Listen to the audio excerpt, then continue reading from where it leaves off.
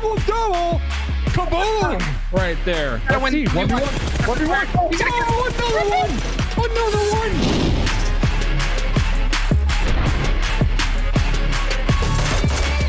There's two other teams live. Thanks for mercy right between you. Done. That's gonna be a good old-fashioned.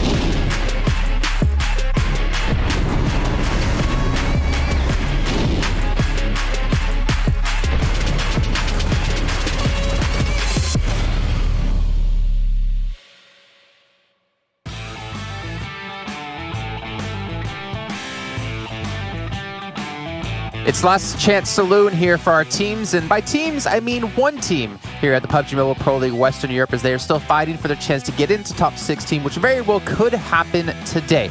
But I have to say, there have been some developments since yesterday, and we're going to go into it right here off of the bat about a certain team here that has been participating within the PMPL Western Europe, and it's about ScrimFarm. So we'll throw this up on the screen so you guys get an idea of what all has gone down.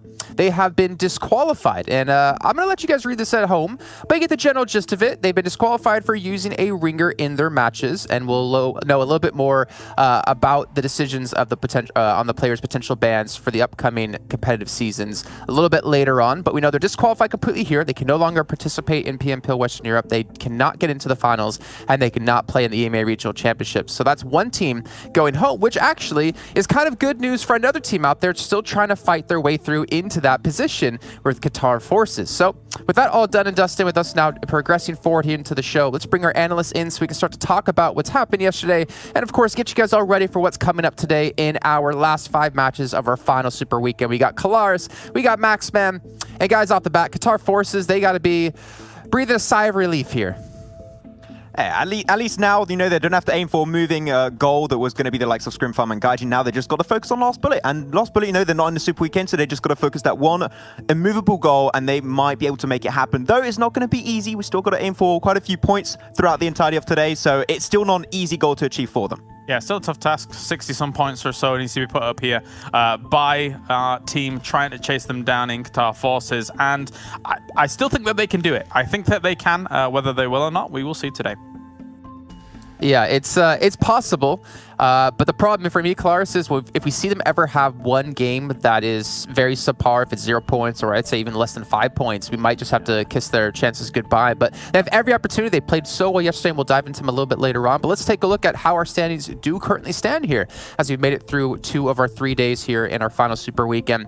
And of course, Panda still maintain this #1 position. But I will say this, Qlars, because Panda, Eastern Stars, Destiny, GODSENT have been kind of underperforming here in this final week, it's given opportunities for UMBRA to surpass and make top 16. Same for Gaijin Seraphim and potentially for Qatar Forces. Middling performances, I think, is the best way to describe it for these top teams in this Super Weekend so far. I mean, we have seen a lot of engagements between some of the top teams as well, the likes of Panda going up against Destiny, for example, kind of collateral damage being caused on either side in some of these games, which does not help their campaigns whatsoever, but they know that they're comfortable going into the finals. I don't expect them to slow down there. However, you know, it's not super promising that they're middling right now, but I mean, it gives an opportunity for some of these other teams, right?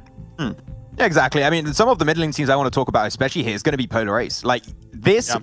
Super Weekend, they have had the highest scoring point of the entire Super Weekend. They currently won 106 points out of those 10 games, so of course that's going to be an average just above those 10 points per game. Extremely consistent, a lot of second positions, taking himself a win also.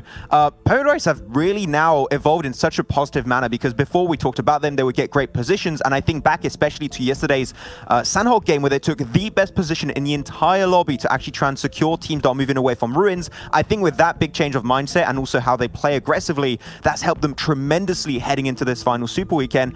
And they might be, you know, close to top 5 at the end if they do get himself a good day. But even actually, you know what? I take that one back. That's a lot. That's a lot. I'm asking for a lot from them. Maybe they'll overtake Black Sparks, maybe even Clash if they get himself a great day. But at the end, Polar Ace have improved in big ways. So I'm hyped to see what they can bring into the finals. No takebacks, Max. You said top 5 for Polar Ace. They have to score counted over after. 102 points. And that's at a minimum if GODSENT don't get any points today. So, all right, we'll see if that's going to happen. Maybe the curse can work in your favor this time. Maybe we see Polar Ace pick up a chicken dinner every single match. Let's take a look, though, at page 2. This is our other teams that would be qualified through at the end of the day, and most of them are pretty safe. Let's be honest. GAMELORD, GSG, UDR Killers, Nexus Gaming, Lakonostra, UMBRA, Lost Bullet. I mean, pretty much every team here should be safe except Lost Bullet, and that depends on Qatar Forces' performance. But honestly, UDR Killers, you know, I want to talk about them a little bit here, Kalaris, because this team, I guess even Team UMBRA as well, have just had such a big step up. Like, they didn't qualify in the first Super Weekend, and they show that they didn't sit, you know, on their laurels. They didn't sit there relaxing, being lazy. They practiced, they got prepared, they reviewed VODs, and they came back with a vengeance. For UDR Killers yesterday, though, it really was feast or famine. They got a first place with 13 kills, and then before and after that, it was 12, 13, 16, 15. So it was kind of very, very up and down, mostly down, but at least we know that they can get themselves those wins. I think a lot of these teams in the middle, if I'm quite honest, are looking for that fresh reset of the final. I think teams like UDR Killers, given the stage to do it on, can rival the top 5 teams here in this lobby when it comes to overall performances. Just, you know, waiting for that fresh reset, waiting to get back in there. Yeah, well, looking down, I mean, they have 4 chicken dinners. Gaijin Seraphim, though, in 16th place at 158 points. They are, for all purposes, locked in. Like, they should not be moving out of top 16 whatsoever. Again, it comes down just the 2 teams of Lost Bullet and Qatar Forces. And we'll take a look at the 3rd page to give you guys an idea here of how many points they currently have. So 164 points is Lost Bullet, and Qatar Forces are at 99 max. They have a lot of points to pick up today if they want to have a chance to make it into the finals. And there's a chance it could really happen. If you look at the past results throughout yesterday and also day 1 of this final Super Weekend, they have been the 3rd highest scoring team with almost 100 points, 99. So unfortunately, I like no big numbers, they're nice and even, but 99 not quite there. But it's fine. At the end, it's still a great performance coming out from Qatar Forces. Sure, they did join the party a little bit late, but with the changes that you mentioned earlier, Jason, at the start of the show, now all they have to do is make sure they can overtake the likes of Lost Bullet, which is possible. You said it there, James. It's going to be about 60 points. So if they get 1 or 2 bad games, their chances are basically absolutely gone. I think the interesting thing for Qatar Forces is their first day, even though they got themselves a victory, it wasn't amazing. But the second day was very, very consistent. If they can keep up that second day performance, there is definitely a world where Qatar Forces can catch up. As we take a look at some of the ridiculousness that happened near Picardo. And I mean, let's be fair to Qatar Forces too. Like, they've had to play with 2 different subs within their roster.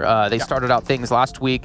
Actually, no, sorry, it was in league play. They brought in GODSENT, who did a fantastic job. And I'm surprised to actually not see him playing here in the Super Weekend. But the fact that they're able to kind of float on these extra players within the roster and also have the big step up, I think is a testament to how good they are. I mean, Shaheen here, like, we got to talk about him as well. Especially when you look at teams, I like it because rarely you would see teams that use subs this much, and I think it's a good thing because I think that they have their own specialities and they are good in their own specific aspects of the game. So Charlene and GODSENT, especially GODSENT, I think is the main reason why they qualified. I really think that if they didn't bring GODSENT into the league play, they were not going to make it.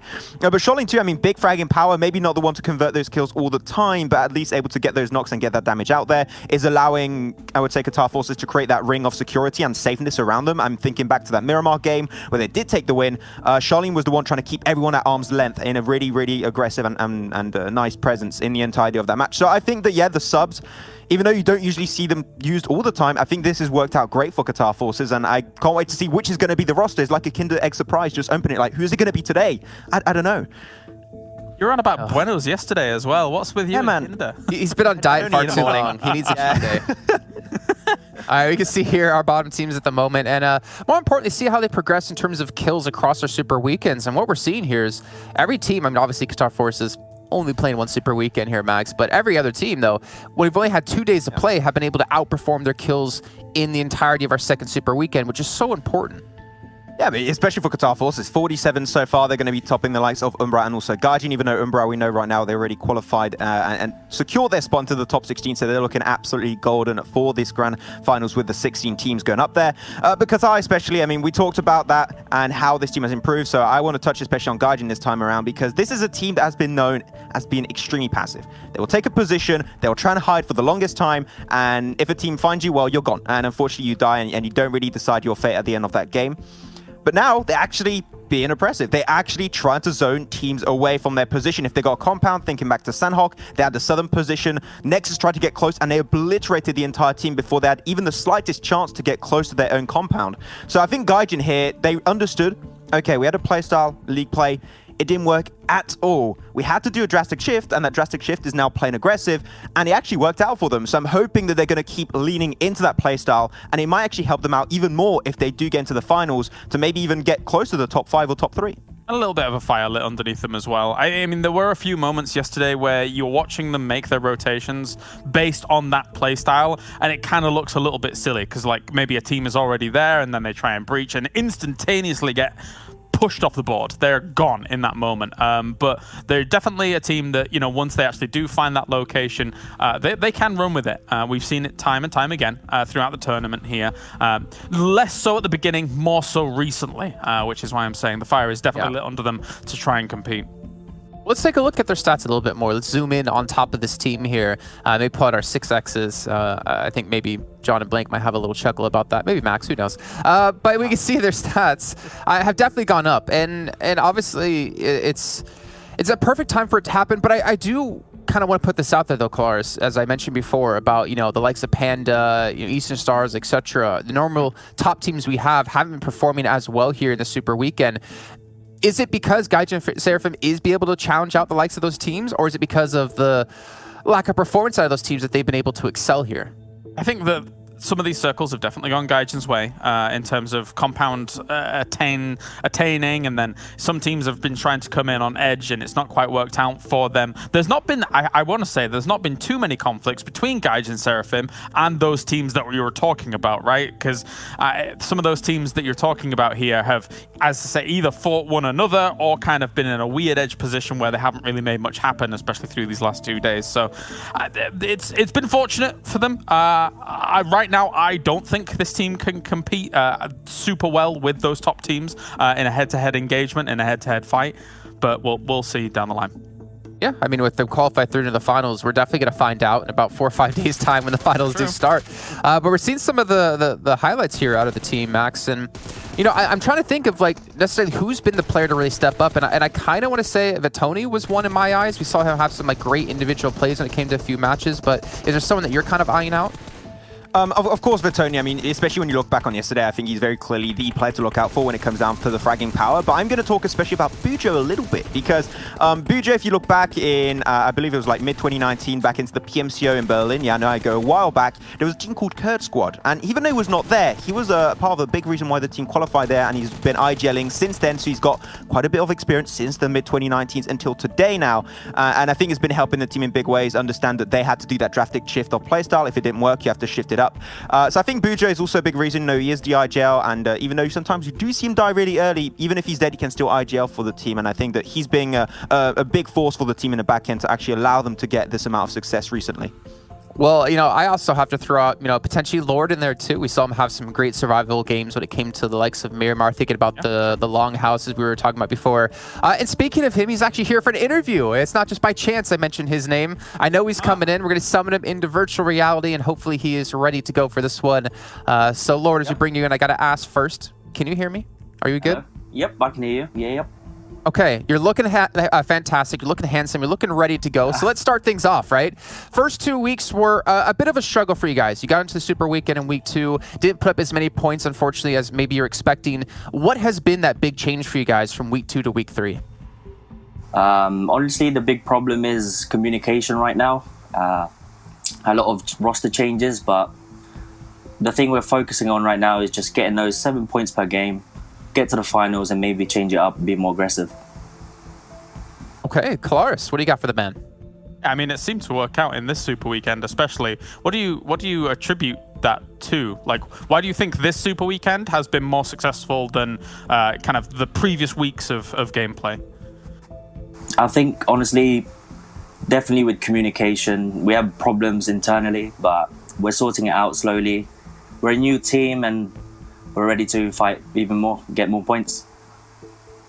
Cool. Yeah, no, I like that answer, and it's great to hear you guys have that fight, because a lot of teams maybe lack it sometimes, especially in high-pressure situations. Max, what do you got for him? I'm only going to be asking you here because you guys have been improving a lot, and there's a big chance you guys are going to make it into the top 16 here. So I wanted to ask you, what are the goals you guys have set for yourself now that you've improved so much? Do you have like new endeavors, new goals you're aiming for, or are you guys still just going to try and, you know, make it to top 16 and see what happens there? What are your end goal for the end of this event? Only our end goal is to get invited to next PMPL and rack up some points and improve better as a team. Okay. No, I mean, I think that's a good outlook. You said you guys are a new team, so this experience definitely helps out quite a bit, as I'm sure you can attest to. I do actually have a question coming in from Banks here. He's a little jealous about how big your arms are, your guns you got going on. You want to know a little bit about your routine?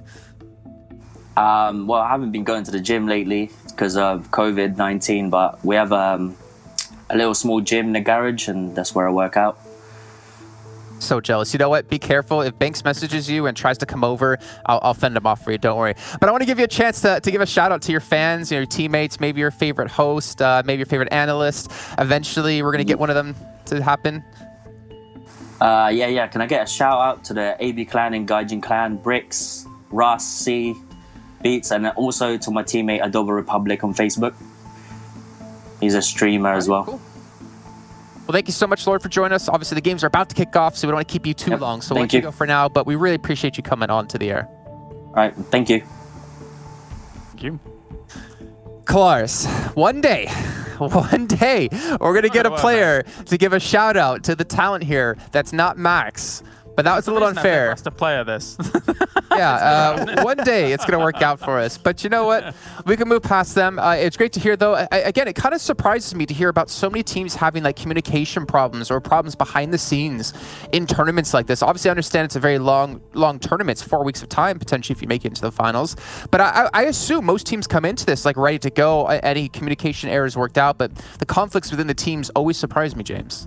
I think it's an easy answer to come to. We've heard it multiple times, and oftentimes I don't buy it. Oftentimes I think to myself, maybe there's more underlying issues there that they kind of need to deal with. Maybe it's not just the idea that it is communication. Let's be honest, in esports there's a lot of people that are very feisty for competition, and that usually does breed sometimes a little bit of ego. I'm not saying anybody here like in these teams that has an ego, but you know, there's conflicting personalities that occur in those moments, right? And maybe that can sometimes be an issue as well. So I think there's more usually underlying than just someone saying it's a communication problem. I think that's UK esports down to a T right there in my head when it comes to certain games. Honestly, the ego. A lot of that. Yeah. Oh, let's move on to another team, though. We talked about Gaijin Seraphim. We talked about UMBRA a little bit. But Qatar Forces, this has to be our main focus today, guys. They are the team who are still trying to qualify here at Max. And they've shown good potential. Again, we talked about it is possible. But just knowing for them, one slip up today could cause a major downfall. I'm just wondering, where has this team been this entire time? And well, now that I say that, I think about, oh yeah, they didn't qualify by 1 point 2 weeks running. If they just qualified for one more super weekend, 100% top 16, no doubt. You got to bring back the 1 point at the time. They're going to feel bad again if they watch the show after this one. But it's the Navi, right? From PMG. I know, right? Yes, it's the big issue with Qatar Forces. And as I said at the very start of the show, at the very start of this entire PMPL, actually, I talked to a few of the teams and I was like, which teams do you think might be top 3? And actually, maybe 2-3 teams actually did tell me that, they're thinking Qatar Forces was going to be up there. And I was expecting a lot more, and I'm not going to lie, the 2 first weeks, a little bit up and down, I would say, for them very clearly. And I was expecting a little bit more from them in the long run. But one thing that's never changed in my eyes is Qatar Forces is a team that is extremely strong in their rotations. They know exactly how to avoid teams, they know how to get into the late stage circle, and they know how to use it well. And I just think they were not playing to their strength in those 2 first league plays, but now they're actually a lot more comfortable. I mean, we saw it by how many kills they can rack up. That 27-pointer back on Miramar, that an amazing 2-2 split in the northern side with a great high ground position. And I'm going to put that down to Charlene, especially that you brought up earlier, Jason, that I think was a big reason why that 2-2 split works. So it seemed like they're just leaning back into the playstyle that made him just so feared by all the teams back into the PMPL official scrims, back into the Unicorns of Love Ex-Avernic EU tournament. And I think Qatar Forces, as we said, there's a chance, there's a world where they could get those 60, 70 points in these next 5 games, but they need to be on their absolute A game. One bad game and it might just be game over. Yeah, A game for the next 5 matches. We take a look at the schedule, remind you guys what's going to be coming up, what battlegrounds we're playing out at what time today. We're starting things off on Erangel, heading over to Miramar 2nd, Sanhok 3rd, Miramar, and Erangel once again. This will be our map order here for our final day of the Super Weekend, but I believe we have 6 matches a day going into the finals, but that kicks off in like 4 days from now. We're not even focused on that. We're focused on what's going to happen here in this last and final day, and I'm going to put out predictions here for you guys really quickly, just because James, you kind of have to back Qatar Forces with what you've been saying. You believe in them, but will you pick them to win the first match of the day? You know what? Yeah, let's go for it. I mean, like, I'm not twisting your arm here. You know what? Yeah, let's do it. Yeah, it's fine. I mean, like, I look at all those highlights and I'm like, yeah, they're confident in a lot of phases of the game right now, and I think that they need to keep this, you know, the lit underneath them to keep pushing on. So let's do it. Qatar Forces, let's go. What about you, Max, real quick? I want to go with Qatar Forces cheap because I want to believe. I want to believe. Poor Kalaris. Poor you. It's over. No chance now. All right, well, gentlemen, thank you so much. We got to bring our commentators in because it's time to get this first match of the day started. Don't worry, I'll be in the room soon. We can talk about it. You can use my shoulder to cry on if you need. Maybe Banks' shoulders be a little bit bigger. Well, we do have John, Allen, and Blank join us once again. John, we got to hear from Lord. We got to hear, again, Gaijin Seraphim, some communication issues happening over the course of the event, but they're looking better. But my eyes, Qatar Forces, you're the stats man. I'm going to ask you this again. I asked you yesterday. Realistically, do you think they can qualify, John? Well, if you look at their average over the last 2 days of games, they're on 99 points, right? So they're sat at about 50 points a day.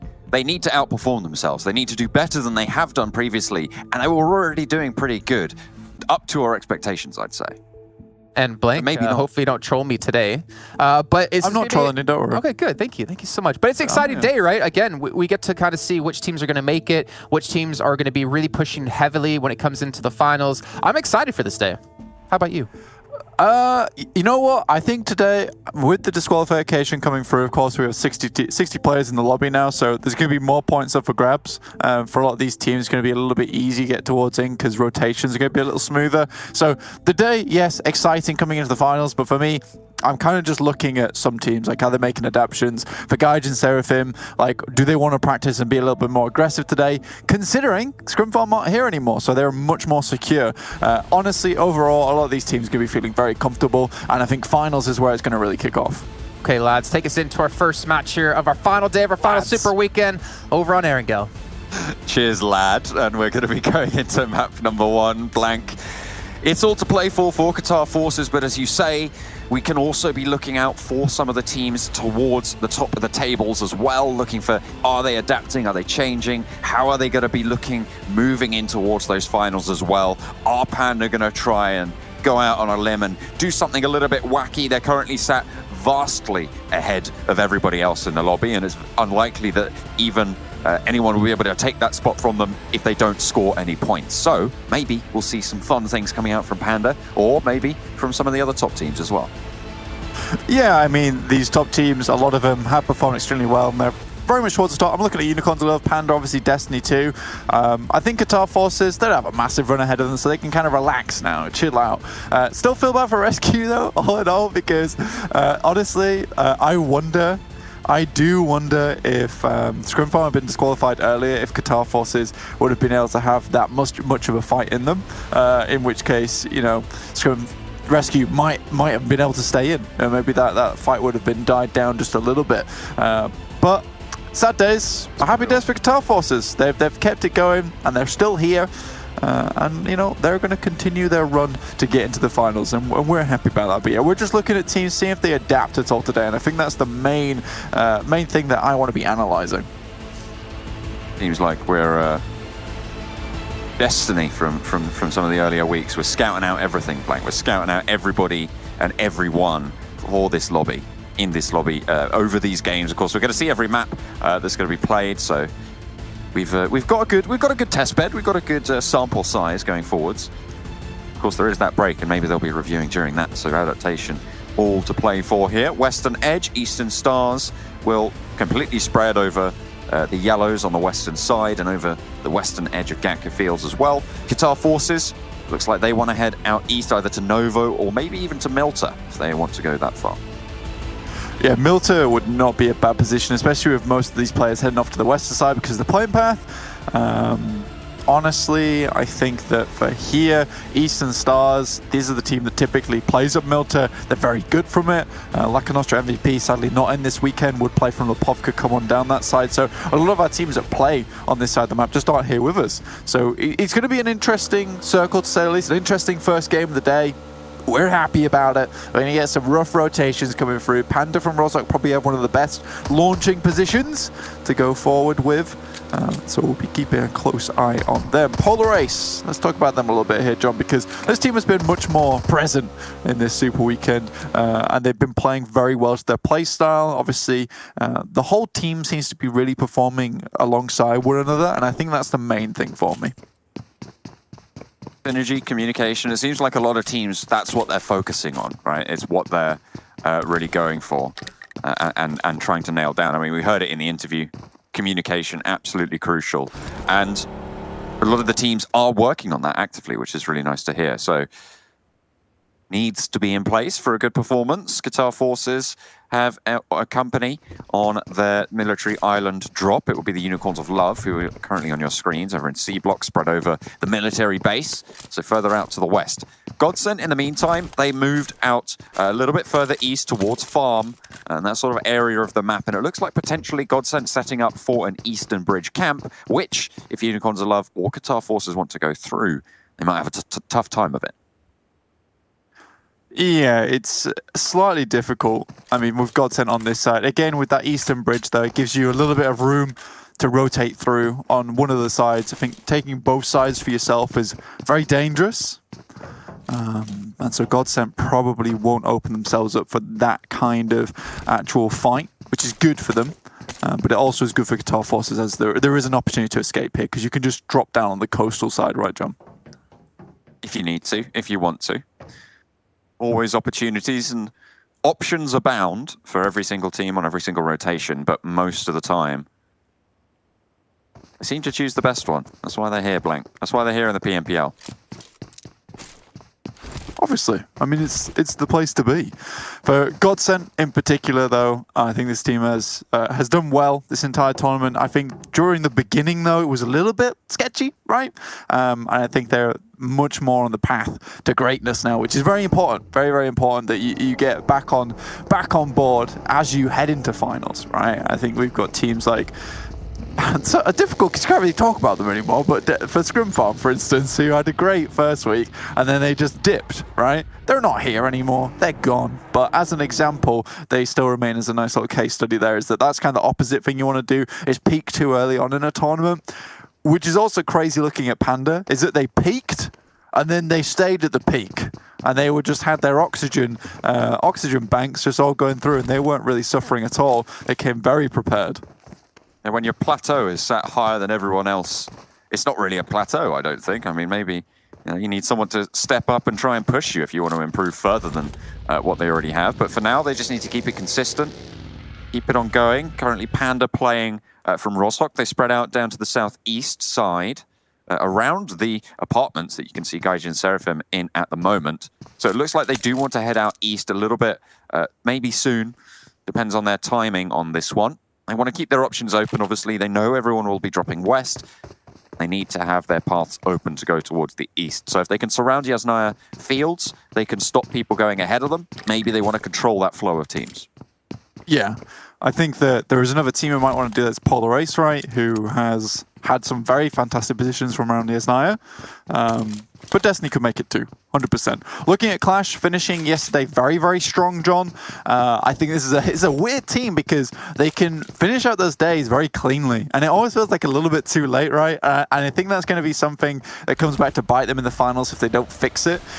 Which is starting off really cold and ending hot, because you want to get that momentum going early in the day and you want to start like sledging down that hill, as opposed to, just bomb scooting it half the way and then getting the other way, by momentum itself. I think they need to really start off with a strong day today to at least show us that they can have one really big day, as opposed to just getting those chunky points just towards the end, which definitely gets you through and makes it count, but it's just a little bit too late. And they had a great time of it in the league play, coming in first place. Let's keep that up. Let's bring that same kind of power into the finals.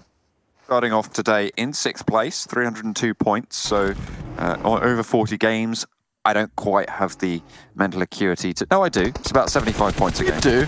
Yeah, you're good. 7.5 points a game. There you go. Yeah, 75 points a game is... 75. 7.5. That's more points. Actually... No, that is possible. It's possible. Actually, just possible to get 75 points per game. So you know, maybe you're thinking about that, John. Maybe you're just thinking about the total amount of points it was possible to get per every game. Theory crafting my points tallies. I mean, I'd say it's more than possible, given you can get 50 it is possible. 60 points, 15 placements. Exactly 75. That's true. With 60 teams in the lobby, you get... Yeah, exactly. Yeah. But not in this lobby. Exactly. 75 points. Impossible in this lobby, Blink. Only 60 teams, which means that only 56 skill points available for a bit crazy winning team. But 71 points total, actually. Is it? Is it? It is, yeah. Let's do quick math on the fly right now. I'm like feeling like I'm back in, you know, GCSE, and I'm getting all the answers right, and I'm like, yes! And I go home and have a little bit of shreddies, and I'm like, today has been a good day. Yeah. Next day we do different kind of thing, and then it's all gone wrong. Math book gets closed, and I'm having a bad time. But we're about to close this super weekend. It is the last day of it. 5 games ahead of us. This is our first of the day, so I'm excited to see what happens coming towards the end of it. Like, honestly, at this point, most of these teams, they know that they've qualified, so I'm hoping for some firecracker action. I think for the only team that's like, I wouldn't even say worried really, but it's like, you know, still has to finish up here. It's Qatar Forces themselves, who need about 7 points on the card. And again, like, they've got 5 games to do it. So it's an average of like 1.2 or something stupid to get it. 1.3, I reckon, to actually make that 7-point average. I could be very wrong here, John, but Qatar Forces. I'm trying. Yeah. Well, it looks like they're not going to be able to get too much done here if you slowly go up a hillside like that right in front of Ked. 2 players from Qatar Forces go down, and now it's just 2 of them remaining. Yusuf. These killers. Yeah, are there.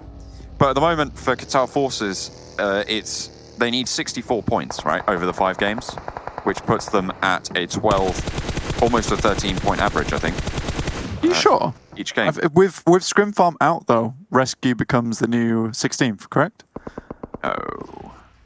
No? Oh, that's not how that works. Oh, damn. So they actually do need to pass Lost Bullets. It's Gaijin Seraphim currently in 16th place. And Lost Bullets are in 15th. But it's likely that Gaijin Seraphim are going to be able to jump up on over. Which means all right, well, Qatar Forces need a big day. Big day then. Yeah. Yeah, for sure. Really big day at the start of this one. That's what huge they're day. Huge setting up for. A huge, big, large day. Yeah. Oh dear me. Well, yeah, this is rough. This is a very rough start then. I take it all back. I take every single word back. Qatar Forces better get a hurry on, you know. Get your Nikes. Start rushing towards the finish line. It's time to go. And with this start is not good. Not good at all. Unicorns love holding you out is ooh. I don't like that. That's mean. Yeah, fairly disastrous that. This is cruel as well, because this feels very targeted, really. Do you think Unicorns of Love would prefer to have Lost Bullets in the finals over Qatar Forces? Do you think that's why they're potentially going for this one? Honestly, I think all teams would prefer to have Lost Bullets in the finals over Qatar Forces. I think with the step up that Qatar Forces have made this super weekend, if I can hold them out, whilst right now they're a pretty fiery team, yeah, that's what I'd do. I'd go for that. I think Lost Bullets haven't looked as strong since Super Weekend 2. And then they still fell off from there.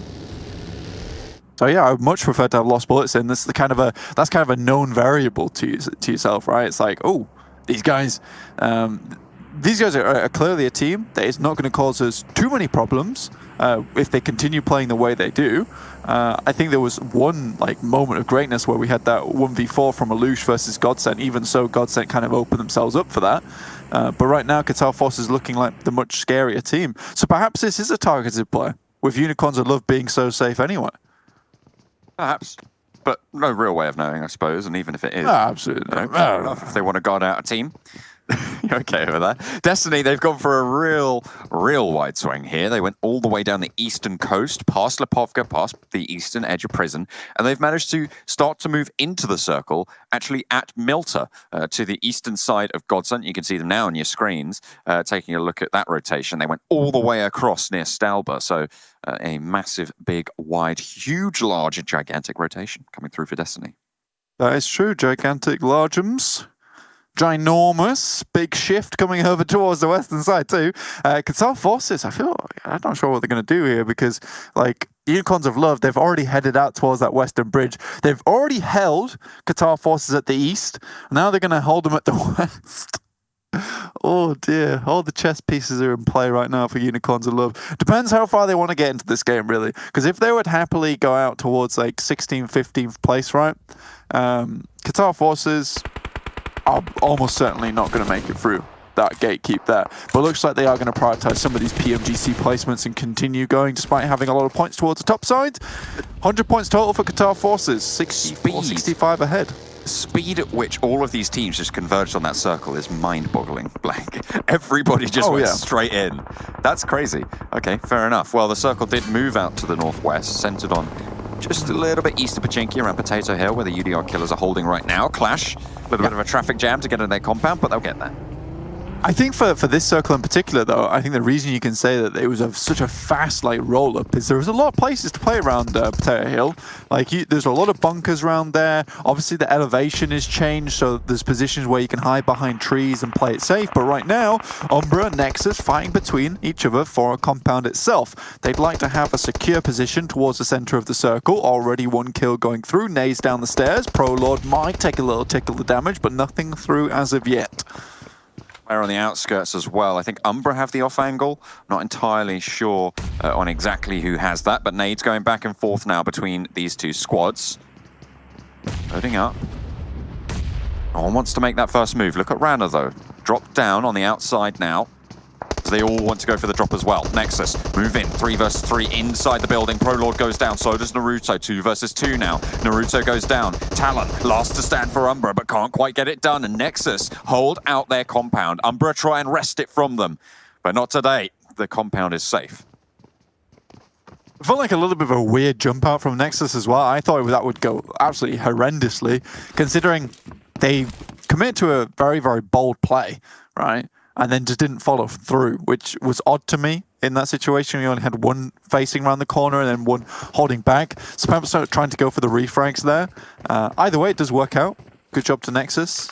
Decision-making is through there, which is very, very important, especially in the finals where there will come some difficult decisions to be made in terms of rotations as well as versus teams, because you are playing against the best of the best at that point in time. In Western Europe, we've had a lengthy elimination phase coming up to Western Europe, finally finding just 20 teams that get to the top. And really playing against the 16 of the best of them is a testament of itself. So already a lot of these teams should be very proud of themselves coming into next weekend. Qatar Forces moving into the west side of Pachinki. 2 players alive. Remember, we saw them being guarded out by Unicorns of Love. And Unicorns of Love went a little bit further south of Pachinki. Gaijin Seraphim currently very near to Eastern Stars, not having a great time at the moment. Boudreaux and Lord alive. Lord currently lying down in a field very close to the Eastern Stars. And Boudreaux has been knocked, which is not the greatest of spots, and that's going to be the flush coming through. Not entirely sure what they're trying to achieve, but they're a team that, again, they just need to get more than 164, and they should be all right moving forwards into that Super Weekend. And they're currently on 158, so they need 6 points today. Or 7 points today? Something, yeah, 7 points today, and they'll be absolutely fine. Yeah, 6 points to get to 164, 1 point to secure, right? Also, they could get 6 points as long as they're ahead in placement points, but I don't have the full standard in front of me right now to tell you that. They would be. They would be. Okay, well, there you go. So they can get 6 points. You're correct in the first place. That's exactly what you were thinking of, John. Do not worry. I, on the other hand, was definitely not thinking about that when I was mentioning the Qatar Forces to get 7 points. So you are 100% forgiven in this circumstance. Again, though, Qatar Forces, I do feel very bad for them. And I want them to continue to perform. I think that with this this actual Super Weekend they've currently have, I almost feel like they deserve to be in the Super Weekend. But, you know, they've got to keep on trucking. Keep on trucking. A little bit of a scuffle between two of our harder hitting teams, Panda and Eastern Stars, top 2 at the moment in the tournament. And getting those reses on board, Eastern Stars a little bit more disparate, Blank, a little bit further from one another. And of course they are down a player as well. Bazzi having gone down, fully flushed. Panda looking to get back to full force, all 4 alive. QLASH not too far away from this fight. Might be looking to guard it out. Of course, it is on the edge. It's not in the next circle, and they will have to move closer to Potato Hill. The UDR Killers have held this position for a really long time, Blank. Yeah, and already taking 1 knock here is unideal as QLASH come over the top side. I think the utility usage coming out from Panda is absolutely unreal. Like, the way they're able to smoke off angles and create favorable fights for themselves, whereas there isn't really favorable terrain, is just absolutely ridiculous. And also this too, a lot of teams can learn from this, which is knowing when to leave a fight. When a fight is over, when you can get out of here, when you no longer need to finish off that final player. Octavian, for all they care, he's pretty much done. Now they need to find a better position within the circle to continue that run forwards. And this is why they consistently have points towards the top side, is because they're always making these last minute decisions and not going out on the edge over an elongated fight. Keep it short and sweet. Pretty much. Get great like rewards, we'll see. Chulo. What was it? All those, Choro. It was a Choro. Choro. All right. Yeah, Choro. like Yeah, there we go. Yeah. fried batter. Yeah. Short and sweet. I like my churros quite long though. You get more You dipping actually- action. You get more dip, you know? That is true. But you do With have to the double dip, chocolate so you sauce, can't man. actually share the dip, but, you know. Ooh. Let's hold that thought just a second, just with this shift here. Oh, yeah, and I'm no, going fair to talk about it a little bit later. You know, churros are very important, but the shift is more. Honestly, with this shift, Qatar Forces have actually a very good spot. They get to hold out most teams towards on this field side. I'd love for them to go a little bit further up to the northwest here and take up position there, because you know Unicorns and Love are going to sweep underneath them. But this is an incredible shift for them. This is one that they absolutely needed, because crossing this field would have been so unideal for them if it headed off to the eastern side. And the only way in my mind I saw them having a chance at this game was a hard western shift, because now they can gatekeep teams crossing that field to them. This is almost like, it's almost as if someone's prayed and this has happened. This is pretty much a miracle for Qatar Forces at the moment. Cheeky little nade there coming through from Trazen. Follows it up with a second as well. And Panda suffering a little bit. They've got a long way to go. This is a very long rotation with that shift. It's good for Qatar Forces, but it's bad for these teams on the hillside. Trazen goes down. Another nade over the top from Hakoni. Looks to pressure Panda more. And it looks like they are getting the worst end of this deal here. No way that they're going to be able to get Trazen back up, I don't think, for QLASH. But they might be able to stop Panda from getting any further in. First aid kit starting. I think this might be a heal situation here. Blank. Oh, maybe not. Unfortunate. Panda get eliminated on the eastern edge. QLASH are going to move in. UDR Killers moved a little bit early, and the field's now contested. Yeah, you're 100% right, John. That was a heal starting. Unfortunately, they weren't able to finish that one out.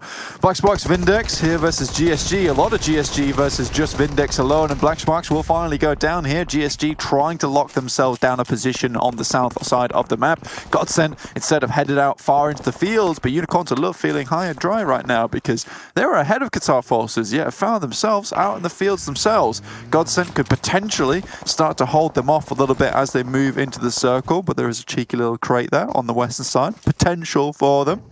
Potential. We'll see if they strike out That's for potential. it. Get that position.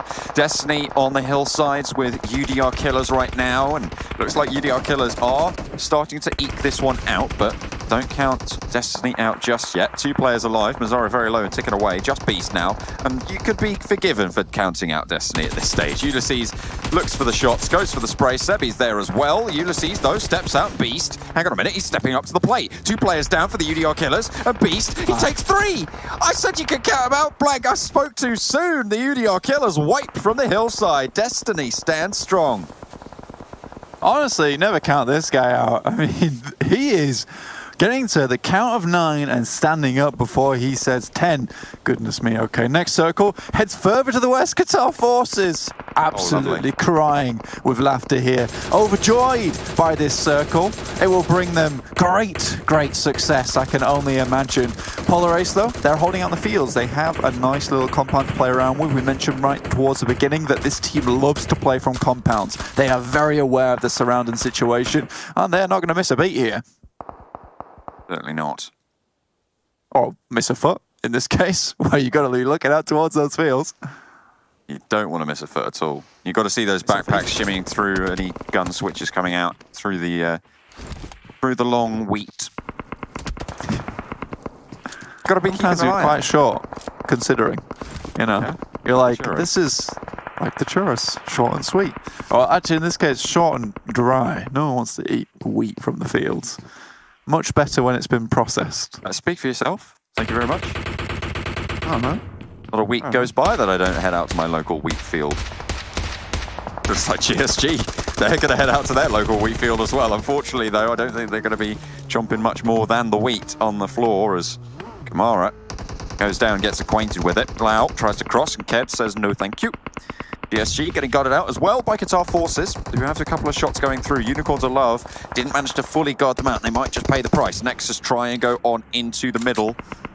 Dexter now the last standing for the squad. GODSENT, GSG looking to move on through. Unicorns of Love as well, engaged in that area. Just Andalito left for GSG. And there's Beast finally going down for Destiny. That will be the team eliminated. On the south side, I think that's GSG falling, and Unicorns of Love hold it out as well. Qatar Forces able to dispatch with Nexus, and this is more and more points starting to gather here for Qatar Forces. 4 points already on the boards, Blank. They have a great spot overlooking the fields. One of the very few places that is a modicum of safe. Let's get a 10-point game going here, John. Let's get a 10-point game going. Get a 25 chicken dinner. That'll see you very nicely for the rest of the games. Obviously, you don't want to feel too safe, though. MZ goes down to holes. Beautiful little spray down. Not a second wasted there for him. Not a bullet wasted either. And now, 4 teams. We're getting ever closer here to those upper echelons of points. Second place would be super ideal for Qatar Forces, all things considered, but next circle should define it all. Polar Ace committing to the eastern side. Qatar Forces over towards the northwest. Let's see if the circle heads up there. Jason may have goaded Kalaris on the desk about choosing Qatar Forces, all things considered, but Kalaris, once again, this man, he's got the golden ideas, and he's got the golden predictions. 12 points on the boards for Qatar Forces right now, Blank. We said they need a 13-point average today. Over every single one of their 5 games. So if they hit that 13 points, that means every point extra, they can afford to go one under that average in a different game. They can earn those points and bank them ahead of time. So if they are able to get another kill, fantastic, they've hit that 13 point. If they're able to eliminate another team, that's 2 points, and that would put them 1 point in profit over their average. So every single point matters here for them. If GODSENT go down, that's great news for Qatar Forces. And it's already good news with the shift that's come through. They've managed to move down. They're controlling a lot of the positions that are being contested for on this south side. Polar Ace really the only team that can stand up to them at this stage. Yeah, I think that if I am Qatar Forces, I'm much more concerned with Unicorns of Love because I think they have the ability to contest Qatar Forces at this point in time. Whereas if they get rid of Unicorns of Love, then they can start to pick up those cheeky points over towards Polar Ace. So Qatar Forces holding down a beautiful ridgeline at the moment. That's Reeves now out, going down to Savage X. That's a top 3 placing already. Good stuff. How many smokes remaining for the guys over at Unicorns of Love? Nice shots coming back from Savage X. You got to admit it. And Wadia has to retreat. Bad that news healing bears. board. Polar Ace, they've moved out of their compound now. They want to hit the deck and try and get some position moving forwards. They want to keep those vehicles on board, maybe make a makeshift compound of their own. Ked, beady-eyed, as ever, over towards the position coming through from Qatar Forces. Has to drop out the smoke there. Molotov in hand, potentially looking to burn them down. Smoke's being dropped as well for Qatar Forces. They feel like they want to move out and try and take those hay bales in front of them, try and hold those positions. Nades started to come through, and I think Polar Ace might be looking for a fight as well. Qatar Forces, they've already made 13 points this game. They've hit 14 now, total. Guaranteed 3rd place, at least. That's 10 points, and their 4 kill points would add up to 14. This is great news. It looked really bad for them at the start, but they really managed to keep things going, and a couple of good shifts their way mean that they have a nice spot. The Unicorns would love that. It would be very nice for Qatar Forces to get a little bit of revenge here towards the end, considering they were the team that gave them so many problems towards Sosnovka. Circle actually does shift over towards Qatar Forces. Now, I wonder if this is just out of line of sight of that little ridge line, which would put Qatar Forces out onto the road, which would be ridiculously bad. So right now, this circle just has to accelerate the fight between Unicorns of Love and Polar Race. Polar Race, I have to be honest, fantastic little micro rotations from in the vehicle. They've set it up big time, but Qatar Forces, they are not letting a single moment pass without trying to find some value. Taking some shots over towards Polar Race right now. Crucial thing as well is that in these fields, you can't get that res unless you try and step up in a smoke, and that's going to be real hard, which means that Unicorns of Love guaranteed down to 1. That gets flushed away, which also means that striking towards Polar Race, probably Qatar Forces' best chance here in terms of laddering up, or maybe even being able to win this one, because if they take those players down, they might not be able to get it done. Caster as well, already on bended knee. Holes may be looking for the res here, but if Qatar Forces throw a nade out that way, throw some ordnance in, it might just mix things up a little bit, but I think they might be out here. Smokes bloom. Yeah, this one vehicle has been absolutely massive for Polar Race, and Bardo's been doing a really good job to stay silent and just edging it ever closer into the circle, using smokes to their advantage to keep it hidden. Now, they have the crate ahead of them as well, which is providing them a lot of cover. Itachi just scoping the field at the moment. Now, Ked's out in the blue. He really can't go any further now because there's a road in front of him. If that hits, that's it. Yeah, Ked goes down. This is great for Qatar Forces. They get 2 more points, Blank. That's going to put them 3 points in profit on the game. Udea has a really nice wide angle. They've been spotted. Holes goes down in the open field. First strike found. DP in hand. Has a lot of bullets in the chamber. 37 wants to pop the molly. Nades over the top. Yusef, though, trying to get something done from the grass. Can't find it. One player now standing for Udea for Qatar Forces. Wants to drop the nades. Burning them all. Slow. He's burning them. It's just Holes. 1 versus 1 now, Blank, in the open field. Qatar Forces, they want to make their mark here in the PMPL. They really want to take it from Lost Bullet, and Wadir in that 1 versus 1 pops the heel. Will not look for those reses, will not look for that push right now. Polar Race, they don't want to go for it. He's going out wide, goes for the challenge, goes for the spray. Unbelievable. He gets it done. It's Qatar Forces to eliminate Polar Race across the field. 23 points. What a stonker of a game. They get 10 on the profit on their average, and they make a great start to their day. Oh dear me. Oh dear. Pulls out the flamethrower, gets rid of all the wheat in the wheat fields himself, and leaves Polar Ace with a smoky grave to end it off with. Oh dear, that is grim to look at. Probably even more grim to smell, to be honest with you, towards the end of that game. Fantastic stuff from Wadir. I mean, in those last moments, Yusuf tried to go for a very aggressive play. I respect it. He really did need to win that 1v1 to give Wadir a chance. Didn't matter. Wadir had it under control. An absolute fantastic game, and honestly, Jason, it's time to pay your comeuppance, man. I mean, you tried to tell Kalaris it wouldn't happen, but there it is. It did happen, and Kalaris puts all his votes in, and it works, because we are, me, John, and Kalaris, the Qatar Forces super fan squad, and we will give them hope. I don't know, it's probably you guys at home, the fans, cheering them on. They gave them those beautiful circles, so keep cheering them, because they might just make it. Absolutely fantastic. As I said, 23 points on that game means that they have 10 extra points to play with. That gives them so much more leeway, Blank, to have a bad game. It means that they can score 3 points on a game and they are still on that average. They need to keep that up and keep great performances going, hitting those top 5 time and time again. But as I said, they have a little bit more leeway. It means that they can have 1 bad game, or they can have 4 not as great games as they might have needed before. Fantastic performance coming through. I can't emphasize that enough. That might have just kept things running for them, and alive. In my eyes, really kept it alive. Exactly, yeah. This is kind of the resuscitation game right now that we just played. But I know you said that they can afford to have a bad game. Personally, I don't think that's true. I think that right now, it might be a case where, you know, you could have a bad game and it's fine, but I don't think they can think to themselves that it's okay now. They just need to keep putting up these numbers. Regardless if they've got those points ahead of them, they can't have a chilled out game. it's a big problem for them, and it's saddening to say the least. But this day is more stressful than ever, and it must be kind of frustrating as well with so many of those teams just being in a very comfortable position right now. Qatar Forces is just like bearing the brunt and the heavy workload right now to get in. But anyway, it would be an incredible weekend. It would be an incredible weekend to hit that 164 points, and this is really a testament to what, you know, pressure and a need of points can do to you in terms of like propelling you forwards. Just to put that into context as well, at the start of today, there was only one other team that had more than 10 points average per game, blank, and that was Panda. Okay, at the start of today, that was the only other team. Qatar Forces, if they're able to get 165, that would be a total, I believe, of 11 points average every single game, which means that they would be one of the heavy hitters in this lobby, which is insane. It's absolutely insane, given that they only have been in one Super Weekend so far. Yeah, I mean, insane. It is almost crazy, John. It is almost crazy, this kind of run. And if they do make it, I will say right now, this will definitely go down in PUBG Mobile history as one of the most awesome runs in the final Super Weekend of any tournament I've ever seen. Because, oh my days, like, I'm really rooting for these guys now. Well, still all to play for. They haven't made it yet.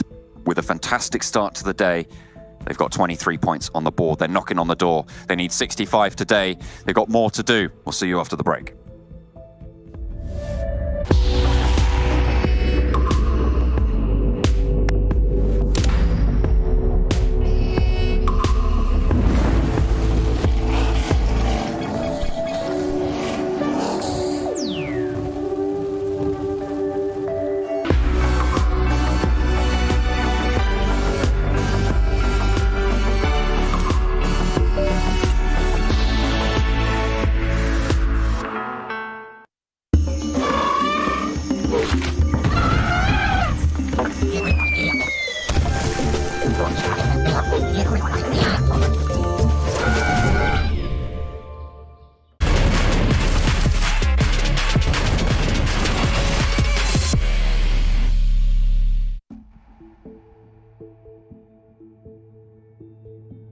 Claris, Max, if I can remember, about 23 and a half minutes ago, you both had Qatar Forces to win the first match of the day. Now, I did have to twist James's arm a little bit, but Max, you had his back, and they did it. They got their first victory of the day here. They get themselves 1,000 extra bucks. That puts them up to 2K. But more importantly, as you heard John and Blank talking about, it gives them that little bit of a buffer now here over the course of this day. Obviously, it depends on how you look at it, if they can afford to have a bad game, but this gives them a little bit more cushion of potentially not hitting that cap they need to hit every single match. Yeah, I'm going to be clear. I still don't think they can afford one bad game. I think that they can have middling games. I'm thinking of like, no, 5-pointer, 6-pointer. That is going to be fine for them to try and play with it, because a game like this gives you a little bit of a cushion. If you have a middling game, it's going to make up for it, and you should be fine. If you get a 0 or 1-pointer, I think that's still going to be hurting really heavily your chances of barely making it into the top 16.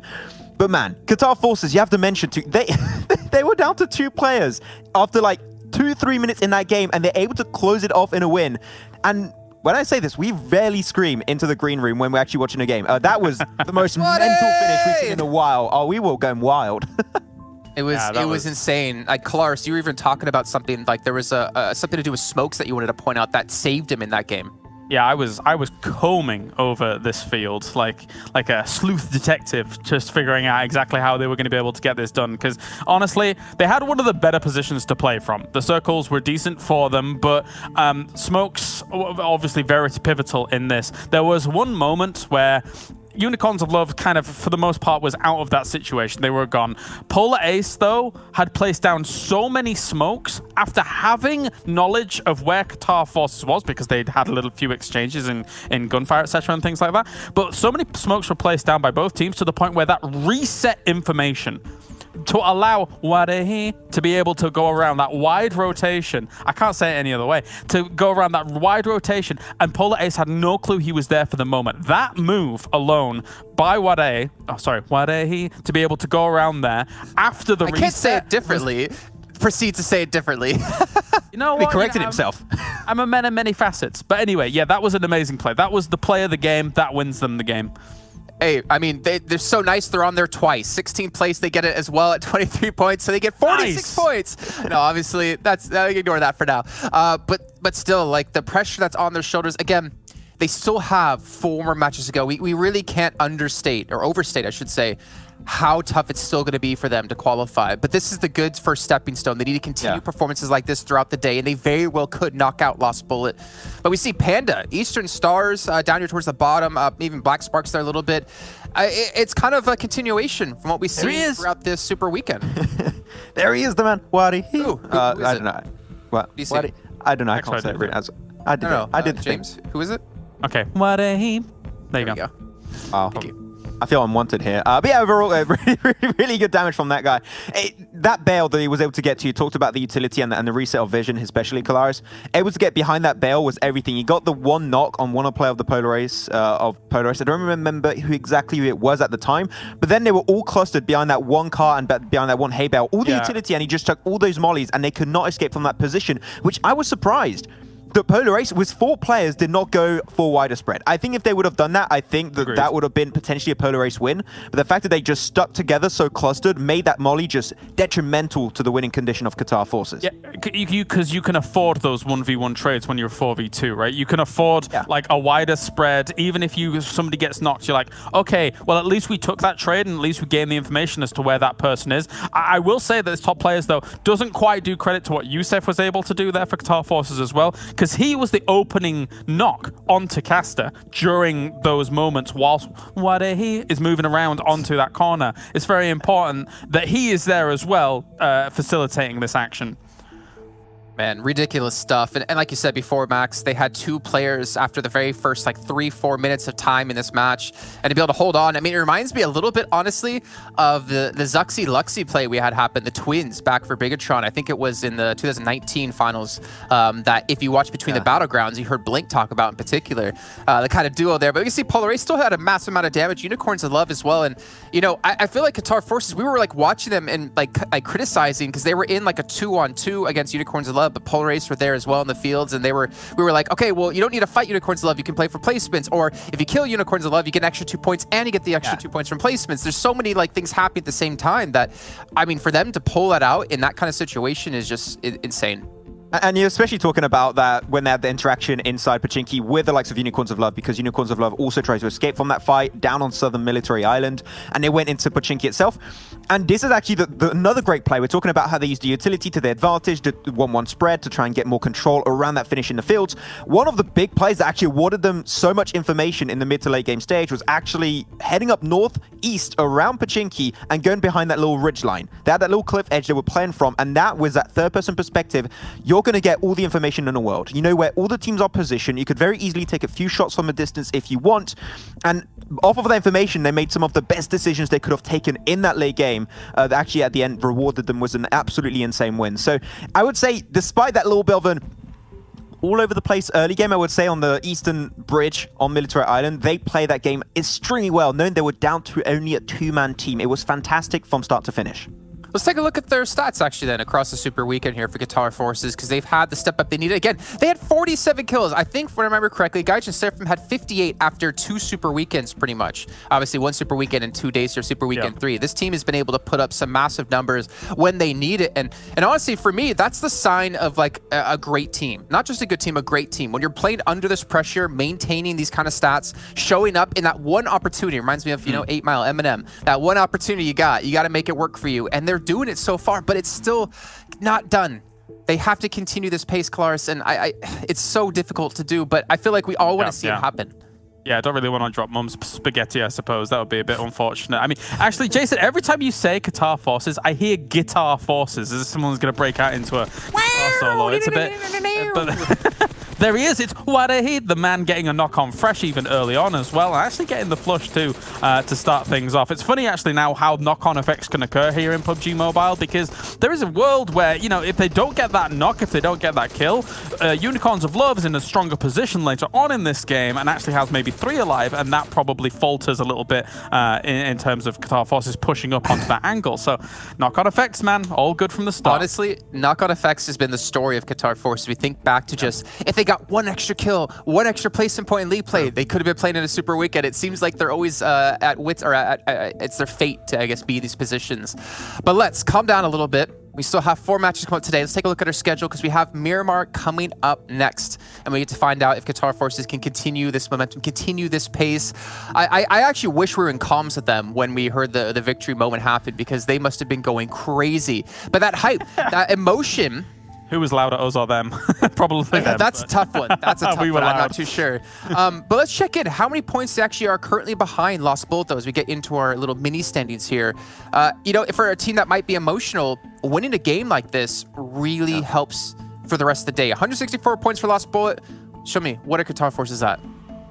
Qatar Forces, 122, man. It's getting closer, but also one very interesting factor of the last 42 points. game. Yeah, they're getting there. But Gaijin also only got 1 point. They might actually overtake both. I'm just saying, if Gaijin keep getting bad results like that in that first game, they might be able to jump over 2 teams in these next 4 games, which would be nutty to see coming out from them. But they're making it happen. And I said it, their best map is Miramar. We're getting back onto Miramar. Hey, man, they might make the back-to-back happen here. Quite honestly, in competition, there is no bigger we can do it moment than winning out a game quite like this. When you see Qatar Forces, again, up against it, 2 against 4 in that final situation, and you get a win like this, that kind of move is going to be giving you huge boosts going into the next games. That team right now is feeling ultra confident about this. I don't think there's too much nerves. I think they know that they're able and capable of doing this right now. I think for Anas and Charlene as well, like they were the 2 to die in the very beginning. And obviously when you realize you have to go big with your entire team this entire day, to die early like that, that's got to be so demoralizing. But then to see your players step up like that has to help reinvigorate you and realize, okay, we got this, we can do this. We do have about 2 minutes until the game's about to start, and I wonder if production is on point here, if they can show us potentially the stats from Qatar Forces players over the course of the Super Weekend, because I want to see who's been the real standout player for the team. Maybe we'll have it now. Maybe we're going to take a look at it after the next match. You never know what's going to happen. He said, give me a moment, and I'm giving him exactly what he needs. And there we go. We can see Youssef, currently the damage leader for the team, and kind of understandable after the last game a bit. But honestly, no one's slacking on the team, and that's what I want to point out here. Yeah, the pride of our producer when he makes the little ee noise after. That's cute. But yeah, Youssef doing well. Wadehi doing well as well. And I like that their stand-ins have been good for them when they had that like lapse midway through this tournament as well. So very, very nice to see. Such a sick spread, honestly. Like 26-24, the lowest damage, the highest 37-73, and then kills as well. I think it was like 10-16. Like this team is firing all cylinders. Everyone is performing, and you know what? You two put on a great performance here in our breakdown of the last match. So you go take a quick little break. We got to bring in our other performers of John Allen and Blank here to cover our second match of the day. So let's bring them in and let's start to chat with them, guys. This is looking realistic. I know, still 4 matches to go, but I think everyone believes in a Cinderella story. No, I don't think they do. How dare you? Everyone wants to root for not the real. underdog. How about that? Oh yeah, absolutely. Okay, I'm on board with that one. Can't believe you tried to make me believe in glass shoes. That's just ridiculous of you, Jason. But yes, the underdog story is there. Qatar Forces, they're going to make it. I believe in it. I believe in it. Thank you. I appreciate it. If you didn't see it on air, I was actually air guitaring when I was making that sound. But gentlemen, John, I mean, we're going into Miramar now, our second match. Why don't you guys take it away, because this is going to be so interesting to see if they can replicate performance from the first match. Thank you very much, Jason. We're going to be getting into Miramar and heading into the deserts once more. A fantastic performance in that last game. Every journey of 1,000 miles starts with but a single step, and Qatar Forces made 23 of them today so far. We'll see if they can make the remaining 43 necessary if they aren't going to be able to tie on placement points in the rest of the day. They've got 4 games to do it. Blank, that puts them under an 11-point average, so they've managed to drop that down already by almost 2 points. Yes, exactly. Now, actually, before we get to the finals, It's a little amusing fact about John. I think that he said once more into the desert about 18 times. So he's lied to you at least 17. But we are back here in the desert once more, just one more time. I'm very excited for it, though. Not once only. Just You're telling people I've lied, Blank, and you're lying yourself. You've lied to us. You've lied to us all. It's the truth. It is the truth. But yeah, it's just the one Miramar, actually. Well, there's two. There's one more later. Oh dear. Okay, we're just getting word from our... Three Miramars, actually. we're just getting word from our producer that we have a little bit of a rehost coming on through. So we'll have a little bit more time to talk about exactly what Qatar Forces are going to need to do. And I feel like, to be fair, we covered it pretty accurately. Under 11 points, I haven't done the exact numbers. 43 doesn't divide evenly into four, so it's not quite evenly divisible. I think 43 is a prime number, Blank, if I'm not mistaken. I have to double check that, but I'm pretty sure it is. I don't know.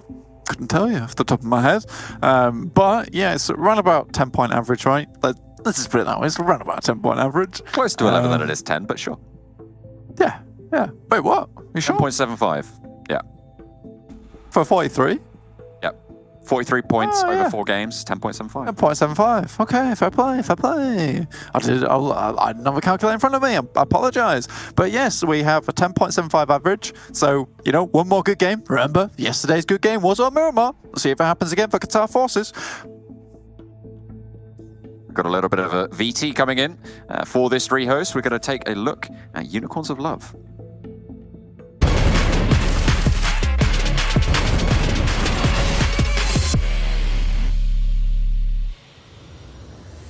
Well, speaking of that, when it comes to opponents, who do you think are going to be the toughest ones out there for you guys to fight against? I can't name only one. There's a lot of good teams coming in. But if I have to name one, I would say maybe QLASH. Okay. I'm going to run a situation by you, and I want to get your answer. Say you're in comms with all of the teams right before you get into the plane and drop into the map. What are you going to say to all the teams before the game starts? Probably good luck. Oh, no BM? No like trash talking? Nah, no toxic. Okay. All right, I can understand that. I can respect that. So heading into 2021, your team was picked up by Unicorns of Love. Did that kind of give you guys a boost to your confidence and make you guys want to prepare even more for PMPL? Of course, having such a big organization behind you like Unicorns of Love, it's really helpful for me as a team captain and for the rest of the team, because we get a lot of support regarding the game in real life and everything. So I think it's a pretty big boost for the whole team. Well, with the extra support, I would imagine comes extra pressure, right? Now that you're representing the organization to perform. Of course, the organization expects us to perform and deliver, which we try our best to do, but Unicorns of Love is really supportive and they are really good at managing their teams. So. Okay. Well, I want to give you a chance here to give shout outs to your fans out there all around the world watching you. I thank you guys for watching and supporting us. We hope to not disappoint you.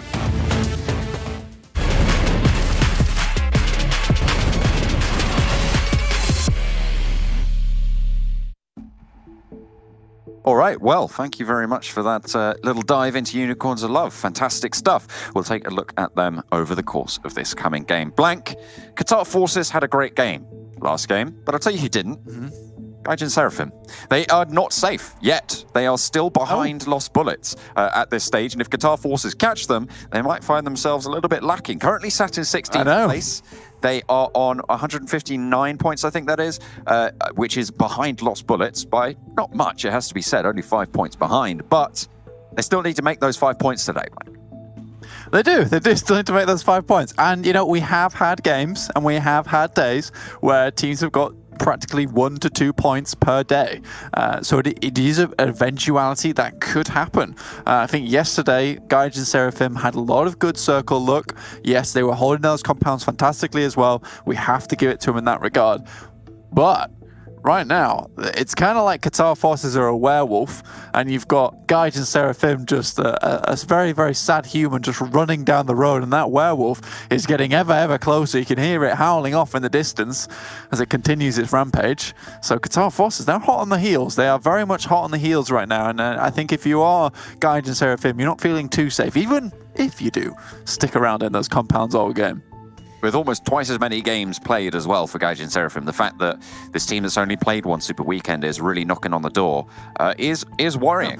I mean, at the moment, Qatar Forces are the team with the most points who's played only one Super Weekend, the other two being RESQ and RESQ sat below them on the tables. So the fact that they are, you know, doing already over what everybody else has managed to do on 11 games is phenomenal. So great stuff coming through from Qatar Forces. Even if they don't make it, Blank, I have to give them credit. They have outperformed almost everybody else in this lobby right now, except for Panda in terms of just their averages right now.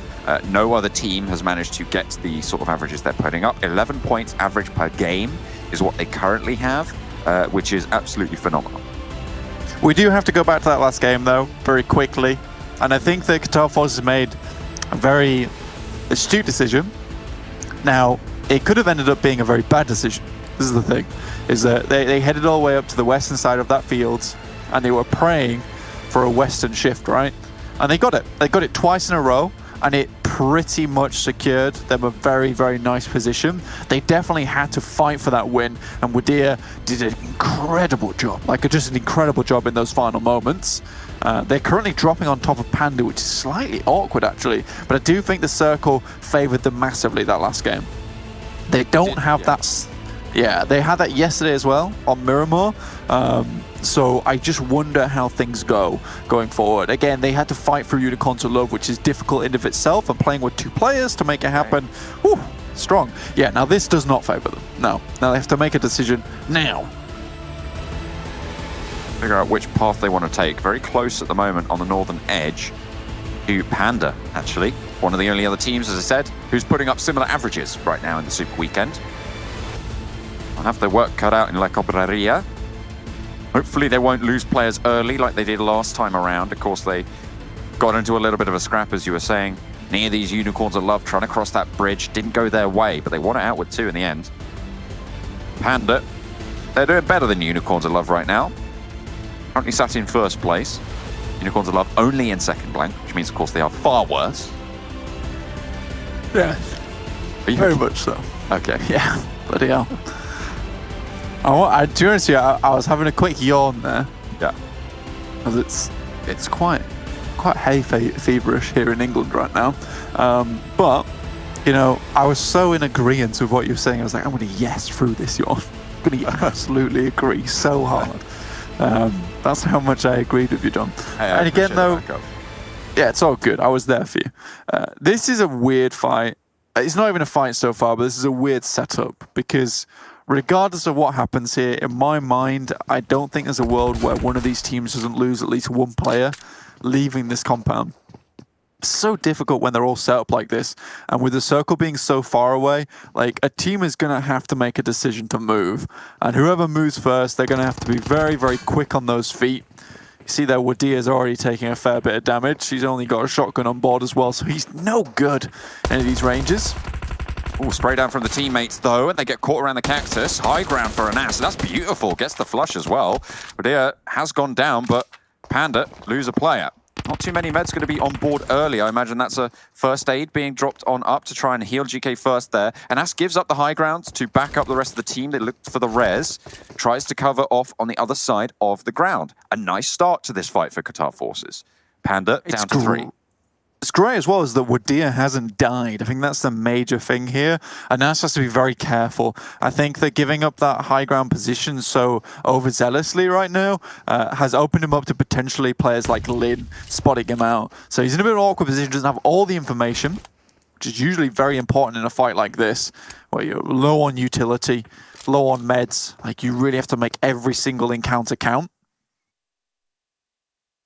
You have to find those inches. Help UDR, please. Oh, he's up. It's fine. He is up, but I don't know if he has any meds. for those nades at the moment. As you said, Blank, he only had those shotguns on board, so difficult to play for range. Needs to get some nades. You can see, yeah, no meds at all, none to speak of. And us does have a couple, but he's a little bit out of the way. Imagine if they win this fight, John. This is a fight that, like, we kind of already have bet on, right? We've already bet on the boys from Panda. But imagine if it goes the other way. And because in my mind, the play was, okay, Qatar Forces definitely don't want to take a fight with Panda early on. They would love to just get into the circle and find a better position. Qatar Forces don't care. They could be like, we're going to wipe Panda out, and we'll figure it out from there. This is definitely not the play that I assumed would happen, but here we are. I think it is unexpected. I think you're right, but they are trying to branch out wide and get some vision on these positions. Jordan gets spotted, and they're wary about other angles. But Blank, all of this fight is taking time. It's taking quite a lot of time as well. This is all time that they should be spending looting, gathering vehicles, which are going to be really important on Miramar. That it is. I think those vehicles haven't been taken up as of yet. Yiz immediately drops into crouch there. I mean, the reflexes on these Panda guys is absolutely incredible. Wadir down again. Yiz is, oh my god, he's just crazy, right? He is just a crazy player. It's very hard to pin him down, but now that has to be a kill. Oh no, GK First is quicker on the trigger there, and the spray down comes through. 2 players now down for Qatar Forces. It started off well, but out he goes for the spray around the corner. Wadir low, can't really take too much face. They want to fall back, play a different corner. GK First doesn't want to put the pressure on just yet, and Ass is there on the off angle. Lin is interrupting though, and might prove to be tricky. Yusef down in the wings, so there's a timer here. Wadir still low, no meds. A nade potentially from Yiz around the corner, certainly being cooked, and Ass has a nice sightline down the side towards Lin, who's holding face close. Tommy Gun is there. And over the top, it's GK First, looks for more, spots a player, spray from Anas. Tommy Gun at range, not going to do too much there. GK First drops down, looks for the spray, getting position given away, but Wadir falls. The shotgun's not going to work in close range. Anas holds it together though. He keeps things alive, keeps Qatar Forces trucking. Slivers of HP left and right, Blank. Only one player standing for both of these teams. Anas heals up, the res coming through, looking to keep Panda on 2. Yusef down, Wadir down. Anas, the only player standing, the Lone Ranger for Qatar Forces. This is disastrous for them. They've got 2 points on the game, Blank. If they go down here, this is the one game they did not want to see. It's exactly the opposite. A futile effort potentially being wrought for them. The Nas on the high ground. Yiz down lower. No information gathered. They can keep things alive, even if they can get all 4 points. White Panda go down to the blue. That's better. This is disastrous right now. 2 players standing for Panda. Up he goes behind the duck. Needs to be careful. GK First is there. He wants to drop out. It's like a smoke that's in hand. cheeky. Doesn't fiddle it. Won't pop it over. And Nas one up and over. Low HP coming through. A Panda, they go down. Yes. And Nas holds it together against the top team in the tournament. And Blank. God. This is the clutch we wanted to see. Even if they go down here, that's 4 points guaranteed. Disaster at the start though, and they shred through their numbers. I almost suffocated. I was holding my breath so much during that entire fight. Goodness me. Qatar Forces, despite losing members, despite suffering casualties, come out with the 4 points and the squad wipe onto Panda. 465 points ahead of Unicorns 11, 387 at second place. This is not a team that you take down. And Anas, yes, he might have gone first down in that last game, but he certainly puts up the numbers here and redeems himself massively. What a phenomenal performance. Look at that, even winning out that 1v1 on a sliver of HP. It felt like they had a great start to that fight. This first knock was so good. This Tommy gun just absolutely wrecking through Panda, keeping their dreams alive, Blank. But, as I said, low on loot, low on meds, low on pretty much everything, including time. Vehicles not found, no ground scouted. It's a real tough spot for them right now. It really is, 100%. We got to remember that this is the same guy from the other game on Erangel. I think it was the last game of the day where he sent it directly into the circle and immediately got shut down. For Ines, it is only getting more tough as we're seeing the next circle pop now. He's got a long way to go. He has to find enough meds in La Cobraria as well as maybe creative fields to sustain himself into the circle. What he really needs is boosters, and I'm pretty much sure the entirety of the Panda players boosting up during that fight, so I can almost guarantee there's hardly any around. He needs like a top 7 finish, basically. A top 7 finish would see him right. If you can get, as we said, 11 points on the game, that keeps the average up. That keeps the average alive, makes it work for the rest of these 4 games, Blank. Of course, over the total of all the games, they needed a 13-point average. And of course, with that 23, that knocked it down a whole bunch. But they don't want to eat into that points bank, because 13 points is a lot harder, a lot harder. It's much more achievable to be getting 11 points in one of these games. So with 4 points on board, 6 placements. That's what they're looking at, which I believe is about 6th place in total. If they can get another kill, fantastic. That bumps it down another. But the real long road. Well, I mean, here on Miramar certainly is John trying to get into this circle. It's going to be rough, and he's going to have to take stop-off points as he goes down, little rest breaks to try and heal himself up, get those boosters on board. You know, I wouldn't even be surprised if he went down to the blue. It's been so long that he's been out here, just the storm raging around him. But I mean, I would love to see them get further towards the top. I think it's going to be very rough to make it happen though, John. There's still potential here. Sad thing is, UMBRA is still very far out in the blue themselves. And I wonder if they're going to become a problem for them. Luckily, with this circle, John, with this circle, if your boys from Qatar Forces do make it down, there is like a quite high potential that this is probably the only circle where I'd say, for a specific team, commit to the city early.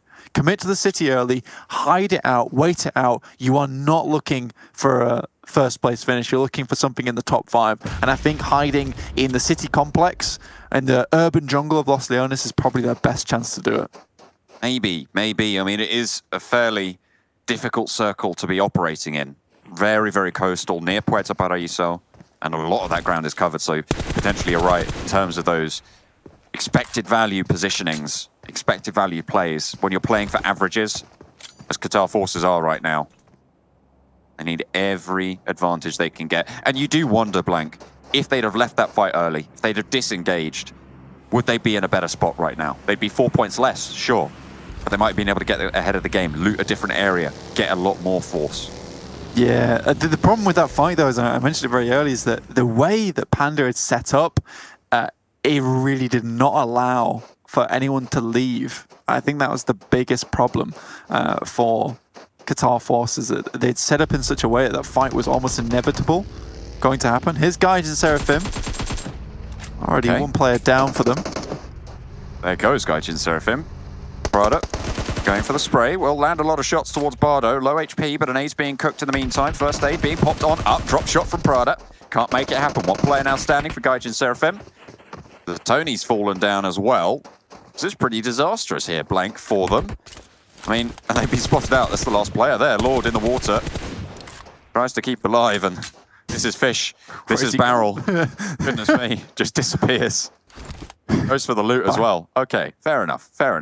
Oh, there we go. Gaijin Seraphim go down with 0 points. Yet again, we said they need 5 today. Blank, so far, I think they've earned 0, if I'm not mistaken. I don't know if they got 1 or 2 in that last game. But they are the opposite of Qatar Forces right now. I think the most... to be fair, what was the most believable story at the beginning of this Super Weekend was that Lost Bullets would remain in the finals.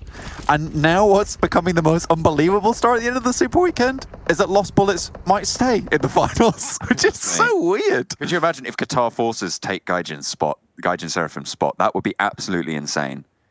Yeah, I mean, that would be ridiculous. That would really be ridiculous. It really would. I wonder if it's possible as well. I mean, the average would go down as well significantly. I mean, Gaijin Seraphim need to continue performing terribly today, which is not a really great factor to be pulling into your success at getting to the finals. But, you know, it is what it is. It is what it is. Over on the hillside, Unicorns of Love clashing a little bit with UDR Killers. In the meantime, I'm just on a little bit of an ass track. You can see he's in Los Leones right now, Blank. We might be taking your advice. UDR Killers and Unicorns of Love still going at it. UDR Killers with a couple of knocks sent their way.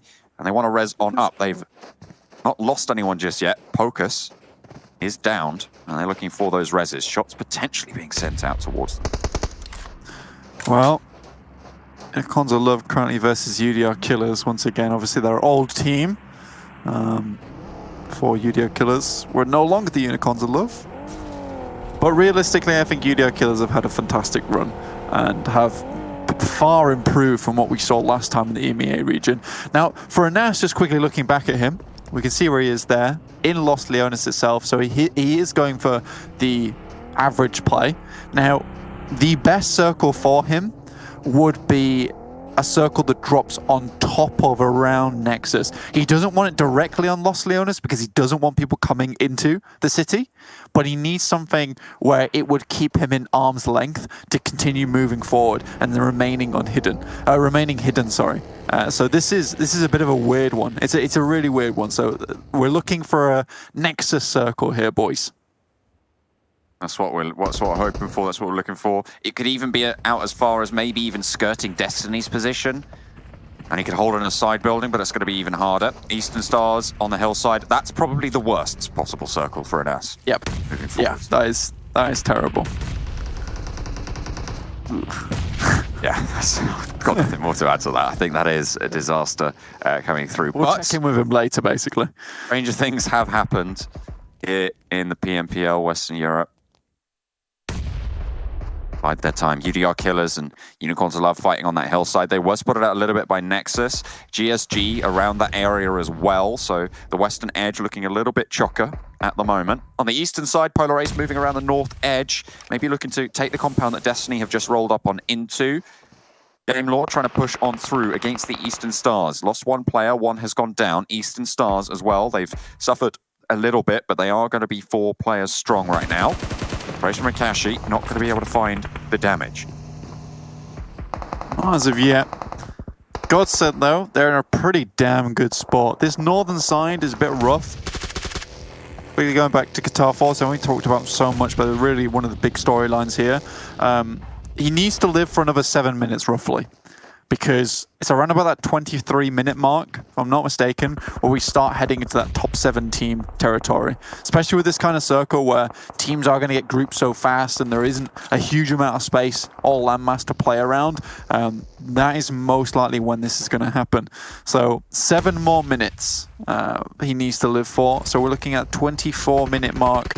23 minutes is around where he needs to live to here.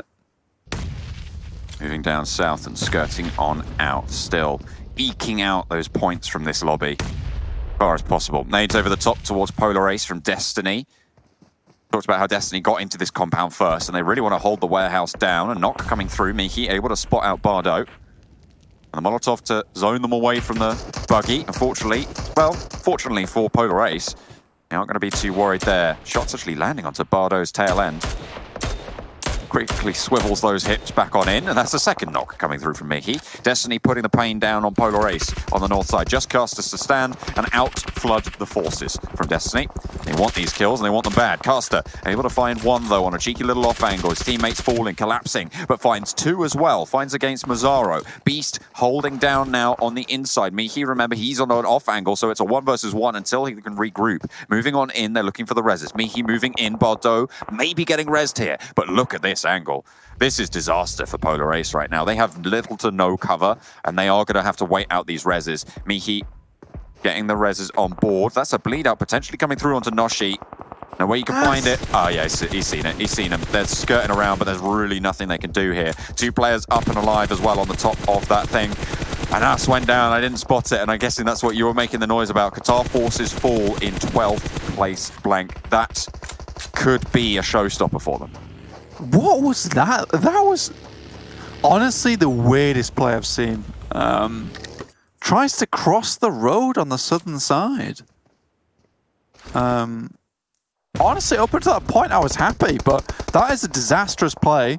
And honestly, in my opinion, one with very clear consequences trying to cross that road. Everyone's going to be looking down there. I don't know what he was thinking, honestly. But back to the game. Unicorns of Love here versus Nexus, who have a nice 2-2 split going, with one player going very wide here to try and get some shots towards Fresh, and we'll find it. Nexus pushing on through, finds a second, and that's Unicorns of Love taken down. Our top 2 teams going down towards the bottom 10. Double digits for both of them. Nexus stay alive, but they've got to move through UDR Killers. GODSENT get the circle here, Blank. They do. GODSENT have been very happy with this position practically all this game, where they've got Eastern Stars coming down. There's been a few times where Eastern Stars have been able to give them bother here on this map, specifically in their engagement between Black Sparks and Eastern Stars, where Kapahala was just firing off on all cylinders. Managed to get him second place for himself. Taking a lot of players down with him. Let's just think about it very quickly. There are 23 points in that last game for Qatar Forces. 5 points off of it, 28. So they're looking at a 14-point average so far. So they're about a point on top of what they should have had for both of these games. So again, it becomes difficult again. But at least it wasn't a 0-pointer. A 0-pointer would have been basically night-night for Qatar Forces. Absolutely. I mean, they got those 5 points, which puts them back around the average at the start, right? But it's really, really a tricky run for them to try and make it in. Gaijin Seraphim, though, they did go down. So if they can rely on that, that does diminish that gap by an extra 5 points. So I know it's a long shot, but there is that sort of second backup plan. There is plan B that could potentially come to fruition if Gaijin Seraphim keep slipping up, keep dropping too early. Zelino fleeing across the rocks, trying to get position, but heading right up against Black Spark's position clash here. MZ, Hakoni alive. Aza will go down to a nice nade from Vindex. Blows the roof off. Nade coming in again from Vindex. Finds the knock on this one. Hakoni does fall, and Black Sparks want to wrest control of the southeast compound. Southeast position. All right, trying to guard on out. Just MZ to deal with now. The Black Sparks looking for the shots, and will find it. Nice little crouch around the corner there. And Banger does the dirty. Clash eliminated on the southeastern side. Now Black Sparks looking to mount this hillside.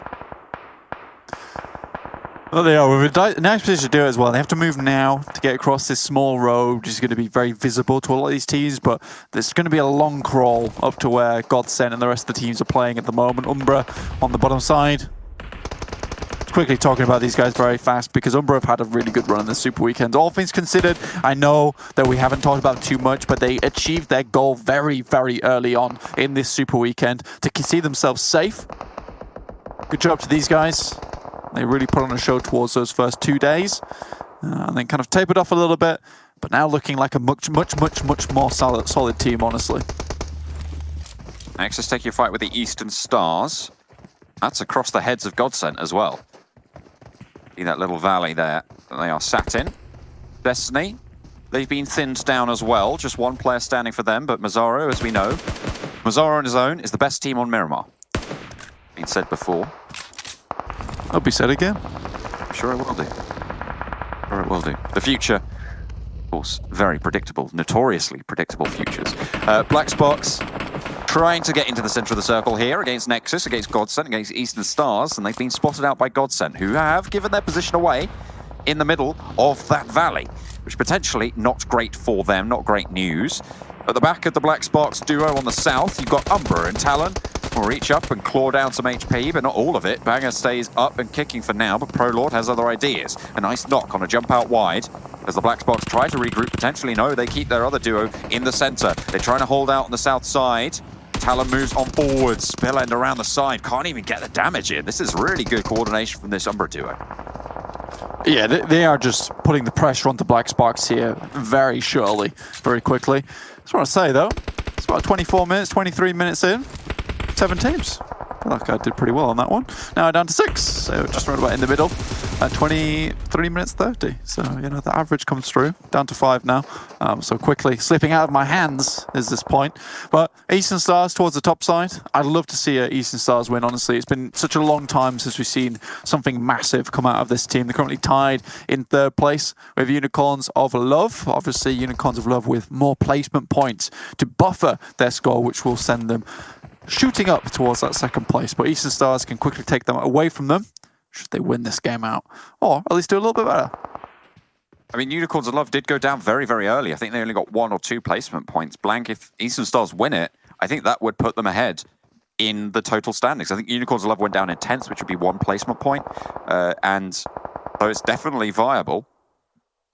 Definitely doable, and they're very 6 close in points score so far anyway, as well. so it's only 6 points different. So they'd shoot up in multiple aspects. All 4 players alive as well against a solo and 2 trios. It's doable. They've got a good hillside. They've got a good position. The next circle, see where it drops. If it's going to favor them, if it's going to give them that chance to step up. I mean, I think they've already actually managed to step up into 2nd place. Black Sparks get the circle, okay. I know, right? Hamo needs to go pretty Hamo himself if he wants to win out this circle versus the multitude of teams who are swarming around this position like a pack of angry bees, all looking for a bit of honey, or in this case, a chicken dinner. Copper Harlot rolling on down, sees the smokes. You know, we play this move too as well, Hamo, I think you'll find. So Eastern Stars, they definitely know what's going on here.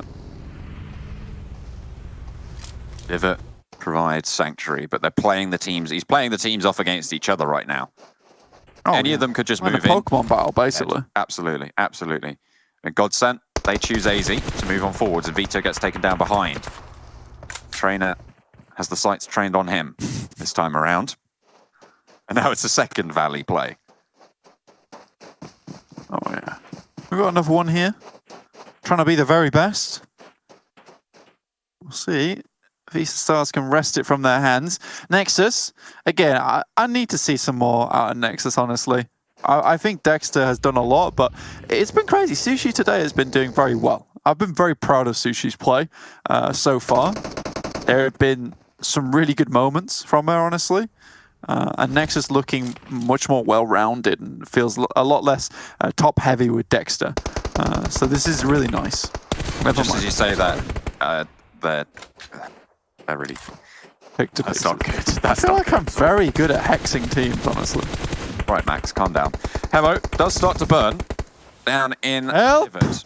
And there goes Nexus players left and right. Blank, they're down to 2. One of them's knocked, it's only Dexter. Shots coming through. Finally, Black Sparks get taken down. So a little bit of a ladder up for Nexus. Fair enough. Sprays from Eastern Stars. Down into the ditch. They've already found one, and GODSENT are pinned. All the nades that are sent their way go straight on top of them. And that's exactly what they pop on top of. Eastern Stars read it like a book. And now it's just one player from Nexus to deal with. Blank. I think we're going to see it. I think we're going to see the chicken dinner. Nades over the top, trying to pin down Dexter. They'll find him popping up over the top, and it's going to be night-night. Eastern Stars able to sweep the circle. A chicken dinner found on game 2. Yeah, I mean, I said I'd love to see an Eastern Stars win there, but just purely because they are such a good team in my eyes, and it's been a while since we've seen massive performance out of them. So fantastic stuff. Really proud of them. Good job. And you know, that's the problem with the Divot play, is that yes, it provides you some temporary cover. It also makes the nades roll down into your position, which is bad. Very bad. And GODSENT felt the entirety of that weight as those nades just fell at their feet, or rather rolled towards their feet. It was not ideal, and it was great heads-up play from Eastern Stars. I imagine the call just came out and just was like, nades, and that was it. Like, everyone nades, knew what make it happen. Nades, make it happen. Job done. Jobs are good. And it absolutely You already was. meant to blow GODSENT's face off. Yeah. But Nexus, despite being picked apart, actually made it all the way to 2nd. So, fantastic result for them. Could have gone a lot differently, but I don't even remember who made those sprays, but there was 2 ridiculous shots coming through from Eastern Stars onto Sushi, then Rana. I don't think that person, whoever it was, could have played it any better, because they were both direct headshots. And it was like some sort of manned turret. I was astounded by that play, honestly. We didn't really have a chance to talk about it too much.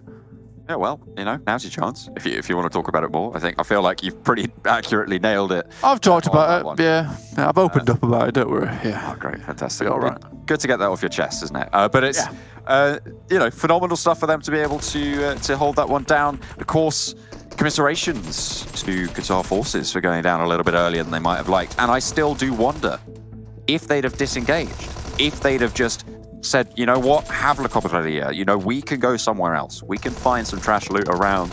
On Miramar, you can do that. You can find a lot in these other smaller copses of houses. Again, I still will reiterate the point that, honestly, I do think with the way both teams are set up, that fight was coming. And I don't think it would have been likely that either team, like I said, would have left without casualties. I think that instance perhaps there's an opportunity to engage, but you disengage, but with very limited players, very limited resources. It runs almost over at that point anyway. And I think that honestly for Panda, who set up these amazing crossfires, like where do you leave from? Like you're just going to get torn to shreds. I think it was very admirable that Qatar Forces just took the fight and won it as well. And I think they could have got further.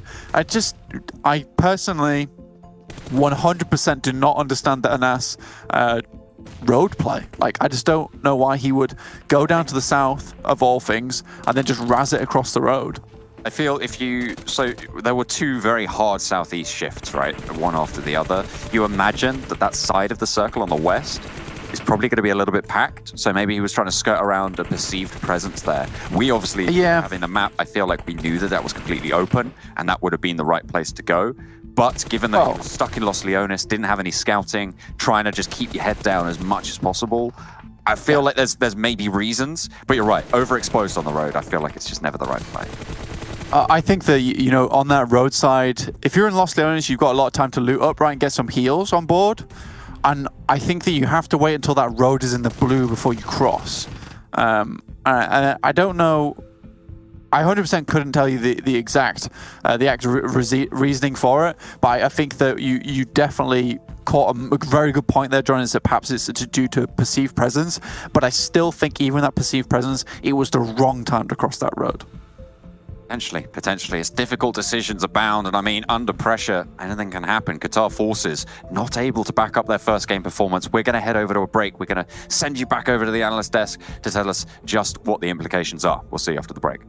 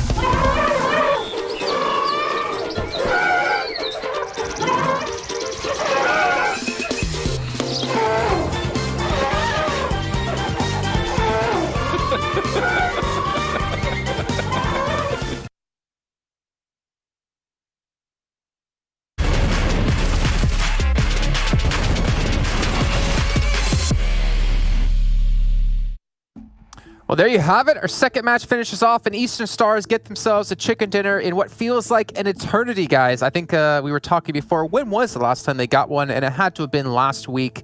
But it's nice to see, you know, Kapahala, Octavian again, starting to see some players step back up here, considering the finals are just a few days away. Yeah, very, very nice to see, especially considering the area that they were in here and what they had to deal with. I think it was like round 6 of the Super Weekend last week. In terms of Super Weekends, of course, they actually did get themselves 2 wins from league play. But that's a little bit different. That's a little bit different here as things do stand. But great stuff. We see the likes of Kapahala being able to blast when it comes to a very, very nice little area, as well as Octavian throwing some nades and doing well with those, Max. Yeah, I mean, especially, and Blank brought it up, right? If you're in a dip, grenades, they're going to roll down. They're going to come right to your feet, and they're going to be making you go out in a explosion of glory, I would say. But unfortunately, not as glorious as the ending was expecting for the likes of GODSENT. They had a lot of players in that dip. Octavian chucks 1 grenade, 1 triple kill, and that is set and done. Clear out the entire position. I mean, Eastern Stars, they're very familiar, right, with this position. They play on the Eastern Coastline. They like to play around the Impala position if possible, so they are very familiar with this terrain, with these dips. So they know exactly how to use and get an advantage out of those positions. Unfortunately for Nexus, I think they could not make the most out of that situation. The main reason why they had no more utility left, I think if they had a simple grenade or 2, that could have been playing spoilers on the likes of GODSENT, the last player of Black Spark, or even the Eastern Stars themselves. But Kapahala was just so good on those shots over the ridgeline. He was just taking headshot after headshot, but 2 players knocked away, then they were down to 1 for Nexus and not able to convert it. So yeah, Eastern Stars, their aggressiveness was just really well played around, and they were able to take what seemed like a really clean and smooth finish for themselves. It feels like it's been forever since we've seen them step up like this and perform like this. Even in league play, they were a little bit lackluster, but it is good to see this as we head over to the second page and start to talk about a different story, a continuation of the story we had earlier on from our first match. Qatar Forces, what an interesting and crazy first battle they had up against Panda. Definitely. If Panda sees the potential of, again, kind of, I mentioned it when, you know, teams were potentially chasing ScrimFarm down before they were disqualified. Like, if Panda sees Qatar Forces as a potential threat leading into the finals, then why not? They are in the best position of any team right now. Why not chase down Qatar Forces? Now, I do think because Qatar Forces won this situation, they're going to have to be scared going into the next games, because Panda, I don't think they will let that rest. I don't think that they will take that on the chin and let their pride rest. I think they're going to continue to chase down Qatar Forces, so you've got to be very, very worried here. Well, they do say don't poke the panda bear, as we're seeing here. That's what they say, yeah. How it goes? Yeah, that's is, what I think. Yeah, it is. It's true. But what we should also focus on here is something that John alluded to. Gaijin Seraphim, 0 points. We'll dive into him a little bit more in a second as we take a look at our top players, and it is good to see Kapahala back at his rightful place here at the #1 position. But also good to the Warlord. But it's also good to see Dexter here again. This isn't the first time we've seen him actually just yesterday here as well. Yeah, we saw Rana especially step up sometimes in that game too, I would say. But yeah, Dexter, in general, when you're going to be seeing Nexus perform and get themselves to a top 3 finish most of the time, is going to result in Dexter being on this front page. But I'm especially happy to see Athis. It's been a while. I think it's been since maybe middle of week 2, maybe even the end of week 1, that we've seen Athis actually get himself some good scores on this one. Not too many kills overall. It's going to be the likes of Octavian and Kapahala picking it up. But hey, every team that's got big fraggers needs the good support, and Athis is doing that in the finishing moments there and able to allow his team to get himself in a really strong spot. Yeah, I think Nexus and the boys and girl are actually warming to the lobby very, very well right now. If you think about their last few rounds in the last day, you're looking at a 3rd place with 8 kills, a 4th place with a few kills as well. For them to have decent performances throughout the day and actually look as strong as they did here, considering that, yeah, you eventually get caught in that little lip, and it's extremely hard to play out of that little spot unless you're being very aggressive about the teams trying to find other angles, like Kapahala was, for example. I think Nexus is doing a good job here, so good for them so far. Yeah, I think they're also, if I'm not mistaken, one of the few teams that do not have a single chicken dinner or super weekends. That's one thing that I'm looking at as maybe something that needs to be worked on going into the finals as well for the teams as they've been able to improve, like you're saying. But we want to dive into 2 teams in particular who, well, at first, we didn't think they would be fighting against each other for a spot in the top 16. We thought it was just a race to pass the last bullet, but it's slowly becoming one of those fights as we're going to look at Gaijin Seraphim up against Qatar Forces. Gaijin, they need to step up a bit today here. This is not looking good. The points they've been able to get so far, you can see here, is not good at all. They could see themselves actually being knocked out by Qatar Forces, and all it takes is 1 game for Gaijin Seraphim, I believe, to pass the last bullet. Maybe like 1.5, but that's all they need, and it's starting to become a struggle here. Look, we're going to be very clear on this one. Gaijin is not a strong early team. They have a really hard time taking those fights. If a team pushes them early, they're not ready, they're not prepared, they're out of position, and they just crumble apart really quickly. I think that's what they've got to try and work on. Even if you want, coming into this, we have a lot of VODs that were available for the past few Super Weekends, and even this Super Weekend alone. So if they want to try and maybe choose positions that they know as a fact is not going to be played, then maybe Gaijin could do so, but some teams have been coming their way really quickly, and game #1, that's a 1-pointer. Hits a 0-pointer. It seems like their drops are somewhat getting contested, because we talked about, Panda maybe wanting to make sure Qatar Forces, there is a threat going into the finals, could potentially not make it there. Maybe another team sees Gaijin as a threat and is just making sure that Gaijin don't make it to the next stage. So they might have to try and switch up things a little bit to make sure that they can get at least some semi-decent points every game, because 1 point out of 2 games, Qatar Forces are closing that gap way too quickly in my eyes. Yeah, it's something I didn't think we would actually even be talking about today. I think yesterday after the show, we were like, okay, Qatar Forces lost bullet. This is what we have to see. And it's surprising to me to see Gaijin Seraphim come so close and now start to struggle here. But obviously, we'll keep an eye on as the rest of the event does go on here today. But for now, Max, we wanted to take a look at the very first fight of the game. We saw it when we had the map overview. We saw it about to break down between Panda and Qatar Forces. And this was a crazy fight, honestly. I think we were just as loud here watching this as we saw what a pick up the victory here in match 1. It was a pretty insane fight from start to finish. You got to keep in mind that here, and you can see on your screen too, Qatar Forces were completely unprepared for Panda dropping in this location. You can see their position where they currently are. You have Yusef that's playing onto the outer edge of the compound, Charlene, and also where they are going to be in the central position, while Anas is going to be on the more further away building. And you can see, Wadia is just surrounded by 3 players of Panda, and he has no easy escape from this position. But though there's one position that's helping out a lot Qatar Forces situation currently, and that is going to be especially the one player, Anas. He is in the perfect angle. Reason why? He's got information. Information is key when you're completely unprepared. He's given information to all his team on where the potential players of Panda currently stand. And he knows now that he's feeding that information over to Wadia. Wadia knows he's surrounded, so he's not moving an inch on this one. And I think that is actually what helped Qatar Forces adapt so quickly in the first place, is this use of utility that was granted to them by Anas, and the information was key for them to play around. And then some utility starts coming out. Wadia starts to get pushed up, but he knows. And this is actually a really good play that I love from Wadia. Reason why I enjoy it so much, talking back to Anas on that position, Wadia knows that if he moves away from this building, he's going to be potentially allowing Wadia to take some really good shots on this kind of angle here on the roadside if he does get pushed from this location, or even if he gets pushed onto the inside part of the buildings. Wadia knows that he needs the backing of his team to take this 1v2 versus GK First and Katu, and him actually extract himself in a position where his team can give us some backup was, in my eyes, the best play for them to play around that position. So it was not easy, but I think that with a small amount of time they had available for them to actually respond to the aggressive threat that was Panda, I think they played actually pretty decently. And you see after that play coming out from Wadia trying to escape and allow Anas to support it, Katu gets knocked, and after that they get the man advantage, which at the end didn't do too much because it did go down to a 1v2 that Anas luckily enough was able to win. But it goes to show that even in the right circumstance, if you use the information correctly, you can sometimes get the most out of it.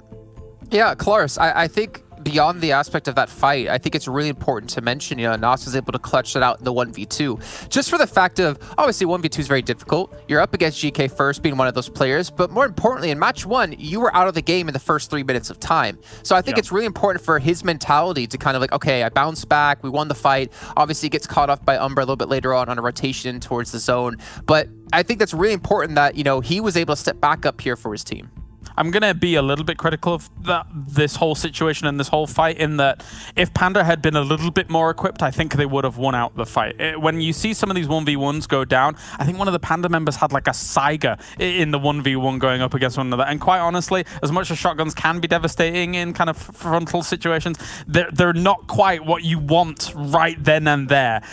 So I think that Panda could have won that fight. They did not win that fight. For Qatar Forces, yes, they win. They get that confidence boost. I think Panda's going to be back. I think they're going to be chasing them if they, again, are not willing to take that easily on the chin. But yeah, I mean, the overall objective for Panda is not even necessarily to wipe them off the map at this point. The overall objective, if they don't want to see them in the finals, is to basically cripple them. Because as you see with Anas coming in, as you're mentioning here, Jason, it's so hard to find an entry point, especially when the circle is so far away and you don't have information on where the other teams have moved. Yeah, so maybe we will see the adaptation come out of Qatar Forces, especially when we head into our third match of the day. We got Sanhok coming up next. Definitely assuming we're going to have it happen in match 4 if Qatar Forces are aware of things going on. So we'll have Sanhok, we'll have Miramar, we'll have Erangel, and then we'll be done here with our Super Weekend, and then 4 days off until we get into our finals, where the top 3 teams will be representing us at the EMA Regional Championship. You two, I got to say goodbye to you for now, so we got to bring our commentators in, but I will be checking up with you guys in a little bit of time. Actually, I'll let you stay for now. I'll let you see the mini overalls, just so you guys can, be happy with that. We're going to focus on 2 teams here. Oh, no, they're gone. You know what? I'm just kidding. Production knew exactly what I wanted, and we want to get rid of you. Let's see, though, the other half of the standings here. Gaijin Seraphim, 159. Qatar Forces, 127. If Gaijin Seraphim can't seem to get a couple of points here or there, we could see Qatar Forces pass them. But before we bring in our commentators, I want to give a shout out to OnePlus, our sponsor, because mobile gaming has never looked better than with the OnePlus 9 series, the OnePlus 9 and 9 Pro. With 120 Hz refresh rate, you get the smoothest experience possible. You add that with the OnePlus 9 Pro's new HyperTouch technology that syncs 6 times faster to reduce display response times, and you get the most responsive gaming controls ever. Hashtag never settle. All right, so OnePlus, again, thank you so much for being here on the show. I will await my phone in the mailbox. Let's bring in our commentators, though, in the meantime here, because we can bring in Banks and Imperium for the very first time of the day to round out our Super Weekend. And it's guys, it's getting do or die time here for a couple of teams. We thought it was just Qatar Forces trying to pass the last bullet, but Gaijin Seraphim, what's going on? Come on, Lord. Maybe you need a couple more reps in the garage. You need to get something going for the team. You gonna start trading him a bit there, Jason? You know, get him looking good like you. Oh, okay, all right. You know, the one time you're nice to me is on the last day of the super weekend. Every other day it's, oh, Jason, you're looking really skinny. Are you eating enough? But you know what? I'm just happy to be here, and I'm happy to see how this day's going to round out. So why don't you two gentlemen take us away here into our third match of the day?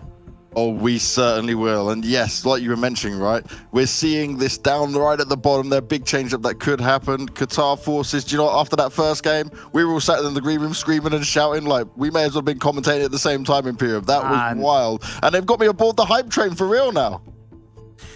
The hype train is real. The QF hype train is real, but they cannot stop, right? There's no stopping for fuel. They cannot get hit by any kind of roadblocks because that mountain is still pretty high. They have roughly 34 points that they need to get in these next 3 games. And if the last game was anything to look at what we might see, we could see another little bit of a battle between Panda and Qatar Forces. So will Qatar Forces be forced to change up their drop spot in these next 3 games, right, to avoid anything like that happening?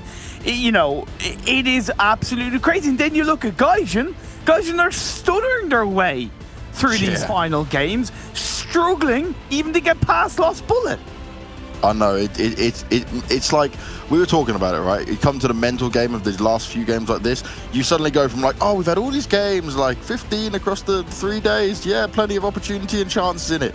And then you get to the final day and you're like, oh guys, we still need like X amount of points. For Qatar Forces, this is the most sweatiest, scariest day they'll be playing, right? And if they maybe change up positions now, because this, like what you mentioned with Panda or another team that might just want to try and drop on them, I'm all for it. Because we already saw when it came to Sanhok last time around, the Panda were changing things up a bit, right? They weren't going for their usual spots within this. They were changing things up because they're so far ahead of everyone. They've got nothing to lose.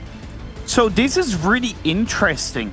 Panda did not drop in their normal drop spot, which is around the Tambang area. Qatar Forces have dropped around Nakim and Sami. If Panda had dropped around Tambang, they could have punished one of the Qatar Forces players. That isn't the case, and luckily for Qatar Forces, the circle is very much in their favor for this phase 1. They don't really have to move too far. They can do their drip, their split dropping looting phase, join up together by the hill above Sami, and control a pretty big portion of this phase 1. They will, of course, need to be careful. Every single moment is going to count. Every single second, every single little bit of vision for Qatar Forces is going to count. And then for Gaijin Seraphim on the other side of the table, they've once again gone for a bit of a split drop, which I don't agree with in Sanhok, and especially for a team in their situation. But at least for the time being, they have 4 players up. I like how you say for the time being as well, because it's exactly my mindset with this, like, so close range. Actually, I can think of at least 3 games on Sanhok where I've watched guys and players go down early on because of playing like this. So yes, exactly. Guys, you really need to, like, I don't know. I know you're sticking to your guns. It's probably what you fought out and said that this works, but maybe at this point when you desperately do need the points, you just hunker up together, you know? You have this chance. You are 5 points away from jumping up into that 15th place where Lost Bullet's not grabbing anymore. That's your safety net. That's what you need to hit. At the end of the day, like they were talking about in the analyst desk, what they've got 0.5 points per game across these first 2 games. Like, you know, mate, at this stage, they're not going to hit it. I know there's a pretty big possibility they will, but at the end of the day, right now, they're not putting themselves in a good light. One team, though, that have put themselves in a good light today, and even kind of at the end of yesterday, was Nexus. They've had last weekend, Super Weekend, and I talked about them as a team who have kind of dropped down and have been on a slow decline throughout the PMPL. Last Super Weekend, they got a total of 52 points in 15 games. Right now, they're standing on 74 points in this weekend, Super Weekend so far, with a run of 4 very strong games. And I think I note that difference to a little bit more of an aggressive play style that they're pulling out of the bag. In Miramar, they looked a lot more controlling. They looked a lot more dangerous, as an example. And that's something that they should have been doing, because coming into the preparation of PMPL, they were playing that kind of play style and it was working for them. They were topping the tables of scrims. They were, you know, beating out some very strong teams in the leaderboards of tournaments and stuff. But that wasn't showing in the PMPL, whereas now coming into the end of it, when you're talking about preparing for the final, I'm very happy to see Nexus play a much better playstyle. And one thing when you talk about that, right, and there's the scrims they've had here for Nexus and how it looked then, what can sometimes happen, and you should try and not let it happen, but it's very different when you're playing the game and you're going through what you want to try and do in the server. It's when they come into it, they have maybe a couple of bad games, and then they second-guess themselves or doubt themselves. Exactly. We also saw that with GODSENT, right? That was a thing where we said, at first, it did not look great for them. They were not playing the way we expect them to play. Maybe they were knocked down a bit on, oh, maybe this doesn't work in this lobby. But sometimes you just have to make sure you're doing that extra bit of review, extra bit of analysis on your own play, look back at these games and decide, okay, look, we know what we're good at here. Let's stick to our guns a bit. Unless you're doing something like, I'm sorry, Gaijin, I know we keep mentioning you, but this is just the perfect example. If you do something like Gaijin where it's clearly not working, and you definitely should make a change up, right? That's one thing. But if you change too early and you're constantly making adjustments that maybe you're not as well-rounded for, it doesn't fit your style of play, you've kind of got to find the middle ground of it all. And it's a very fine line for these teams and players to do. But I would say a team like Destiny is that perfect fine line. They, like you mentioned it yesterday, right? They're one of the most consistent teams we have within this. And they have some games that go bad and go wrong, but you don't see them massively change away from what they know and love and how they like to play. They'll make some small adjustments, which is fine, but sometimes you can make too bigger ones and it becomes a massive problem later on for you. You're dead right. You're dead right. Couldn't have said that better myself.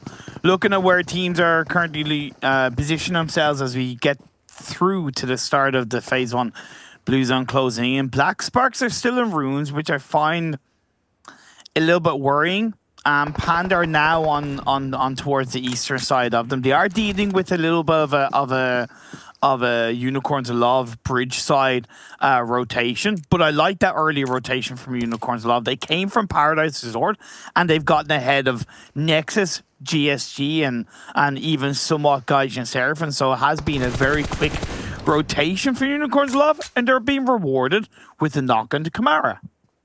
Well, he spotted out Lau as well. They do have the rock for coverage, though, so it's not going to be a problem to get the revives in, but this is just the small benefit straight out the gates here for Unicorns of Love by being a step ahead, right, and getting past these teams and being able to watch in from the building to see what they can do. Now, GODSENT currently in the midst of a battle with GAMELORD in here, and with one player knocked already, they want to bide themselves a little bit more time in here. And they've got to see if they can just hold on. GAMELORD, certainly a team that they would need to fear a bit. More damage being done with the grenades going forward.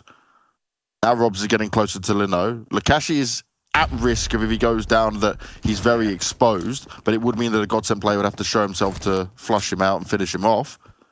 So it's just a standoff on who might go down next, who might make another mistake in it. But GODSENT, they love their aggression, but in this, with them being outnumbered, it's going to be very hard for them to find this as he jumps around the corner. A lot of damage being done, but there you go. There's the refrag. There's Victor ready and waiting, and this was the problem for GODSENT. As soon as you poke out, there is going to be another player around there looking at you, and this shows good positioning being held here from GAMELORD. Now, GODSENT are going to come back through with the revive again, but it's just a huge risk every single time. Now, with Reeves being in the back lines, he can get a little bit of vision, but it's not the best position in comparison to the GAMELORD players and how they are currently set up, because you saw it when Victor went for the shots, he wasn't able to do anything. He wasn't able to fire down onto him to even try and get the other knock come through.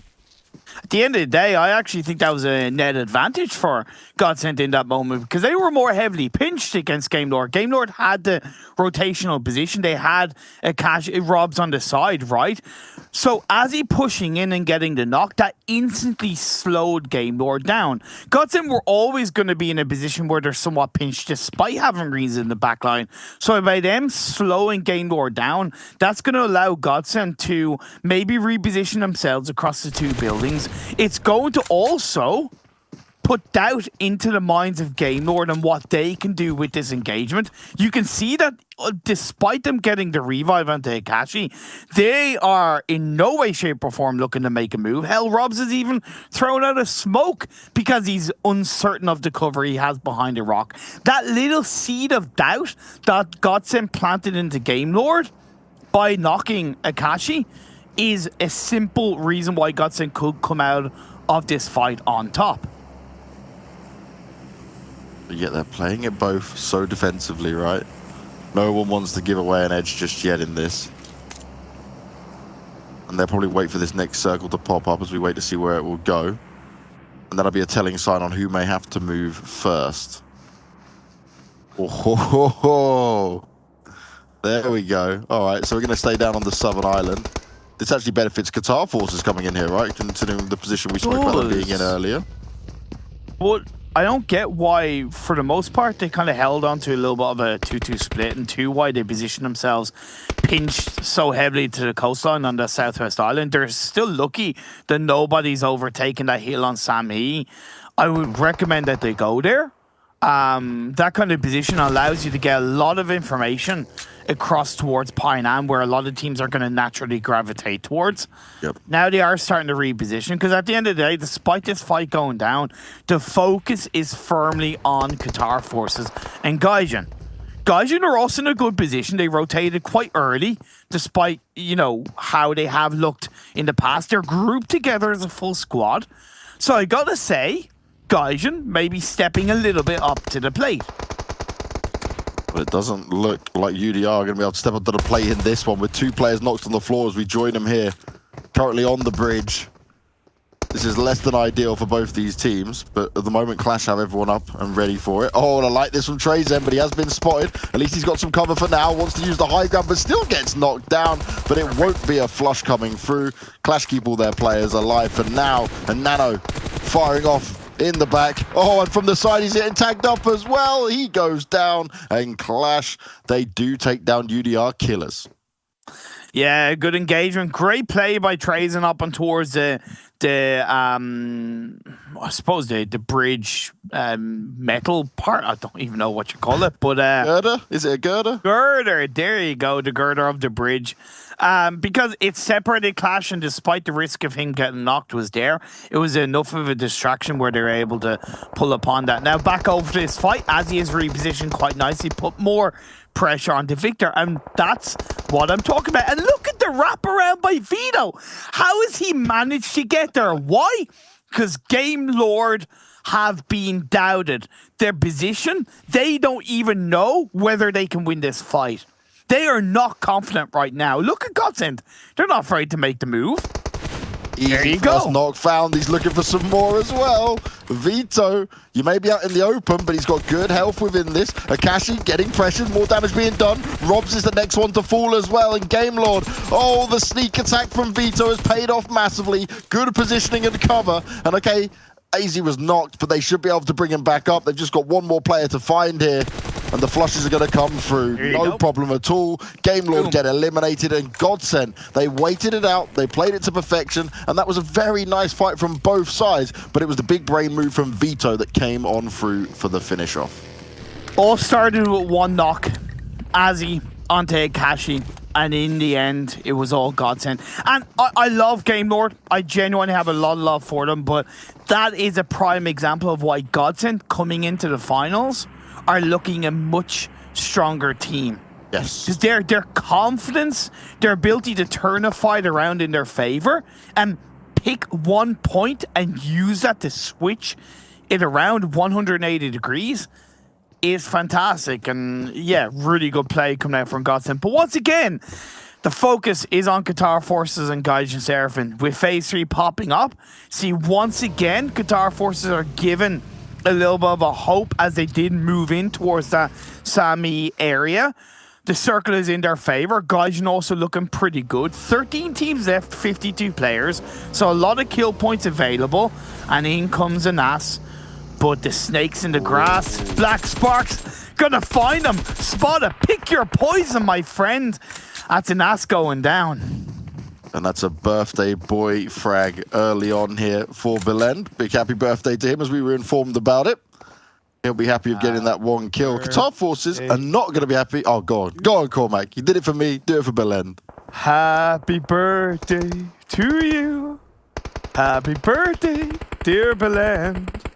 Happy birthday to you. There you go, my friend. Just for you. Thank you. Thank you. Thank you. Thank you. I love to hear an Irishman sing. Makes me so happy. You guys have the perfect voice for it. Appreciate it.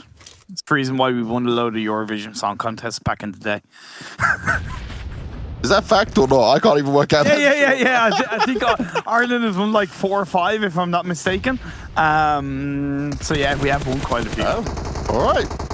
Oh no. We're with Gaijin and it's all falling apart. Not again. Not like this. Who's still up? Coasty's there in the back lines, hiding behind the rock. He's watching the Clash players go through. And if you're him now, you just disengage. You're not saving your teammates. You want to hide, not be found, and just hopefully survive for a little bit longer, because Clash are on one. We already see them wipe through UDR Killers, and they're just hungry for as many kills as possible. Prado on the floor just waiting around like, come on, just finish me off and then leave my one teammate alive so we can try and grab some points in this. But I have a feeling that Clash are going to go on that. Yep. Oh no. This is not looking good for Coasty at all. Completely swarmed from both sides. They take him down. And is that a big fat 0 for Gaijin? That is another big fat 0. So now we're at a point where they are 3 games in, 1 point across 3 games. They got 2 more chances where they're going to have Qatar Forces breathing down their necks, and they still need 5 points to overtake Lost Bullet. Gaijin, you need to get a grip of yourselves. Honestly, straight up facts, you need to get a grip of yourselves. Don't let this one slip away. Don't become the biggest F, because you can talk about how they played so passively, that they've allowed so many games to be in the control of the circle. You have a chance to secure your final spot, your control. It's all you.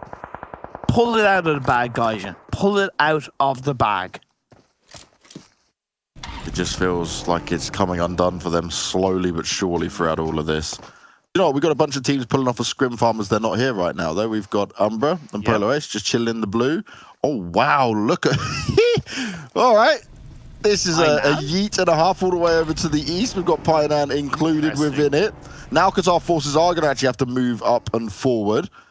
GSG, they did lose a player earlier on, I believe. Maybe did they get everyone back up on this? Yes, they did. Okay, so it's just a knock that came through onto them. So they're still sat very close to Nexus, but they're in great position within the circle now, which could benefit them in the long run.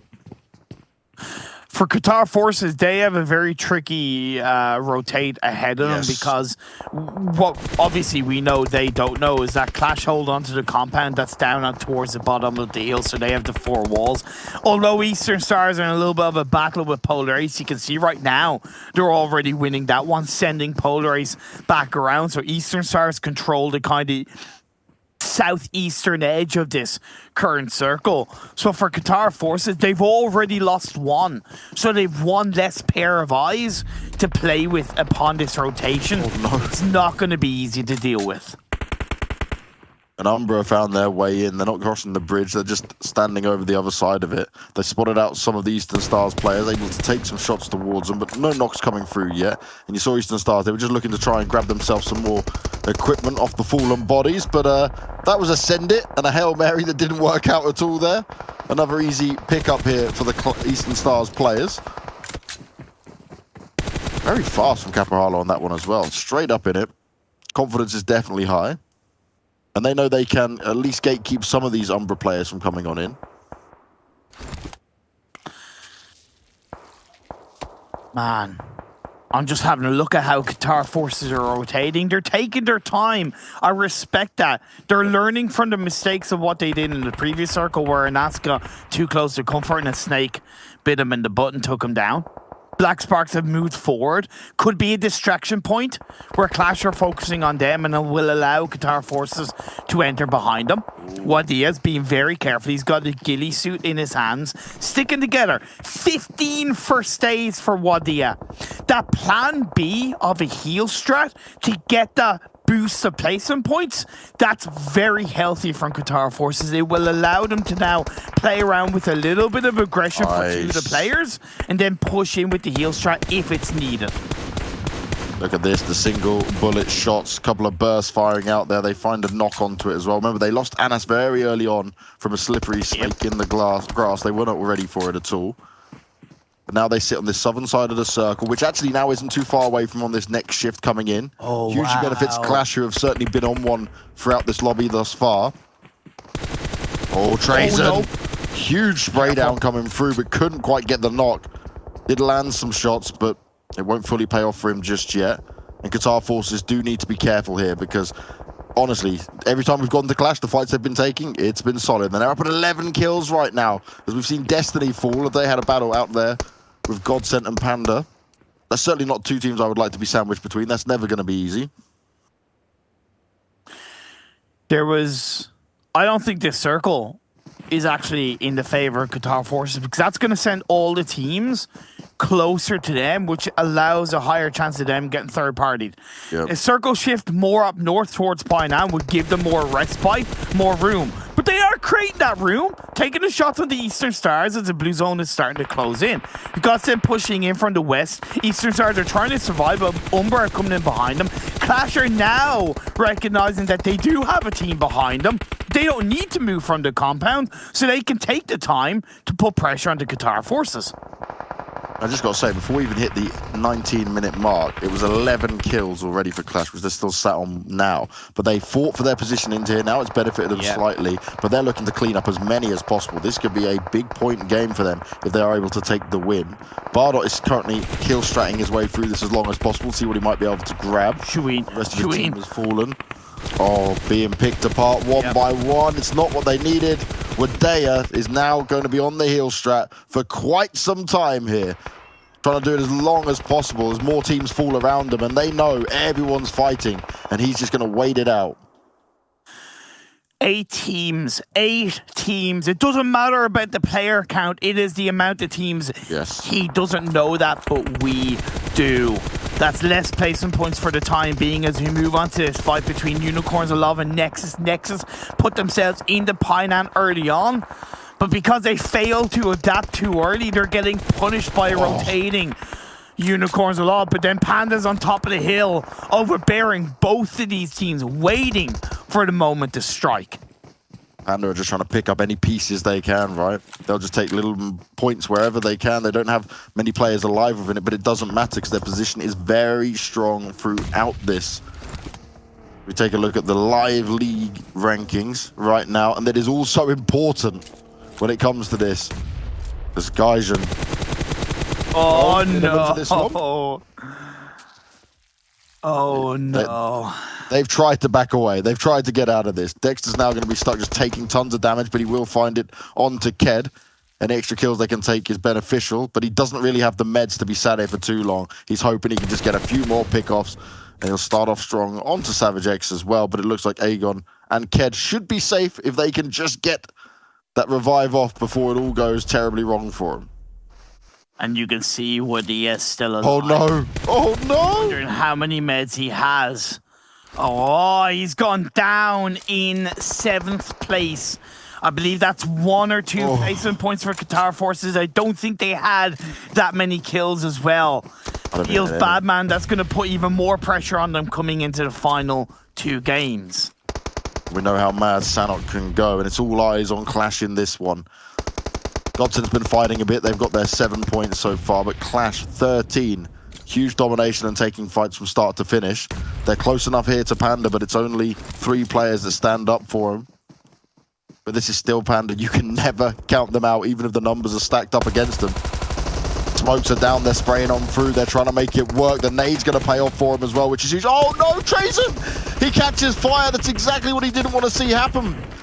Is that going to be the undoing of them? They need to be able to fight this off. MZ trying for his life, spraying on down. Unicorns of Love have gone in the meantime as well. And Panda, they're taking a lot of damage from the blue. Hey, Coney's risking it at the same time. This is good. Good balance. Sticking together, Clash. GODSENT. Absolutely huge. They came in and that's pretty much saved Clash here, who have now picked up at least 2 more kills and be hungry for more, as the GODSENT players are not in a good spot. Nade's going on out, but it's too far forward, and Trazen pre-firing the spot, wants to come on round, and it's an easy finish off at the end. Clash get a huge win, a 30-point game, and obviously the $1,000 that they'll be able to grab. What a statement game for them, and they were aggressive the whole way through here, Cormac.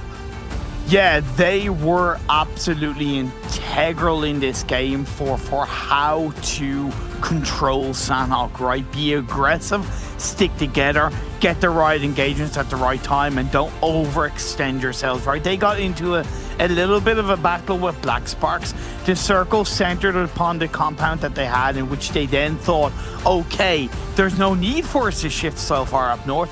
We can play towards the compound and the massive rocks that are in front of us. They then controlled Eastern Stars, they controlled Polar Ace, and it was tough against Panda, but with the help of GODSENT, they were able to claim this chicken dinner. And for Clash, again, for them, it's all about confidence coming into the finals. It's all about that little voice in your head that says, I can do it, we can do it. It's so easy for those seeds of doubt to be planted in your head. Typical example was the GAMELORD GODSENT fight, right? But in the overarching preparation for the finals, you have to be able to say to yourself, I can do it. And there's no better visual message, at least, than getting the chicken dinner in the final day of the final Super Weekend. Oh yeah, completely agreed. There's one thing there that we saw from Clash. Even some of the fights they were taking early on were not easy ones, right? They were out there in the open. They could have been taken out. They could have found themselves maybe in a rough spot, but they stuck it together. Only saw a few of their players get knocked at the very beginning parts, and it was easy pickups for them. So to be able to run over the competition like that afterwards was solid, and they just chose the right compound in the end. They managed to hold on to their position very well. I got scared, honestly, when they were going up against Panda when it was a 3v4, because this is Panda we're talking about, right? We know what that team can do, but definitely this fight that we got on the screen now during the highlights, this GODSENT versus GAMELORD, was very well executed from both sides, and just GODSENT big-brained them at the end. Yeah, big time. And one thing that you said kind of stood out to me is that the early game fights from Clash. Yes. I don't always advise teams to take fights early on, especially if it's outside of their comfort zone or if it's somewhat outside of their norm. But in Sanhok, taking fights early on can be so beneficial to your late game. So beneficial. Because not only is it more points for yourself, not only is it more control in your bubble of an area, but it allows you to then, if the circle does shift on that phase 3, phase 4, to push forward more confidently and control a little bit more of an area around you. And there's less chance you're going to get third-partied, right? There's outright less chance you're going to get third-partied, and that's exactly what Clash did. Even if the circle hadn't pushed away from them really heavily, I'm pretty confident that they still would have, maybe not have won, but they probably still would have come into the top 3 based on how aggressive they were in the early parts of that game. Yeah, and the thing is, right, when you're talking about, we obviously cover this a lot when we're talking about the aggression and the confidence some teams can show. It's like what we saw from Clash at the beginning. It wasn't going too far. They were just kind of moving their position around, right? They gatekeeped on the circle on the eastern side for a little while as well. Then they worked their way down to the south as the shift started to happen. And it wasn't kind of like blind, oh, we're just going out for it. They were slowly making their way through. They were checking, they were scouting ahead, and then they were going for it. Some of the times we get annoyed when they fight before, like, phase 3 is more when teams just roll up, get into a fight they weren't really expecting. They're kind of unprepared and caught off guard maybe at times, and then you go, well, this doesn't benefit anyone, you know, a big standoff fight. But we actually got a few fights, not obviously the GODSENT one we mentioned earlier, and these ones that Clash were taking early on, which are more calculated decision making when it comes to it. And I certainly want to see some more of that going forward from some of these teams. But mate, definitely. Do you honestly think Gaijin can do it now? Do you think there's still a chance for them to do it? Because I know Qatar maybe still will now struggle because it's the last 2 points. Erangel, they seem to be quite hot at recently, but I'm starting to think that Gaijin, like, they are mentally broken at this point. So the points that I mentioned at the start of the Sanhok game that Qatar Forces needed were actually to pass Gaijin, right? Not to pass Lost Bullet. Yes. And even though technically Gaijin are not a moving target, with all due respect, they are looking like a non-moving target right now with the lack of points Gaijin have gotten so far in these first 3 games. So to answer your question, no, I don't think Gaijin can do it. That's harsh. That's my take. Certainly the feeling I'm getting as well, but we'll also find out what our analysts are feeling about it when we come back from this short break and bring you some of the final 2 games of our Super Weekend.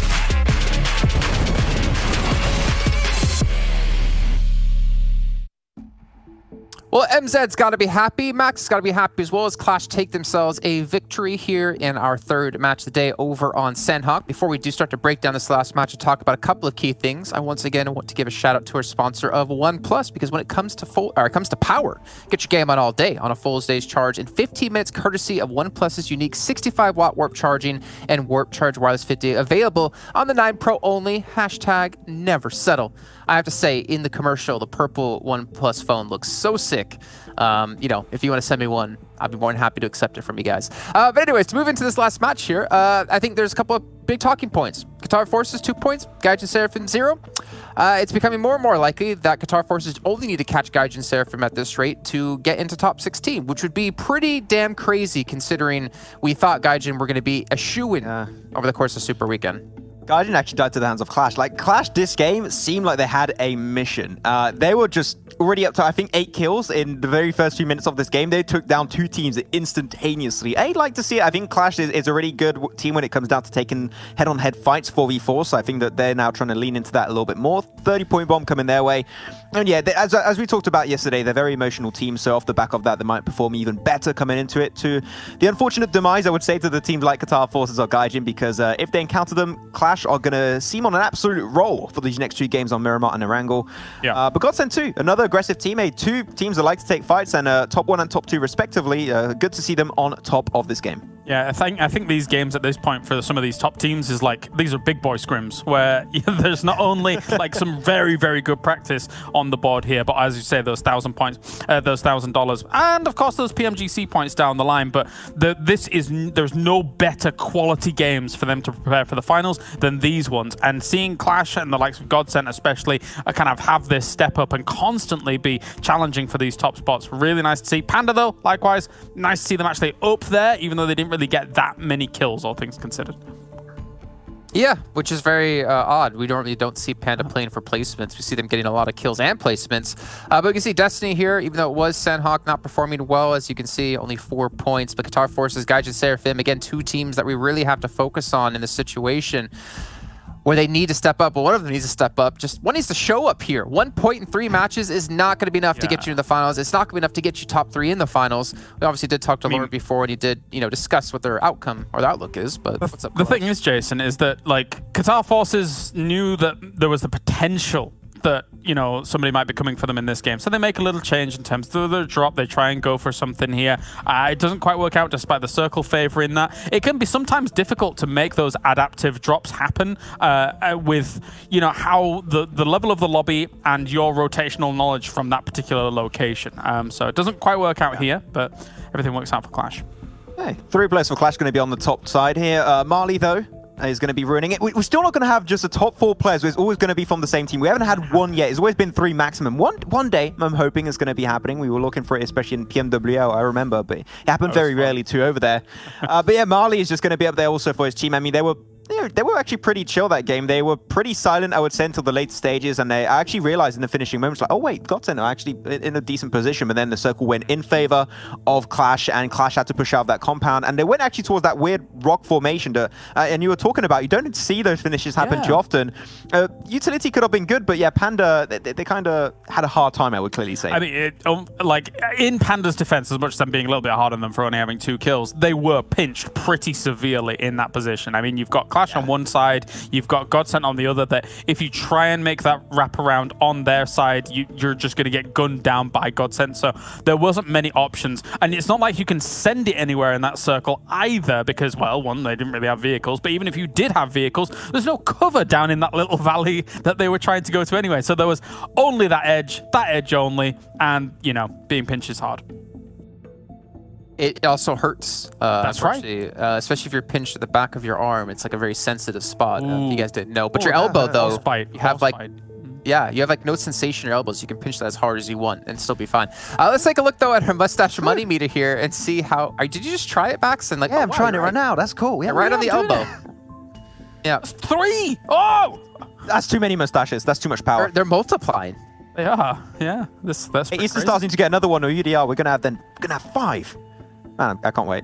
That's what I'm looking forward to. Why can't UDR Killers do it? I mean, they can both do it. A little bias, 2 games. No, I'm just saying one or the other. It would be good to see. I mean, the thing is, Qatar Forces, again, it's the UDR Killers. Well, do they actually have 3 chicken dinners a super weekend? Is that right? They have 1 today, 1 yesterday. Did they have 1 in day 1? Yeah. Wow. So they're doing the UDR Killers route, because UDR Killers had 3 chicken dinners in their very first super weekend, which was last week. So, I mean, Qatar Forces, even if they don't qualify into the finals somehow, they're still making more money than like your 16th through like 11th place team. Yeah. I'll tell you something, Jason. That gets a mustache Dave ooh from me. That's pretty nice. Yeah. It's just crazy that they've played 13 matches and they have more chicken dinners than teams who have been in every super weekend. Yeah. There are 2 Blows my weekends mind. where they could do whatever they want, and they could have watched anime, because that's what I do personally with my weekend from time to time. They could do whatever they want. They could have relaxed, and they're still catching up in terms of money. It's very surprising, but it's good to see also, because you would see so many teams in a situation like they got their last super weekend, is that potentially their last chance, their last opportunity to make in the top 16, but yet they haven't given up. I think it's a great showcase of their mental strength in general from the entirety of Qatar Forces. So for that alone, I tip my hat. That is amazing to see from them.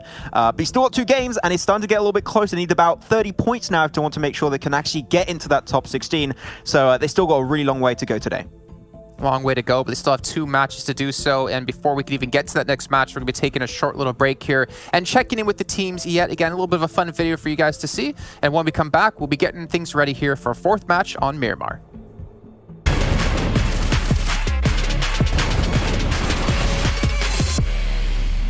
How much time a day do you spend playing PUBG Mobile? Every day it will be like 3 hours, 4 hours. So I play about 2 scrims a day, so I'd say around 5 to 6 hours every day. About a boy. 5 to 6 hours a day. Cuando llega tiempo de torneos, 6, 8 horas. Cuando sé que no va a haber nada dentro de 3 meses, 2 partidas y a hacer otra cosa. Suelo jugar entre de 2 a 4 horas, dependiendo de si jugamos 1 o 2 scrim al día. Who do you think is the best player in PUBG Mobile? I will take the Paraboy. Right now, as it stands, I'd probably go with Order from XUF. Tlazat. Paraboy, of course. Para mi gusto, tengo 2. El más inteligente, obviamente, Paraboy, y el que más me gusta a punto de vista, Ayala, Teco Ayala. Yo diría que después de todo lo que ha demostrado, ahora mismo sería lo típico, pues Paraboy, porque siempre en los torneos se lleva el MVP y su equipo siempre está ahí en el top.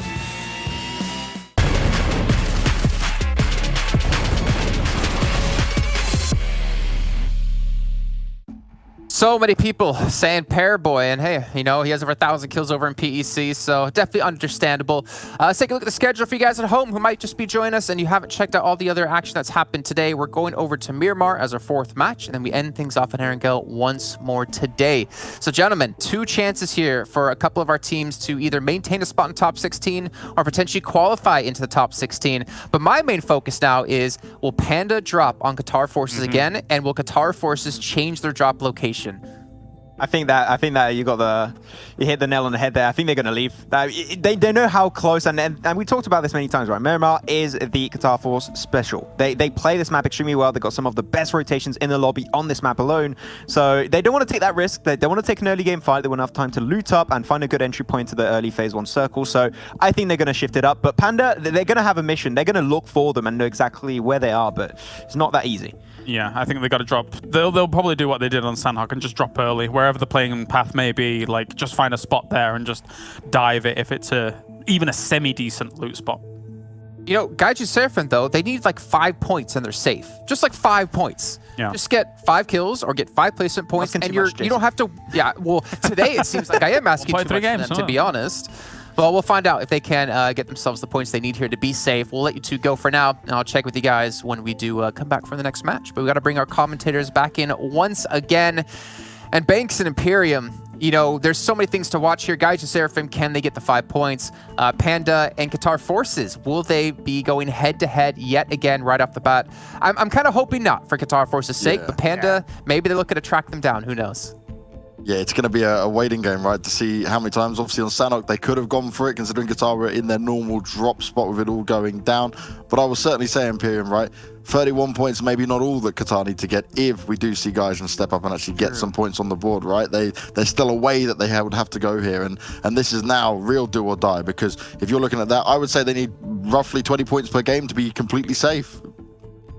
The most recent example of a PMPL team making it into the finals with one super weekend under their belt was in South Asia PMPL, where Seal Esports got 197 points in their first super weekend with 4 chicken dinners. Now, that was a different story because they had the first super weekend and that was all well and good. Qatar Forces, different ball game, but they do have 3 chicken dinners under their belt, and that number you mentioned, 33, I would argue that roughly the average points per game, I was trying to find out off John but before this game, I'd say roughly the average points per game for a chicken dinner has been about 24, 25. So I would argue one more chicken dinner is all they need out of these 2 games. Either way, it's an average of over 15 points needed for Qatar Forces to make it.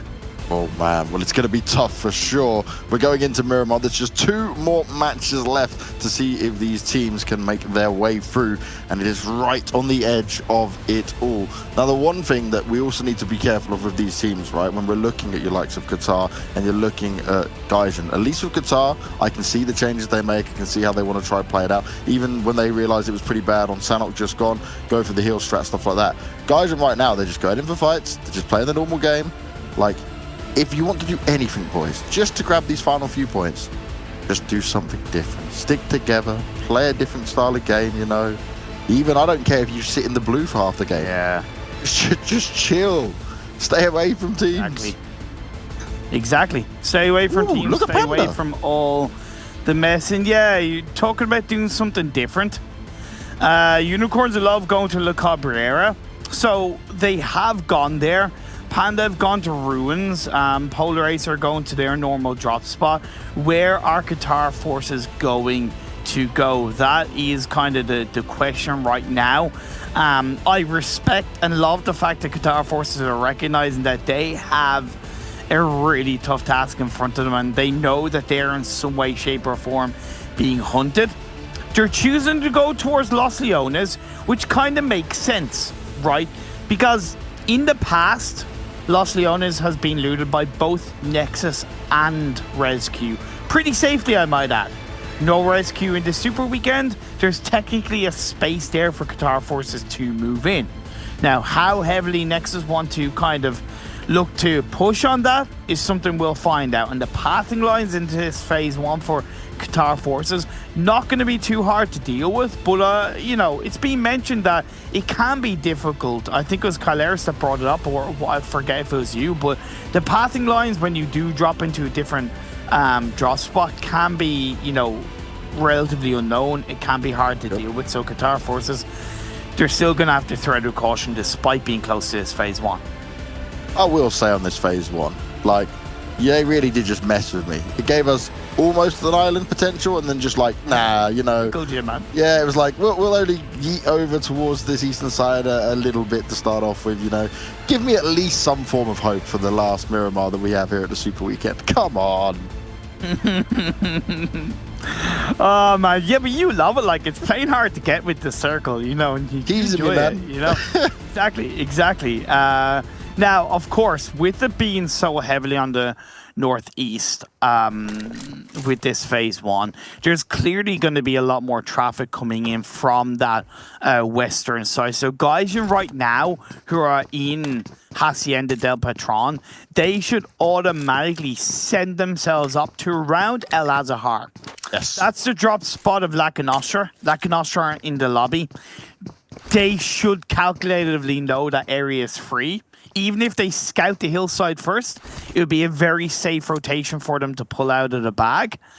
And they need to do it early, but they also need to do it as a full squad, because if they don't do it as a full squad, we know what's happened to them in the past. Yeah. They get picked off one by one, and it all crumbles in front of their very own eyes. Oh yes, we have hated to see it oh so many times on this. The interesting part as well with Qatar Forces and Nexus being close to each other is, for Qatar Forces, I would say this is more worrying, not just because obviously the fact they need the points, but you mentioned it just in the previous game of Sanhok, but Nexus in general have played slightly more aggressively than what we've seen. So maybe if they do spot this out and they just decide it, they'll go for it, right? They really wouldn't. It's not like bad for them if they kind of come off on a bad fight. They can take that risk. So there is a world where Qatar may not be expecting such aggression out from a team, so we'll certainly keep an eye and come back to that across the multiple occasions within it. Now, from when I'm looking at the map, Gaijin are sticking together. This is positive. They are scouting ahead, but then they are staying as a team. That is what I'm all happy for. They need to be like, the Power Rangers. When they'd all kind of join up together, and I forget what the name Get into the Megazord? They become the Megazord, yeah. Yep. That's what Gaijin needs to do in this game. Go, Gaijin Rangers. Does that work? Oh, it kind of works. I'll take it. There we go. There you go. God, we're such boomers. It's great. Like, people in chat going, Power Rangers? What the hell are they? Oh, man. Pink do you know what? Do you know what? Power Rangers are still going. Like, my son has Power Rangers now as well, but they're like some weird, like, it's nothing like the ones we had. It's got a bit wild. Exactly. You can't beat the Power Rangers from back in the day.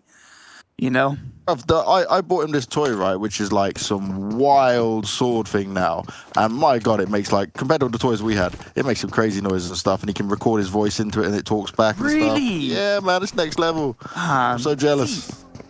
But here's the thing, though. To be fair, at least you kind of, have that excuse. I get to play it. Yeah. Exactly. That's, to be fair, that's the only reason why, why I want to have a kid someday, is just so I can have an excuse to be super immature and, Anyway. Man, I'm not growing up. I'm just sticking with that. I'm completely with you on it all. Oh, man. Okay. Unicorns of Love. They dropped in the Cabrera. They will know that no team is dropped with them, so they have a really safe pathing line into the circle. They can just take the main road. Panda's rotation from their northwestern drop spot around Trailer Park and Ruins is very interesting, because they've sent 2 players on the very, very, very northern tip of the map around the Oasis area. Yes. And again, I think this is just mainly part of Panda trying something new and thinking that Qatar Forces have maybe dropped in Le Cabrera, right? Because they might have seen a team drop there. They don't know it's Unicorns of Love. They could presume it's Qatar Forces. It's a potential point here for Gaijin. Oh my God. It happened. Yes! One. It's a miracle! Woo! One is there. I'm all in now. Gaijin, you're together. You're not that split apart. I'll take this as this is pretty close for you guys. They're going to shoot at another car rolling across as well. This is more like, it's just a shooting range from the top of the mountain. Bullet's not connected with Alon, though. And that's why I recommended the Al-Azhar Hill, because it just gives so much information in a 360 area. Now, they do still need to be careful, right? Because we're getting into the latter part of the blue zone of phase 1. And I'm not saying that there's a load of teams around them, because there's not. But phase 2 pops up, there's a higher chance there's going to be more teams. And the more noise they make, the more attention they are attracting to themselves. And we all know, Gaijin, they find it hard to deal with attention, right? They find it hard to deal with that pressure. So, make noise, get a kill, but also slow yourselves down a bit. Don't get too presumptuous of the control you have in this Al-Azhar Hill. Yeah, the last thing Gaijin want, right, is to be taking a shot at another team and a third party to come along, because I think that would be ultimate confusion for them. They would certainly struggle with that, especially if it's a team that can land some meaty shots out towards them. Now, you know what? One thing is very interesting still here for Panda. We obviously mentioned they didn't go down towards Valdemar, and where they normally sit out towards. But normally when a circle goes like this, if they were down in Valdemar, they would just rotate past this way. So even the rotation stays the same for them, Like they either come through Crater Fields, El Pozo, obviously the trailer partners are going past as well. Yeah. So they just work themselves up in this northern part. So it's actually not too much of a game plan change for them just because of where the circles are gone. Fair. and it's just a different drop spot for him initially. So I'm going to just keep an eye on how they approach the rest of the change-up for it and where they want to go from here, because before they were able to sit towards water treatment, that's already currently got some teams alongside it, and maybe they won't have the full information on how far some of these teams have gone, and they still will be one of the last teams in as well. So really, it's not too much of a huge change-up for Panda, despite the opening drop spot change. You can see on your screens, Qatar Forces still up as a full squad, threading with a little bit of caution on this rotation away from Los Leones. I was a little bit worried that they might come across Destiny or one of the Destiny players. That hasn't been the case. Nexus have been playing their own game. And as Phase 2 pops up, it shifts up north. Gaijin, you know me, Banks, I hate going into a city too early, but I can't help but think, guys, just full send into El Azhar.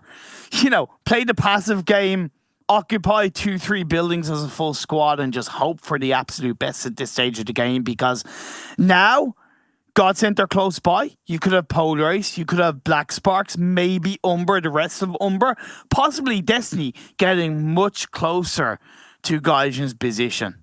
So I'm keeping very close eye on what happens in the next couple of minutes. Yeah, it's going to be all eyes on what Gaijin do on these next couple of circles that come through and where they can hold on to their position. But also, I want to see them keep their eyes open, you know, take some warning shots to teams and keep them away. Yeah. I don't want to see them turtle up too much. Like, I'm actually all down for what you said. Go into the city, fine. But then also make sure that you don't get pushed upon, because I feel like when they have to deal with breaches and stuff, that's where it all falls apart. Maybe a 3-1 split then. Have 3 in the city and 1 on the hill. And the risk is there of losing a player. But I think at that stage, that's the best of both worlds, where at least that one player who eventually might get downed is still going to be able to give information over to the rest of the team. So you do bring up a good point of, you know, not losing control, at least informational-wise, on the teams around them. Agree. I completely agree. Now, we're going to be looking out on Destiny, who've got themselves posted up around Black Sparks, looking to take the initial shots, and all the teams just rushed on in. That's so easy for Destiny on the first pick-off, an instant flush. No teammate there close enough for Black Sparks to try and save the day. That nade narrowly misses, doesn't manage to confirm a knock for anyone in there. Vindex is taking some shots, but now his position is known. He will be able to get a bit of fire onto Mihi here, but can't go in for the flush, can't risk it just yet. Banger's there to try and finish him off, jumping for it, hoping for it, and he does manage to achieve it. They're pulling off the shots, but it's GODSENT taking shots at them now as well. What? GODSENT stole that away as he was jumping on up. That's a nice position for them to oversee on this, because they can pick up many pieces, and look at the distance they did that in as well. Man, Destiny fighting for the right to survive in this battle against Black Sparks. Indeed, a bit of a third party coming through to slow Destiny down. Vindex is doing a wonderful job, though, to be fair, really keeping the pressure on the members of Destiny. They're pinching towards the corner of the building, constant shots coming through, poking, prodding, and now Belend and Banger are making their way in. Oh, Destiny cannot deal with this. This is far too much for them. They had so many players low on health, so many shots coming out towards them, and Black Sparks, they're getting away with it for now. Beast, it's up to you. Hold it down, lock it down any way possible. One more player to find, but he's so low on health, he's going to try and pull off the first aid kit. Belend is pushing round. The birthday boy wants to lock it down. Is it possible? No! Taken out at the very end, and actually Destiny will survive with 3 players off the back of that. That was right to the wire. Ring around a rosy, pocket full of posy, ashes, ashes, dust to dust, and Black Sparks, they all fall down. It was looking so good. And with, you know, looking into kind of what went wrong for Black Sparks, not only did they spend too long chasing Destiny around the building, but Vindex was doing such a wonderful job in that fight. The rest of the team were too slow to join up with him, right? They allowed Destiny to kind of outplay them in the end, and the solo movement from Beast. The fact that he was allowed to get a first aid off, that should not have happened. Well, that was crazy. Fortunately, Black Sparks go down in this game. That was close. That was crazy. Destiny do survive for now in it, though. Still, guys are within this new circle as we saw it pop. Qatar Forces, though, it's gone further away from them. It's made things slightly more difficult now. And I don't fancy them going up through the northern part of this circle. I would much rather see them try and take a different route into this. Maybe take a slow route into it first, because it's not just because it's obviously what we can see in it being heavily contested. It's that they don't have the information from here. They've not seen many teams around them. And also they came down from the south, which might be just a safer option to go for, like, okay, we knew what was around here. We might try for that instead. Eastern Stars is looking to clean up Polar Ace, separating them as they look to rotate across the road. Kosti is waiting, and you said about Kosti, you know, and Gaijin as a whole, just looking to make a bit of noise. It could be the time for them to do that. Third party on towards Eastern Stars. Bujo nearly finding a Lanu, has to stand back up again. When you take shots in an area, don't stay there for too long. You got to be able to reposition. El Azahar is a rotational point for a couple of these teams, such as UMBRA and Polar Ace, who were pushed there. And it seems like those teams are going to clash.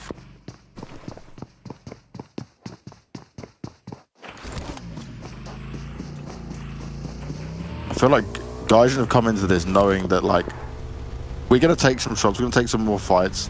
You see them get knocks in there, which... This might be the final form change-up that we needed to see here. Maybe it's possible. Holes, Polar Ace, we spoke about them many times recently and starting to look better as a squad here.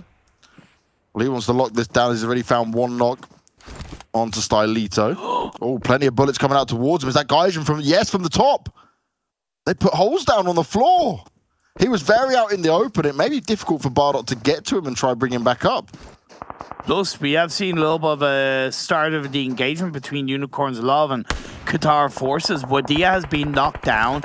They're in a 2-2 split. The whole of Unicorns Love are pushing into that compound that two of the players of Qatar Forces are holding down. So it needs to be this clean 3v4 fight. Shoween is moving away. I get that. But it's going to work out for now. Could be that distraction point, and that goes down.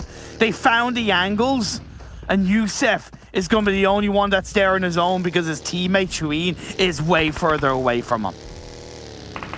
Yeah, Qatar Forces were not ready for this engagement at all. Oh, no. I mentioned about them finding space up in that northern side, and it certainly wasn't going to be easy.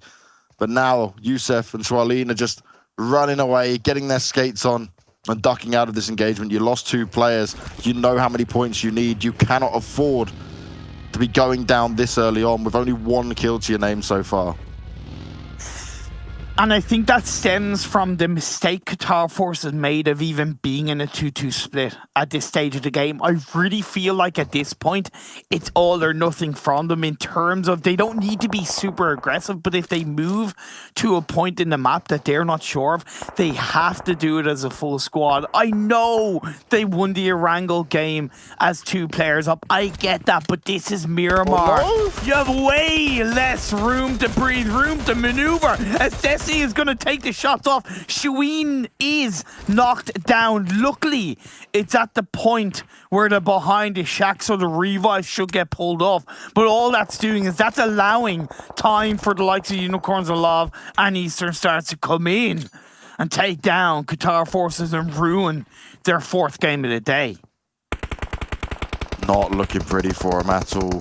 If that had happened, that knock just 1 second early, he would have been out in the open and completely finished off, but they will remain with two for now. Gaijin have also now finally had to move as the circle went out towards the west. Yeah. And this area is actually not too bad for them to kind of find their way in from, but it's still not the easiest part. The north and the east side was the more heavily contested. Ked, he's rolling on up. He's made some noise. He's got the molly pinned, and that's going to be painful if it does connect.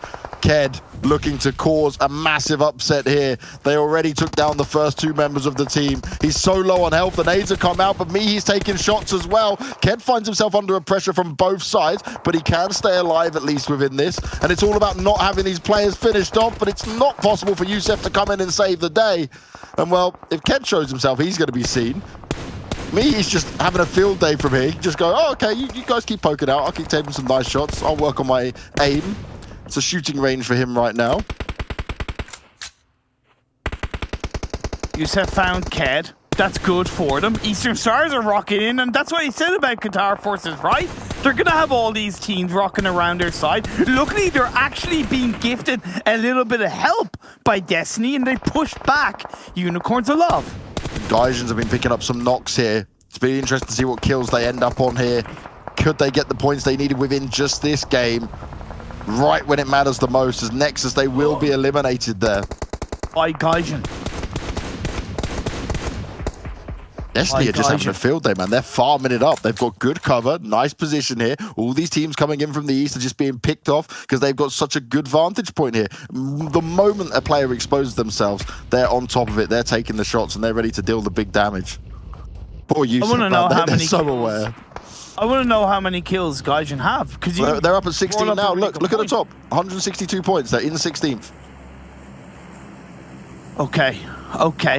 They're guaranteed so they've got the point needed. Now. They've pushed themselves into where they want to be. Oh no, Yusuf. Oh, this is so painful for him, man. Aegon's like, I know you will have to move. Oh, and even the play zone gets him. Ah, that's so tough, man. I feel bad for him, but that's just the way the cookie crumbles. They went in not knowing on their rotation. They didn't decide to back on down. And we have a look at this now, and we can see that Gaijin, 3 kills so far within this. 2 more, they'll be up there for Lost Bullet. They're pushing that advantage in numbers above what Qatar are within reach of them, making it more difficult for Qatar at this stage. And it probably will be Qatar's game to try and get a huge win to jump over Lost Bullet, but it just won't be possible. They'd have to pull off more points in a game than any other team has had so far. I believe so. As far as I know, the biggest chicken dinner winner across the Super Weekend games has been 32 or 33 points. It's something I will definitely look into and try and confirm coming into the last game of the day. But as this game continues, the attention has to be turned onto how many more points can Gaijin get, right? Yeah. Can they overtake Lost Bullet? Can they work wonders? Right now, Lord has gone down. Prada's somewhat left in his own. GODSENT got the revive onto Marley, finding more shots. Vito working wonders. That's Gaijin out of it. But again, it's enough points to move them into 16th spot. They will be happy with that. They probably would have wanted more, of course, you always will. But they're so close to Lost Bullet now. A better change around than what they were able to show face on here. Oh, Mihi, how did you survive that? Oh, by the skin of his teeth, he was jumping over bullets there. A little bit of Matrix moments coming out. Now Destiny are up at 10 kills as well. They're taking it on to Clash. Who are the 2 teams you think of most when it comes to Miramar, right? For me, it's Destiny and Eastern Stars. There's a number of teams that are so good in this map that I just couldn't put my number on it. GODSENT as well show their strengths in Miramar, right? And they do hold on to a strong position on this eastern side, despite one of their players getting knocked down. Savage X is in a world of trouble. He's lucky that that's such a hard spot to nade. They just bounce on up in the air each time. Clash was so aggressive on Sanhok. This time around not getting as many kills in the early part of the game, but they still sit within an okay position. But are they aware of this? Are they ready for it? Panda sneaking on up behind them, but it's... Oh my, more shots coming up for him. He's trying to push on forward with it, but he's taking so much damage from the blue at the same time, and they can just wait this out. There's no need for Clash to push it. Nice Molly. Yeah, that was too hard. Too much damage. Too difficult in the blue at that point. But still, Panda in the top 8, of course. More points to their name, more points to get closer to potential 500-pointer throughout the Super Weekends. As GODSENT have actually racked up a fair amount of kills during all of this as well. So it was GODSENT and Destiny picking up the big numbers throughout. And they got a lot of nades that they're throwing out towards UDR Killers here. Still Savage X from Unicorn's Love in play. The circle did shift towards GSG Europe. They have the only compound inside this phase 6. UDR Killers still going strong in this game with 4 players up. Only 1 kill on board, but they are looking to set themselves up to enter this phase 6. Third party from GODSENT slows them down somewhat. Beast. Escaping. Getting some cover for himself. Clash now having to make their run on in. Can be dangerous on the vehicles, but they're going for the complete longest rotation they can find in. But straight up on where more teams sat. And actually, this could benefit them. With this fight going on, Clash might be able to sneak in. They're all going to be distracted on different fights here as UDR And GSG are going in for it. Vito finds himself getting knocked down there by Pocus. Good shots being landed. GODSENT out in the open, need to find themselves some cover. Marley straight away proning up into it. And GODSENT have been fighting strong, but I don't think they expected to be double teamed from both sides. They were already throwing out tons of nades when we looked at GODSENT earlier towards UDR, but GSG got involved and wanted to take the fight to him. As QLASH, they found themselves into the circle now, but they're just looking for cover behind the smokes. They couldn't breach into this compound just yet. Although GODSENT have been put under pressure, to be fair, they do still hold on to that anchor point circle position on the edge. So even if they do get put under pressure more, they can get those revives off. They are not facing the front of the blue zone. So touch and go. Some players are just about surviving. Eventually, Unicorns of Love do go down, but it's a respectful top 6. UDR and GSG dancing around with each other. Kamara's got the health advantage in this one, wants to try and take down Pocus, but they're just running around each other, not overextending just yet. And he's got cover from his teammates as well, and Pocus, he just wants to hang on for dear life in this one. ESG, they've looked more aggressive across this last Super Weekend. A sight for sore eyes for a lot of teams as well coming into the finals. I say that in the nicest possible way. I like the fact that they haven't committed to those warehouses that are so hard to deal with. They've held onto the long building, and UDR, they're eliminated. 4 teams remain, and only GSG with a full squad up. A great position within the circle as well. No real scared position for them to try and get into. They can just hang tight. But it's more about if they become the focus point from some of these other teams. Destiny have been fighting probably for one of the longest here, but now their numbers are dwindling. A great nade coming out from Lau, and he's going to continue to push around, but MZ might not be able to get there in time. They're now together as well, so they can overwhelm MZ. But he is a dangerous player to go up against in this. But the problem for him is he really can't afford for anyone from Destiny to jump up and have a look out towards him. MZ needs to find himself some cover. He needs to find himself a safe haven in this map. As GODSENT jumped up on by Destiny, the final 2 players of the team come alive and want to get active, put themselves up for a 12-point now. And they're not done just yet. QLASH go down. MZ was on his own, and I said he was exposed in that position. He couldn't find the ground to hide within. And now GSG, they've got so much within this, but they've still got to deal with GODSENT. And even though they don't have the numbers, we know what GODSENT can do. 11 kills so far for GODSENT coming into the final moments of this game. And knocking the Kamara into long building does help as he holds onto Shaq, but he has to deal with Beast. The grenades are flying. The slowdown continues. Now Beast is pushing in. Can Beast find himself? Oh, beautiful shot landed. That was the smallest pixel perfect shot to hit. He's got the molly in his hand and it's a huge risk, but he doesn't get finished off. AZ, oh, he escapes the flames. He's going to pop the med kit. And how on earth did he get away with that one? My God, what a 1v1 in the end, but now we're down to our final 2 teams. GSG going up against GODSENT. Can GODSENT claim $1,000 in their back pockets? It's a 4v2 between these 2 teams. GSGE should have this with no problems at all, but this is still a heavy-hitting GODSENT with individuals that can pull off things like AZ just did. Yes, you just need to at least stick together as a 2-2. We've got 3 players actually. Oh, I love this actually. I just saw Kamara's on the roof then, and their other 3 are just controlling the ground. Makes sense. This is beautiful because he might be able to get an advantage point, but now he's decided to get with him. They're going to do it as a full squad forward. Tudor more towards the back in it.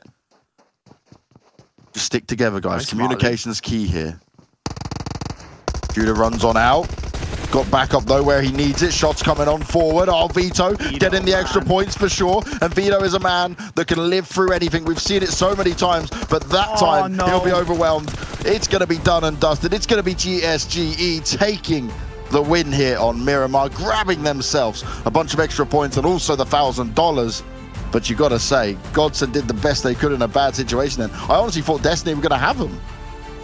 I thought Destiny were going to have them. I thought GODSENT were going to have GSG. That's kind of the level of play we're seeing across this lobby, though, to be fair, right? That's a standard we're seeing where, as much as we can highlight one team for being super strong, so many teams around them are at the same level that you just don't know who's going to win in a team fight or in a 1v1 battle. And that ending was so good. Like, initially, GSG went for a 2-2 split when they moved from the long building to the warehouses.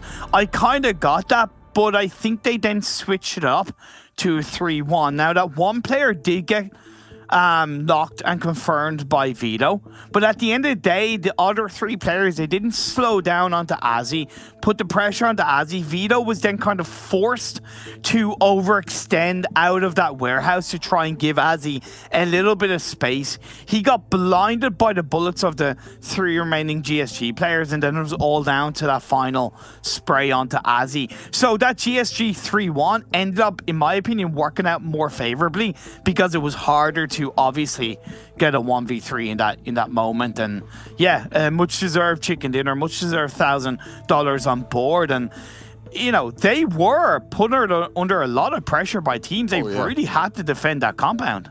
You know, one thing I want to look back at in some sort of slow-mo, maybe production, you can give me a little clip later on, is the moment where it was Beast hit that shot onto Azzy, right? And it was like the smallest pixel as he was in the hut. Then the molly comes through and you're thinking, okay, he's done for. He's just stood there with a molly coming out. And yet AZ just confidently runs around the side, still finishes him off, doesn't get caught by the molly, avoids. If he'd been hit by one tick of the flames, that was it. It was no chance in that at all. And that was a big difference maker between those two teams having a little 2v2 going on. But my, oh my, I just want to, like, honestly, to hit that shot, it was just about his head was showing, at best, just a tiny bit of it. So good.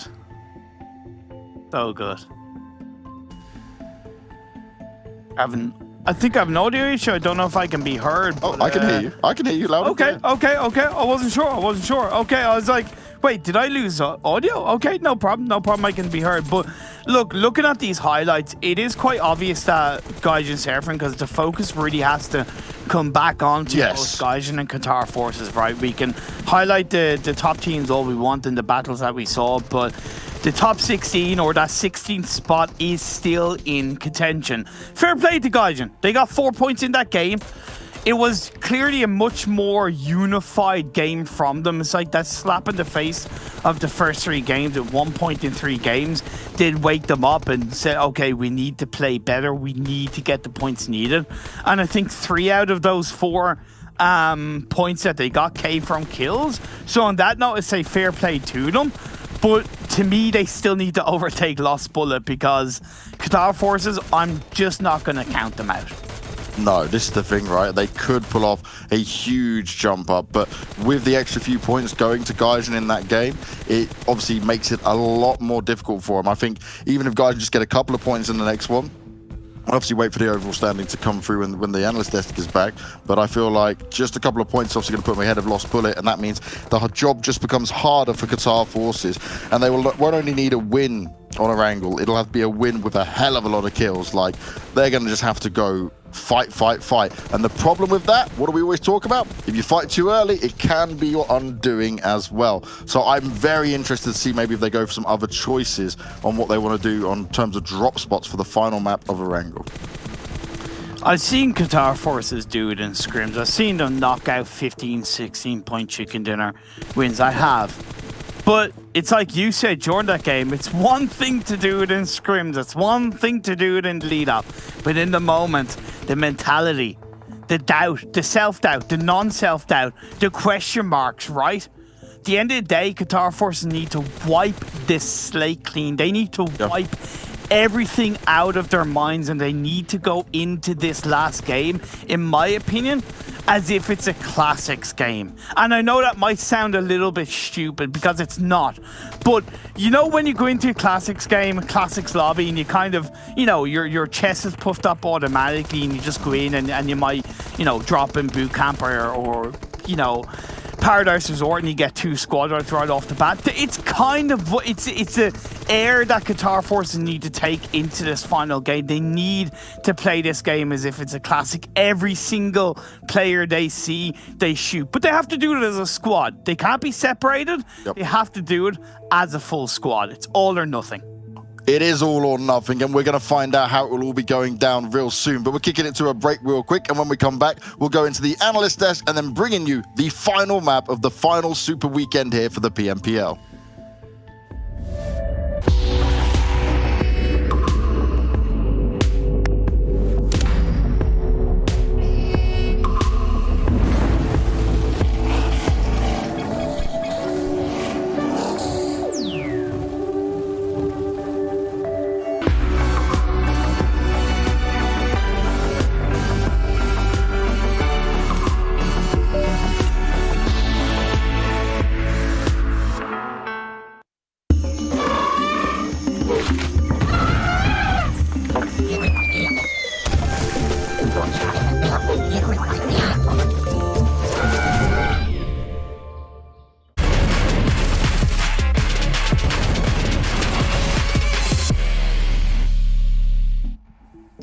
Welcome back, everyone, as we make our way into our final match here of the PMPL Western Europe Super Weekend. Before we head into our finals in about 4 days' time, before we do start to break down this match, though, I want to give a quick shout out yet again here to OnePlus, because the OnePlus 9 series has the next-gen Qualcomm Snapdragon 888 chipset for the most graphic-intensive gameplay, alongside heat dissipation that keeps your phone cool enough to play on max settings. Hashtag never settle.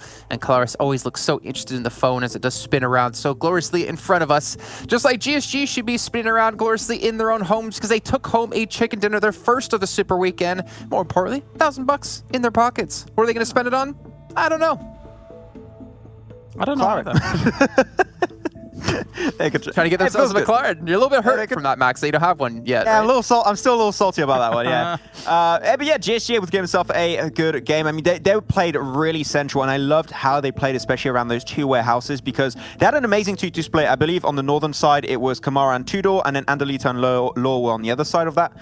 And they were actually getting pushed by both QLASH and Unicorns of Love, and their understanding of the situation was, let's just regroup as a 4-man, get rid of one of the teams, and then fight the other team that's trying to breach in our compound as another 4-man crew. And I think that was the play from GSG that allowed them to actually convert that entire game into a win. So yeah, I mean, GSG, they were one of the top teams that did not have a chicken dinner yet, like the likes of Nexus, and they finally get themselves their very first win. That's 1,000 buckaroos in their pocket. Yeah. They're going to feel good about that one. Oh boy, though, was there a war going on in this game, Jason. Destiny went through the ringer. They got themselves 13 kills. And I think when you look at their play here, it warms my heart a little bit, because I feel like they've been coasting through this Super Weekend compared to previous performances. And then on the other side, GODSENT looks like such a complete unit. I almost said the complete package. I mean, complete unit from week 1 now into week 3. I think they're going to be challenging for those top 3 spots come the final. Well, I just want to point out Gaijin Seraphim getting themselves 4 points. You see Qatar Forces getting themselves 2. So Gaijin Seraphim are now 1 point. Actually, not even 1 point. They need 2 points to qualify to get a guaranteed spot into top 16. Right now, they are in top 16. Qatar Forces, they need 33 because they have more chicken dinners to qualify. So they basically need to win this next match with a lot of kills behind it. They pretty much need to replicate our top point scoring game out of the entire event here in this final match. It's not going to be an easy one, especially on Erangel. I mean, they showed it. They got himself the first win of the day. Was back on Erangel. They can make it happen, and I think it was a very normal circumstance that came their way, and they were able to play around it. But yeah, hey, 2 players was over 1,000 damage.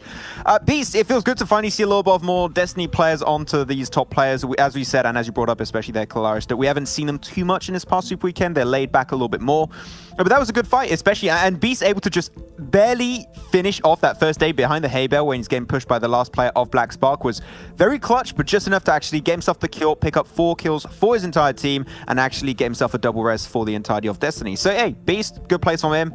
Mozaro then in the finishing moments, he was able to also get some good plays, but it was hard because trying to enter from the eastern side of where GSG were standing was almost unfeasible. You have to use all utility in the world to actually make that happen, and as he had one of the cleanest just jump shots I've ever seen, and they could not make it through. But still, Destiny, you know what, a little bit more presence than what we've seen beforehand, so just for them to try and train a little bit more before heading into the finals is good to see. I feel like we haven't seen Mazzaro here on this top players page in such a long time, maybe back in week 2 when he was clutching things out when it came to Miramar. Let's take a look though at total damage here in the last match. 32, 57 by GODSENT. That's a lot of damage. Blasting, and yeah, as it comes back to, I think that they were doing a great job over on the eastern side. They were controlling the terrain well, and when it came to a lot of those fights, and even when they're actually taking up some of these split positions, it still feels like they have good line of sight coverage to be able to back up people, even when they're making pushes on towards compounds as well. So GODSENT really liking what they're doing right now, and I like what how it looks compared to the other teams in the lobby as well. Not just like individually as that you look specifically at this team. I think they've adapted well to the other teams around them. I'm a little bit surprised though of this game for Gaijin especially. They had a great, and I love that position. I saw it very early on. I love the position they were in. It's a good high ground position on the west of El Azahar, and they had a great to-do split. I was okay with that, and they were pushing teams away like Polar Ace, potentially even GODSENT. But the thing is, they were so focused on that position and trying to get as many kills as possible because they are just drastically so close to being in that top 16 and getting a confirmed slot into the top 16 that they just forgot about the circle. And then you had 3 teams that were straight onto the other side of their position inside the circle itself, and they couldn't make it in. So Gaijin having a good position and using it is great, but sometimes you must not forget about the circle because I think that did cause their demise at the very end. We were also watching Qatar Forces of where they were going to drop, right? They actually changed up their location. Unicorns of Love actually dropped onto their position they normally would go. We thought there'd be like a Panda Unicorns of Love battle, thinking the other team was, well, the Spider-Man meme, thinking they're Qatar Forces. So they changed their location. At least they showed they did adapt on the fly, but not enough points in the end for them, unfortunately. But I do want to see, actually, who's our top 10 fraggers this week in our Super Weekend? We've been seeing a big change up in terms of who our top teams are. We've seen... Kalaris? Well, we'll figure that out in a moment, I suppose. But actually, before we I thought you were going to say something. Yeah, no, I actually wanted to come back to the point that you were making regarding the Qatar Forces drop, if I could, for a moment, Jason. Because the thing is that I said going in, yeah, okay, so they might adaptive drop and they might go straight as they drop, depending on the playing path. Unfortunately for them, straight as they drop with the playing path was Lakonostra. So they had to like make that adaptation, kind of mind gaming me as well, and go at the very end of the playing path here to try and avoid some of those potential engagements. But right now, the adaptive drops are really not working out for them, unfortunately. Yeah, and I don't know what they're going to have to do here to get into the top 16 this final match. It's going to be so damn difficult. They need to put up so many kills, and it's going to be, of course, as we take a look at our schedule on our final map here of Erangel, our final map of our Super Weekend. It's kind of sad to see that we're 3 weeks through. We're almost about to kick off the finals. It all comes down to this here for this last team. And, of course, other teams can pick up $1,000. And, of course, towards points towards PMGC. I'm just so excited I can't get my words out. It's still a lot of pressure on the line here for all these teams, but more pressure for the Qatar Forces. And you're going to see here in just a second how far down they currently are. Yeah, it's a problem, Max, right? I think that to actually make this happen, when you look at where Gaijin Seraphim is, where Lost Bullet is right now, Qatar Forces is basically going to have to have one of the biggest wins, the biggest games we've seen in the tournament thus far. Yeah, and you also want to have that little bit of cover in case Gaijin do get himself a decent or even just a middling game. They need to try and make up for that. So I'm looking at a 40 point that they need to try and drop on that one. Because you're going to be seeing Gaijin potentially get himself a really big, potentially get both on their way. And that's let's get lost bullets though, and that's like 33 points. Exactly. Yeah, that's the thing. Like that is if Gaijin also potentially get himself a really bad game. Like I said, there's so many things. No, it doesn't matter about Gaijin, Max. They only have to pass Lost Bullet. They don't have to pass Gaijin anymore because if Gaijin pass Lost Bullet, then cool, they're in. But Lost Bullet Gaijin gets 0 point. What if Gaijin gets 0 point? Well, then they only need 32 points to pass them. Oh, I don't know. I'm getting into a situation. We see it happen today. It's fine. We know you're not good at math, and all that matters is what we're trying to say. Qatar Forces need a massive game. They need to put up one of the biggest point-scoring games, as Clara said, throughout the entire event. And the game is just a minute away. So I'm going to let you two go for now. Max, you can take your embarrassment, and maybe Clara can show you some addition skills in the break. And we'll bring our commentators in. We got Banks and Imperium once again. And gentlemen, boys, I don't know, man. This is going to be so hard. This is going to be one of the most epic games ever if Qatar Forces can pull this off. I'm trying to do some quick math because Max just confused the hell out of me. What was going on? Max has cursed the point standing on how this all goes. Jason, this is going to be wild. The final game of the final Super Weekend for these teams to shine, and it is coming right down to the wire for who might be able to make it through. Like's already been mentioned here, Cormac, is they need a hell of a lot of points on Qatar Forces, right? This is not going to be easy for them at all. They need to step up beyond anything they've ever done before, and right now, if I'm their coach or I'm the IGL of the team, I'll be giving the biggest motivational speech ever. I would have been putting some tunes on, pumping beforehand, get everyone hot and heavy and ready to dominate the lobby in a way that they have not been able to do thus far. One thing for Qatar Forces, now or never. People might remember that from the PMWL. This is it for the PMPL 2021 for Qatar Forces. One game, 25 to 30 minutes. It's everything for Qatar Forces. Doesn't matter, in my opinion, where other teams drop. For me, Qatar Forces drop in their normal drop spot. They play their own game and they take every single fight that they can. Don't run away. Don't be scared. It doesn't matter if GODSENT bridge camp you. Maybe go for the other bridge. That's fair enough. They did it in the first Erangel game and they won the game for it. Ideally, you want the full squad up in the late stages of the game, so do not get caught out. But other than that, take every single fight that you can get your hands on, Qatar Forces. Now, are you ready for this, Imperium? Yes, sir. It is time to let everyone know that Wadea has his own song. And it's time for him to come in huge on this.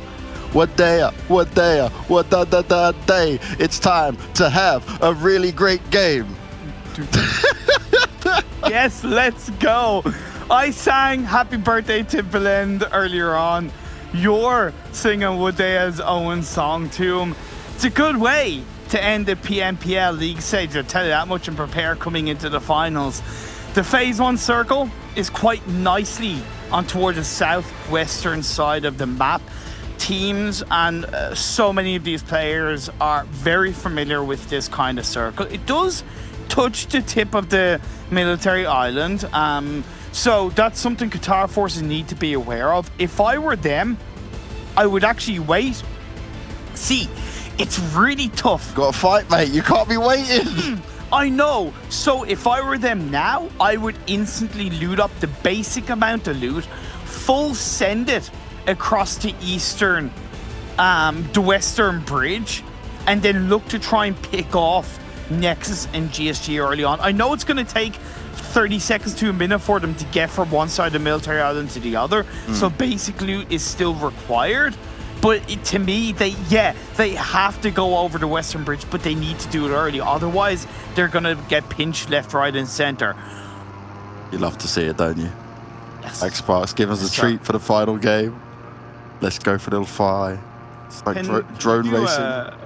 Can you do captain's voice? What's a captain's voice?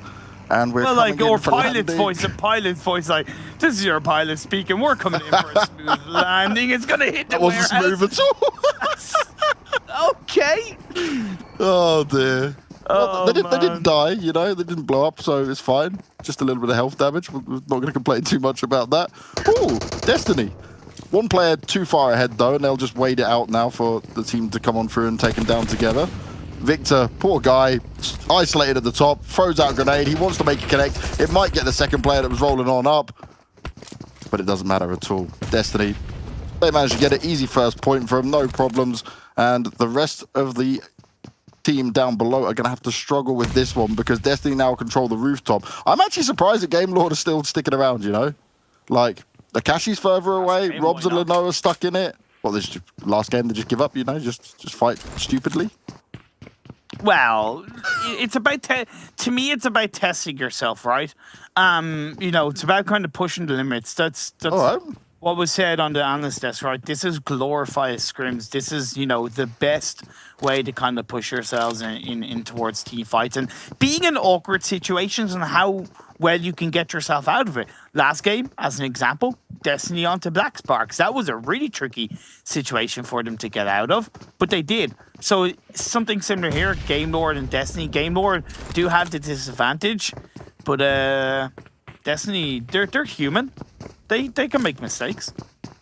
Certainly they can. And actually, it's an interesting one that even on circles that have gone this way before, 9 times out of 10, we have seen Destiny just get in the car and go up to Severny still and play out their normal game. This time around, obviously being the final game and being in such a good position anyway, they're just obviously wanting to mix things up a bit. So probably GameLord a little bit caught off guard by this. Wouldn't have expected this to happen.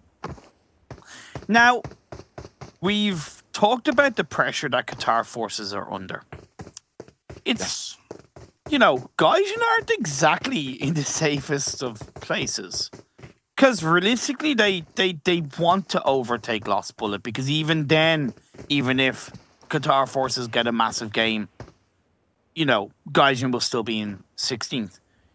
It may only be a couple of points that are needed. 2 points to be exact to overtake Lost Bullet. But to be fair, their highest scoring game so far today has been 4 points.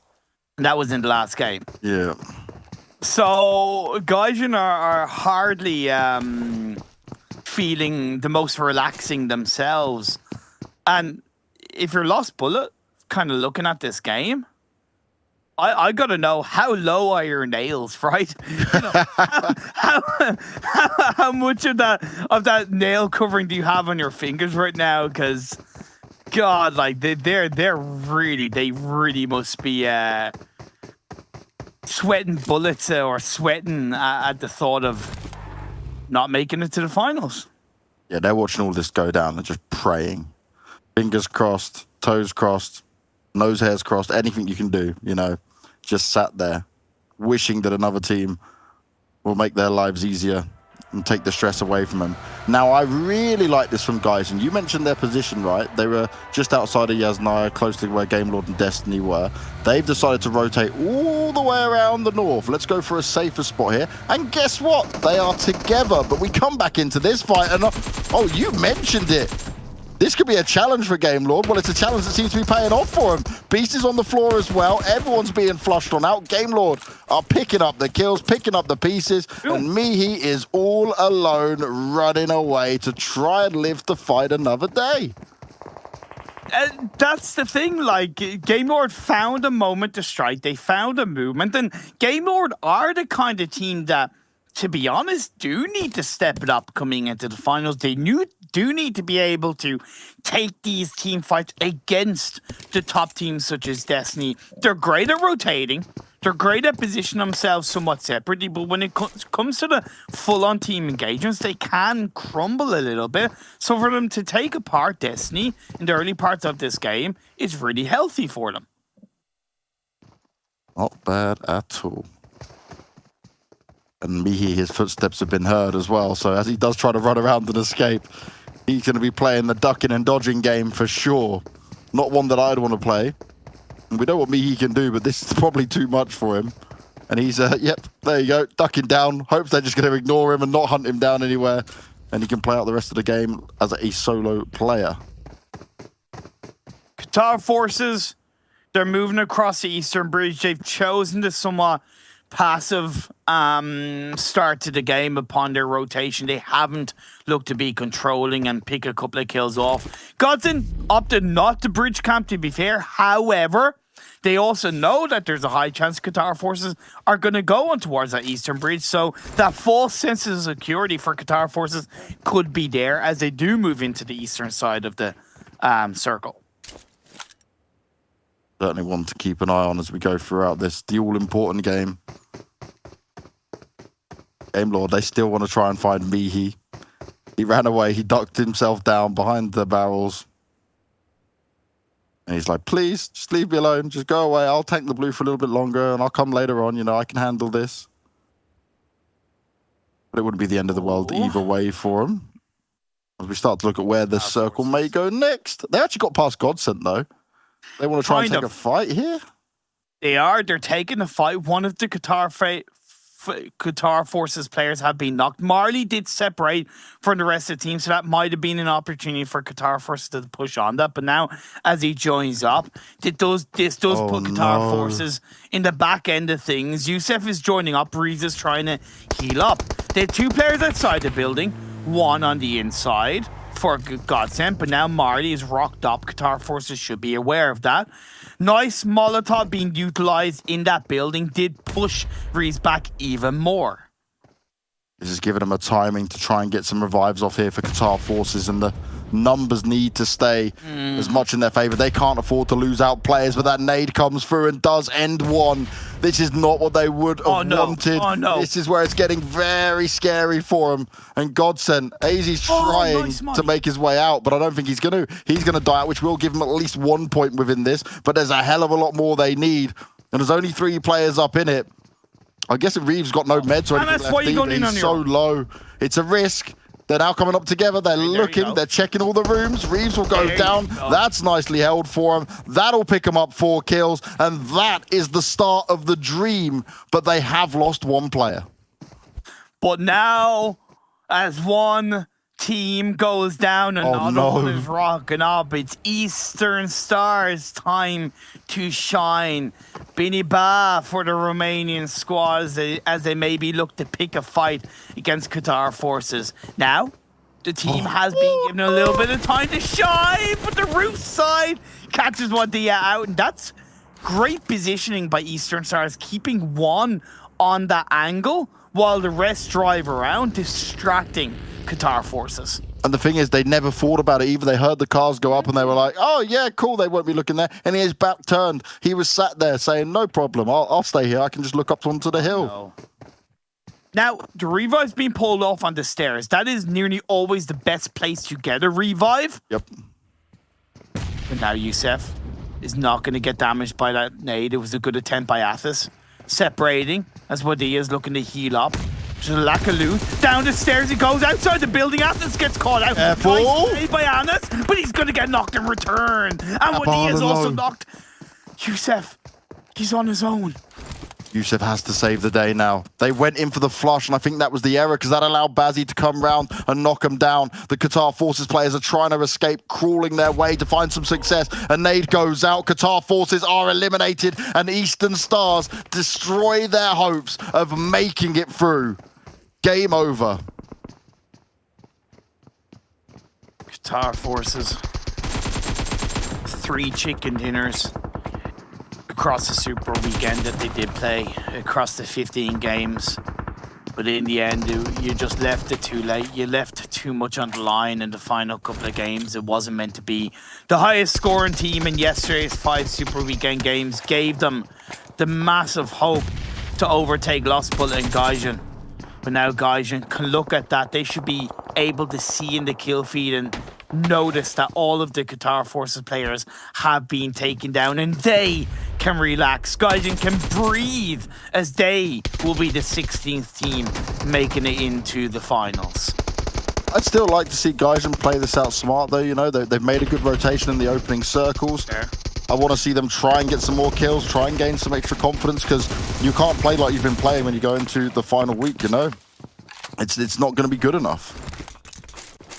Talk about playing with confidence. Nexus taking out the current leaders of the PMPL League stage, Panda, and keeping a full squad up at that. So once again, that continues a good form for Nexus. But kind of going back to Gaijin, yeah, I agree. I think they should still play this one out smart, because there's much that they can learn from this last game of the day, right? There's much that they can learn coming into the finals and how they need to step things up. Because let's be honest, let's be fair, it hasn't been a pretty run for Gaijin. It hasn't been a pretty PMPL. No. You know, they struggled in a lot of games. Today speaks for itself. And you could argue that there's a good bit of luck involved for them making it into the finals. At the end of the day, though, some 16 teams have to make it. They are one of those 16 teams. They live to fight another day, and they can learn in this final game of the day on what they need to do in the finals. You know what I want to be saying to Gaijin, if you're listening to this, guys, that when it comes to these next few days you're going to have off before we get to the finals, make sure you are outworking every team in terms of practice and what you can do, working on your own individual ability. Like, put all that hard work in. If you want this bad enough, if you want to come through and have some success, well, you've just made it by, you've scraped on in. Now you need to come in full force, looking like a completely different team. We move on to this fight between Unicorns of Love and UDR Killers. Both teams do have players down. SW3D3 looks to be joining up to get the revive onto Agon as Fresh is holding on to the high ground. Ked is on the other side, but now GSG is looking to join in on the mix, and they're kind of going somewhat full send onto UDR Killers. But here's the thing, they don't know that Unicorns Love were there, and Kamara, he gets caught out. Yeah, this could be problematic. GSG may have overextended, coming off the confident win they just had, but now it's not looking so hot for them. They're trying to push around and find the angles to make it work here, but UDR Killers are going to go on the cleanup duty for as many kills as possible. Nano just spotted the vehicle disappearing away for Unicorns of Love as Ked wants to group up with the rest of his teammates there. Plenty of the grenades going out non-stop, but it won't connect with anybody. And Lau, well, he sat down there on his own, hoping that he may be ignored here. The Pokers, still checking it, throwing down his own smokes, but he's bypassed him. They don't know each other there just yet. And I thought Unicorns Love might use the opportunity to third party. Lau finds Pocus in through the smoke, in between the building and the oil tank. He has to reposition around, looking for the shots off, but UDR Killers will get the kill. They will get the last player of GSG Europe. Finally does go down, but they will still have to deal with the Unicorns of Love, who sit in a very good spot within the circle. Now Black Sparks going to be going up against Polar Ace in it. Good shots being landed, but can't quite finish him off in it. Hamo's so low on health, but he does it. Nicely held at the very end there. And will be able to bring his teammates up, but they did lose one within that fight. They've still got to get themselves in the circle, but they're one of the only teams up in the north right now. They'll be joining GameLord once they've rotated on in. And you can tell this is the last game of the PMPL League stage. We're 16 minutes into the game, and we only have 9 teams, 32 players alive, right? The shackles are off. All the teams, yeah, okay, there's $1,000 on the line for the win, but the way they look at it is, you know, there's nothing to lose, nothing to really gain in this one. Just full ham, full send it, and see what happens. Have a bit of fun as well, to be fair. Why not? You know, have a laugh in game with your teammates. Try and push yourself, test yourselves, experiment with a couple of positions as we rock into the blue zone of phase 4 closing in. You said about have a bit of fun. Did you see the tweet from Unicorns of Love where they put up some of the clips with the voice comms? I want more voice comms. I want more voice comms and fun like that. Like, he belongs in that team. Like, unicorns aren't real sometimes. It doesn't feel like a real human. Some of the things that comes out of his mouth, I say that in the nicest possible way. He's a unique specimen, to say the least. He's got that confidence. He's a funny chap as well. And he's also a very good PUBG Mobile player. That's for damn sure. Oh, Umbra on the rotation, gets picked out there. PRZ on the floor. Talon will escape. Oh, Talon. Where do you go?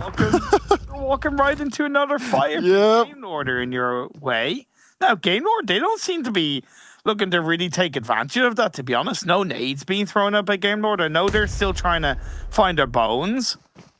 Now they come out. Talon is down to below half health. But it seems like Black Sparks are pushing this more than GameLord. Yeah, Black Sparks were the one that was still outside the circuit, didn't try to use the vehicles early on, and now start to make their way forward, but it's the risk while these other fights are going on. And it's also who you might run into with it, and instead they've gone straight into Unicorns and Love. More shots coming out towards them, trying to run away. Ked's looking at this as like, more kills for me to pick up, more for my highlight video, no problem at all. He's got Savage X alongside him as well, and Unicorns and Love are just out there fighting, taking on everyone that's trying to find some space, and that's because they sat very center on in this. And you mentioned the lack of teams within this, at this part of the game. Well, actually, it's just opened up more space for the teams to have some fun. And even Gaijin is getting in on the fun in the building that they hold on to. They were putting a bit of pressure on the Black Sparks, to be fair. Still have 9 teams up, down to 28 players. And nade is popped off by Ked. Doesn't quite connect as Naruto goes down. As far as I know, that is the end of UMBRA in this game. No, actually, they still do have 1 player up. That's Stylido. As Talon was knocked down earlier on. Molotov goes in between Banger and Hamo. Close. Trying. Not working out for him. But he wants to try and find any of the players through that smoke where possible. Still, now with this new circle, No one's really sat center just yet. Nope. Unicorns are still sitting in a good position to take control of it, but Eastern Stars could slip through if they wanted to. Gaijin, at some point, need to come alive and get some extra kills. Yes, we know they're already through, but I'm sure they would love to bypass Lost Bullet and not be in the final position. Like, Clash have the only compound in the circle. They're on 5 chicken dinners so far. If they can get this 6th, they'll match Panda. Yeah. Ooh. They'll grab another grand in their back pocket. You're talking about no teams in the center of this face-off circle, with it being such an open field between the edge of Pachinki and that compound Clash holds onto. Nobody wants to be in the center of the circle, so the remaining 8 teams are all going to be playing on towards the edge of this phase 5. The hillside is in play. Nexus have plenty of space to move in as well. Unicorns Love control a solid point, and UDR Killers are coming in between Unicorns Love and Black Sparks. UMBRA tries to still play it carefully, the 2 players they have left. It's good that Stylito was able to revive Talon, bring him back onto his feet. Yeah. He must have clutched it against GameLord, because they're actually out of the stomach. Yeah, it was very close. Very close there. I think a lot of focus also went on to Black Sparks when they were running on through. The Unicorns of Love right now, they're sitting pretty up top, looking for where these rest of these teams will work in. I think they'll just try and pick up any extra kills they can. Trezen, oh, beautiful stuff on the first one. Can he win it out and eliminate UMBRA? He hasn't got much health. The jumping shots pay off, and they'll go straight in to grab themselves a couple more points. And once again, Stylito comes in to save the day and bring his teammate back up. So UMBRA still with 2 players, still within a chance of in this lobby. And I kind of get why Clash didn't full send the whole their squad in towards that warehouse, because maybe there's an element of not knowing how many players were actually breaching on that warehouse. And honestly, it's having more players by that warehouse doesn't always give you the disadvantage. That's why Clash only had 1 player defending that warehouse. They're down to 3. They still hold the most controlling part of that compound. Is Agon fresh? The nades go out. Nano's down on his own. Oh, easy. Okay. Easy. Okay. Was that the nade and then just the shots onto the final guy? Yeah. Jeez. He's loving life. Oh, man. Not massive amounts of kills yet, but the amount of damage that Unicorns of Love must be huge at this point. Gaijin still. Okay, they're in the top 8, but no kills. Their position's not pretty to fight from either. No. Unicorns of Love have already spotted them out. Banger trying to hide out in the open. Ked patrolling, keeping an eye on it all. Shots in the dark as well to try and make him connect, but it's not happening just yet. Oh, Unicorns of Love could go above Eastern Stars in this game and take 2nd place if they want. There's a little fight going on there. Only 3 points separating the teams. And Eastern Stars, they've been very late to come in, right? They've been just coming from the eastern side. I don't think they've been fighting as much. They haven't. Not so many kills on board. Nexus are on 4. The 2 remaining teams do hold on to the eastern side of the circle. While Unicorns lost, still full squad up. Will send Savage X in. The bait comes through. Sushi, fortunately able to prone down in time. She is so lucky to be alive. I thought for sure she was going down. Savage X, you are a madman. Hops out into the car, wants to dome and all, but eventually Nexus will put him on the floor. You know, why not? Let's go for the Hail Mary play. He had backup from his teammates as well. UMBRA get eliminated at the same time. Unicorns of Love are just trying to pick up every last kill they can. They believe they can go for a huge game, and it certainly looks like they might have a chance within it. Unicorns may not be real, but the chance of Unicorns of Love taking this chicken dinner is fairly strong. But the French Maestros Clash are looking to stop them. Plus the Bini Ba team that is Eastern Stars are waiting in the wings. They do have 5 kills so far. Banger from Black Sparks is waiting for the final seconds to move into this circle. He gets taken out by Clash though. Now this is a sick set of teams left for the final part of this. Unicorns of Love, Eastern Stars, and Clash, all with 3 players still alive, all very capable teams who have had big wins throughout the PMPL so far, and some very impressive plays. But I'm wondering, does someone still just go full crazy with it? You know, I saw what Savage X did. Or does this now pan out to be a more normal game? Now it comes down to, all right, lads, who's grabbing this $1,000? The good thing for Unicorns Love is that they have Ked more forward, more into the circle. I wouldn't call it an anchor point, but it's just he's separated. Yeah. Now, the fact that it's directly in front of the rest of his team does take away an element of an angle that they have on their side, but it seems like Eastern Stars are a little bit more focused on Clash's position outside of that compound. And so is Ked as well, as the nade manages to pan out for him. I love the position we saw from Kapahala there as well, right? Just over the top of the smoke, on top of a car. Really just smart decision making on how you can make that work. There's not many situations you can. Ked! You are so lucky to be alive, my friend. Another nade's coming out towards you. It might finish you off. And there he goes down. A bit of back and forth between the teams here. And it's going to be very difficult for Unicorns Alive to bring him back up. Eastern Stars still hold on to their position. It's nice for now. More damage being done. Ked gets annihilated at the end. And Clash, could they be getting 2 wins here today? Could it be possible for them? Or will Eastern Stars pull it out the bag? Both these teams looking for the extra money in the final day. Circle's gone away from Clash, though, so they do have the further distance to move. The fact that they took down Ked kind of gives them that position. Look, Kapahala's position is so good. It is so good. Because, like, you can be prone and he's still spotting you out as soon as you're moving around. Open ending, dangerous times. Use whatever you can to your advantage for sure. Nades are still going up, but no other players going down just yet. And it's all about if you can pinpoint where they may be. Eastern Stars have the advantage with Bazzi flanking around. They have the position in a circle. This is a 3-way dance for the final chicken dinner of the PMPL League stage. Unicorns Love being fairly quiet. They're hoping that the less noise they make, the less eyes that are going to be on them. Fresh is basically in the circle. Egon's got a little bit further to go. There we go. Another knock comes through. Octavian finding Azza. Finish him off. Pick up the extra kill. Why not? MZ. Circle's chasing him. You said they have the further position to go for. And Octavian, well, he's taking a more forward position with it. MZ goes down. Clash, they will be going out in 3rd place on the final game. And now Eastern Stars have just got to deal with Unicorns of Love. 2 players stand for him, Fresh and Aegon. And it's not going to be easy. This is for 2nd place in the overall standings. Oh, as yes. You correctly pointed out, my friend. The smokes are flying out. It's a 2v3. The circle is in the favor of Eastern Stars as well. It has made Kapahala have to move off his position, though, at least. That was such a good spot. And the thing is, if Eastern Stars, look, because of the kill points. Okay, yeah, okay. Eastern Stars, even if they get the chicken dinner, they'll still go ahead and still stay in 2nd place.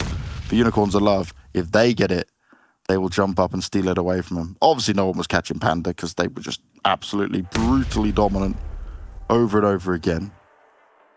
More nades going up. Octavian, got to be careful. Woo-hoo-hoo. Close. Didn't finish him off. That's the start of it. Octavian hops out the car straight away as well. More nades going up. Eastern Stars take the win. They retain their 2nd place as we get to the final game and the end of it all. And an extra $1,000 is going to be something they are hugely happy with there on our last game. Impressive stuff at the end. Good to see some of the best teams we've had throughout the PMPL so far go head-to-head like that. And Gaijin Seraphim, as we mentioned, have made it through. They were within the top 16, but only just. Eastern Stars, nice way to end the PMPL League stage. Beautiful chicken dinner coming on board, expertly played.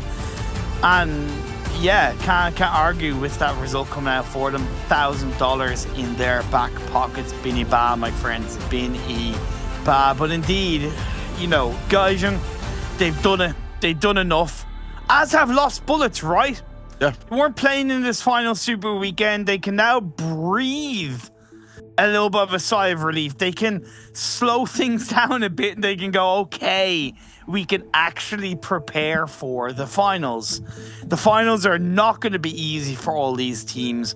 You know, I know we'll be talking about it for a hell of a long time in the lead up to it, but you know, at the end of the day, the final moments of that last game, I think, is just a taster of what we are going to see in the finals, right? Oh, Clash. Yeah. You know, Eastern Stars, Unicorns Love, you're going to have Destiny in the mix, GODSENT, Panda. There's only 3 spots available. Man, I cannot wait to see what goes down. Okay, Imperium. Real quick, if you got to say it, which 3 teams are going to make it? Nope, not saying it. Oh, I was going to try and get you to do a max curse, you know, when it all goes. But you know what? 3 guys that do like to make predictions on all of this is Imperium will escape because we get a break. It's time for us to take a quick one, and then you'll be back with the analyst desk to look at it all and see the full standings and finish off the final Super Weekend.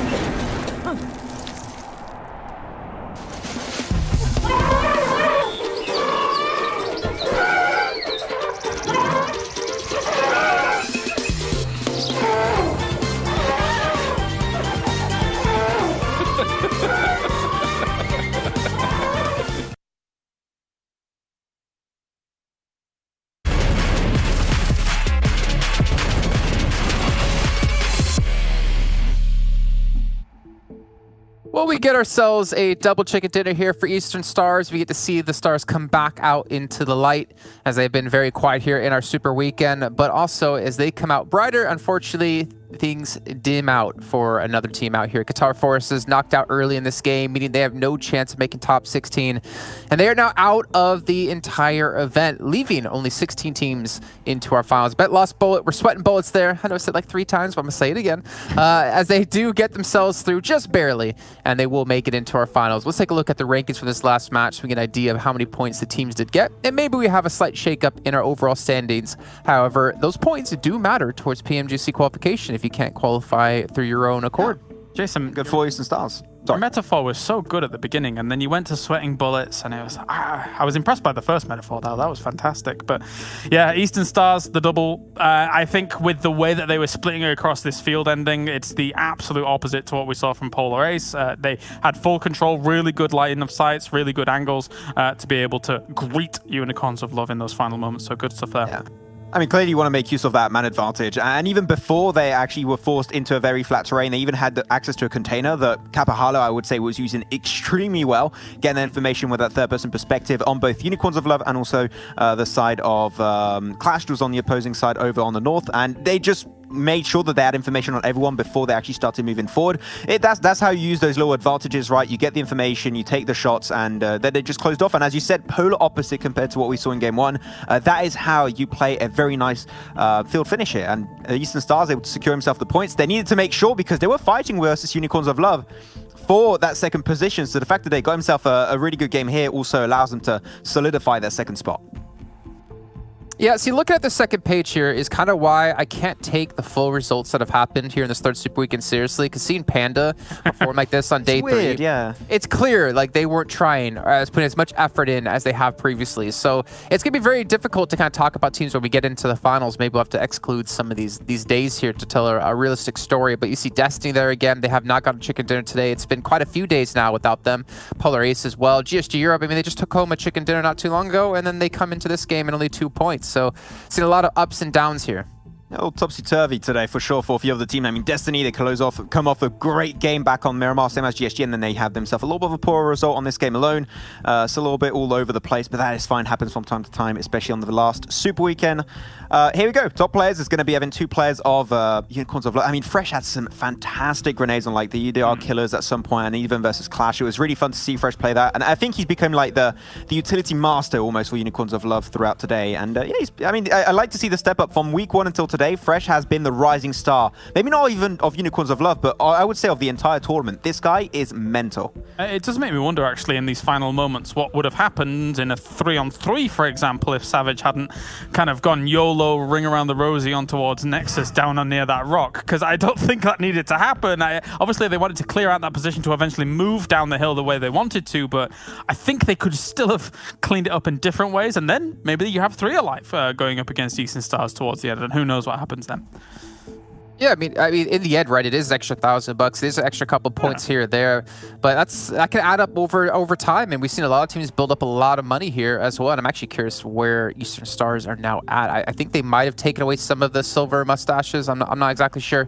Let's take a look, though, report of what else all happened today. Again, if you missed any of the matches, don't worry, we got you covered. We're going to see who won what matches, and we had Qatar Forces. They started out so strong here, guys. There was so much potential, so much hope, but unfortunately, they've shown that they could not get the 165 points they need, or I guess 164 in one Super Weekend to qualify. That's a lot of points to ask for, to be fair. Yeah, it shows that no matter how good a team you are, because I think we're all looking at Qatar Forces, and as Max has said multiple times, a few teams had them on their radar to do well here at this tournament, and I think as time has gone on, they've shown that they're a very capable team, but it shows that you can't leave it too late. You can't be missing out on Super Weekends, and even when you come into a Super Weekend like this and have some standout performances, sometimes there's just not enough time, Max. Yeah.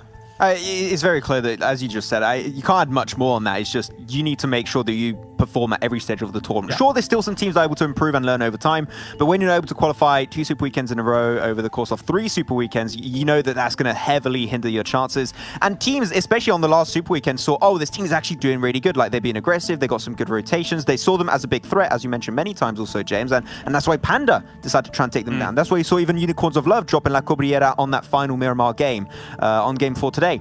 Because Qatar Forces were in a position where they could very easily get knocked down into the bottom 4. And I think that is especially why you want to perform as early as possible, so that teams can't have that opportunity and that chance to try and take you down and eliminate you. So yeah, Qatar Forces, I'm sure we'll see them later on in the full split of PUBG Mobile Esports, but this one, it will not go any further for them, unfortunately.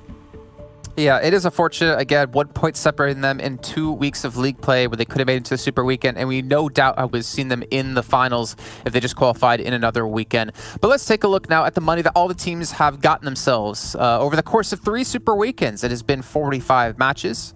Yeah, correct. The potential to win $45,000 if you got chicken dinner every single time, but Panda will edge out the top.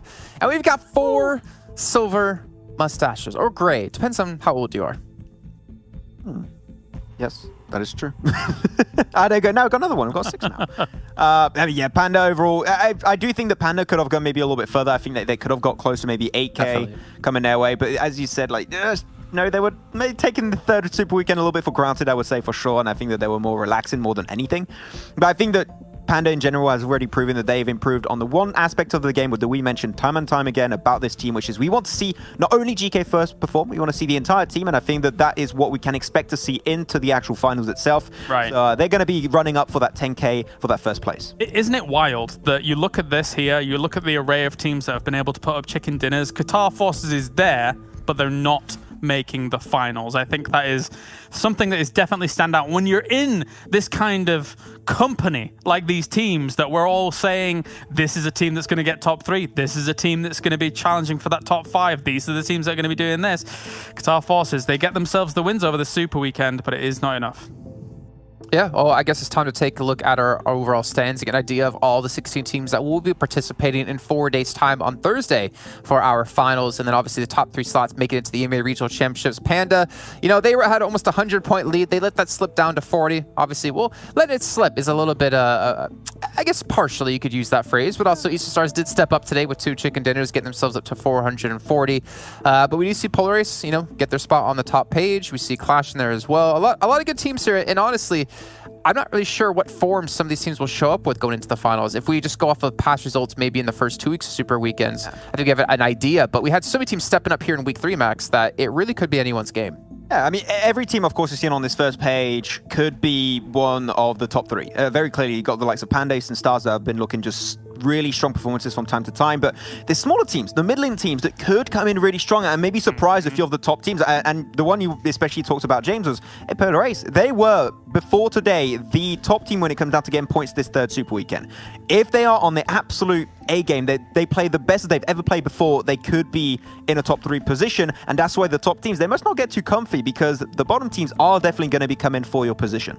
Yeah, there's 100% an opportunity for those teams in the middle. Again, especially, as you say, Polar Ace, with the way that they played this Super Weekend, with the way in which they're kind of pushing their advantage with their playstyle, absolutely. I just, you look at moments like that field ending and you think to yourself, well, yeah, there's different things that they could do. And so maybe there are things that they need to tighten up, but there's absolutely no reason that they couldn't challenge given the circumstances.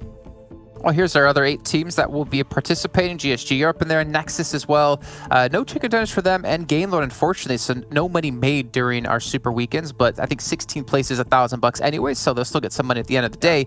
UMBRA in there, not really making too many moves today, maybe taking today off a little bit. Lakonostra and Lost Bullet maybe getting a little bit antsy towards the end as teams were starting to catch up, but we have Gaijin Seraphim finally passing Lost Bullet at the very end. Yeah, I mean, they did take the little bit of a slow approach, I would say, throughout today for sure. But at the end, they are able to try to beat themselves the likes of Lost Bullet and just confirm themselves in top 16. They're looking as a team that has potential, don't get me wrong. I do not think that they will be potentially contesting for that top 3, but I think that if you give them a little bit more time to think and improve on their specific skills, I think that they could go really far in the future. I just think that this finals may be a little bit too early for them, but at least they're making top 16. There's some prize pool, there's some money to be made, so at least they'll go back with a little bit more money in their back pocket. A sigh of relief for Lakonostra MVP and Lost Bullet, of course, as they are through, and after not playing this Super Weekend, Lakonostra was less intimidated by that. But I'm interested to see how both of these teams are going to play in the final. But an especially sigh of relief, I think, for Lost Bullet, because quite honestly, ScrimFarm were not disqualified. I think they would not be going to the final. Yeah, very true. And it's, well, I was going to say it's unfortunate for ScrimFarm, but no, I think they got kind of what they deserved in that situation.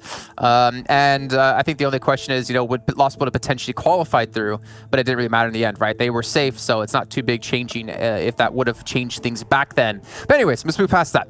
We are going to take a look at our MVP, though. We're going to take a look at our MVP across all Super Weekends. And remember, in the finals, just the finals, if you are the top MVP, you get yourself $1,000 for yourself, which you can decide if you want to spread that across your team or not. I think it's fair to, give each player $250, considering they had to help you get to that position. But let's take a look. Who's our top performer? And I'm trying to think who it potentially could be. It could come in at a Panda. It could be GK first, and it's going to be GK first. Fresh is close though. Also, he was about to get there, but GK first. I mean, this guy's been performing since League Play 1, Week 1. He's been there consistently performing some results. Even when a team potentially would die early, he would be the one to pick up the frags. So I'm not surprised. I mean, I think GK first, despite maybe a little bit of lower survival time compared to the other players on this position, Panda has had this star player from start to finish, but the team has been able to rise around him. So that's why, I was going to say, if you want to keep the money for yourself, I'll understand it. But Jason, hey, when the entire team's able to rise up and actually assist GK first a lot more and actually able to improve so much from week to week, I think that might be deserving to share. So, hey, I'm just saying, hey, GK first, you do what you want, but hey, Jason's looking. I'm just saying, it's only fair, right? You can't be the only one on your team, but we'll see what happens. And obviously, Panda should be, in all of our eyes, the team to beat going into the finals. But again, we have a little bit of time, some time for teams to adapt and hopefully for themselves grow and review some VODs before then. But Max, I'm hearing you have a little illustration segment for us here to help describe the many emotions, the many facets, the many faces of our analyst Killers. We'll see which type of collage we're going to be today, Collage. We'll see which one you are too, Collage. Which one of yourself are you currently? We'll see as we're going to be diving into this little segment. But we'll start with you, Jason. And you know what? You always ask us the question. I'm going to ask you, which type of collage are you today, Jason? How are you feeling now? Right now or in like 30 minutes? Where did you get number 4 from? The one time in my life I've had a black eye because I fell over at a train track. Oh my god! All over. I'd say maybe number 10. Number 10?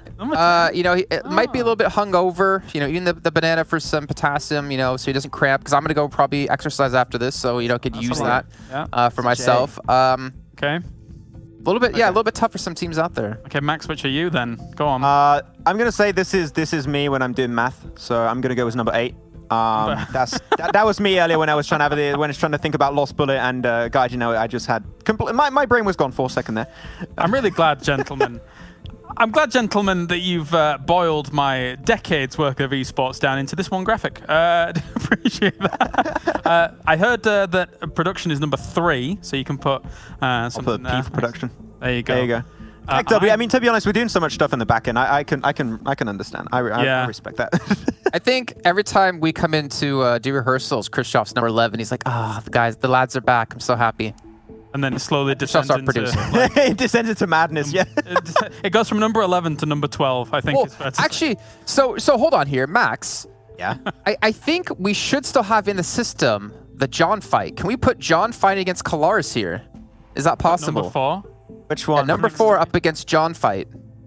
I wonder if we still have that in the system to use. There we go. Who would win the fight? Everything. Oh, the lawyers. The plot thickens. The plot's thickening right now. Imperium's number 12, apparently. Okay, we'll have to go back onto that one. But hey, you know what? Imperium will add him last second. There you go. Thanks, guys. Thanks very much. Yeah. You're welcome. What QLASH are you actually, QLASH? Which one of you? Which of me am I? Yes. Oh, geez. What a tough decision. Existential crisis right now. I think I'll be Can you give us the number 8? Drink.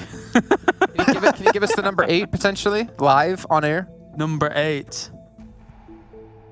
James is 4. Okay. Everyone's coming on in. No, there's absolutely no way you're getting a number 8. Maybe in the finals. We'll see. Maybe in the finals. Okay. Well, we'll hold you to that.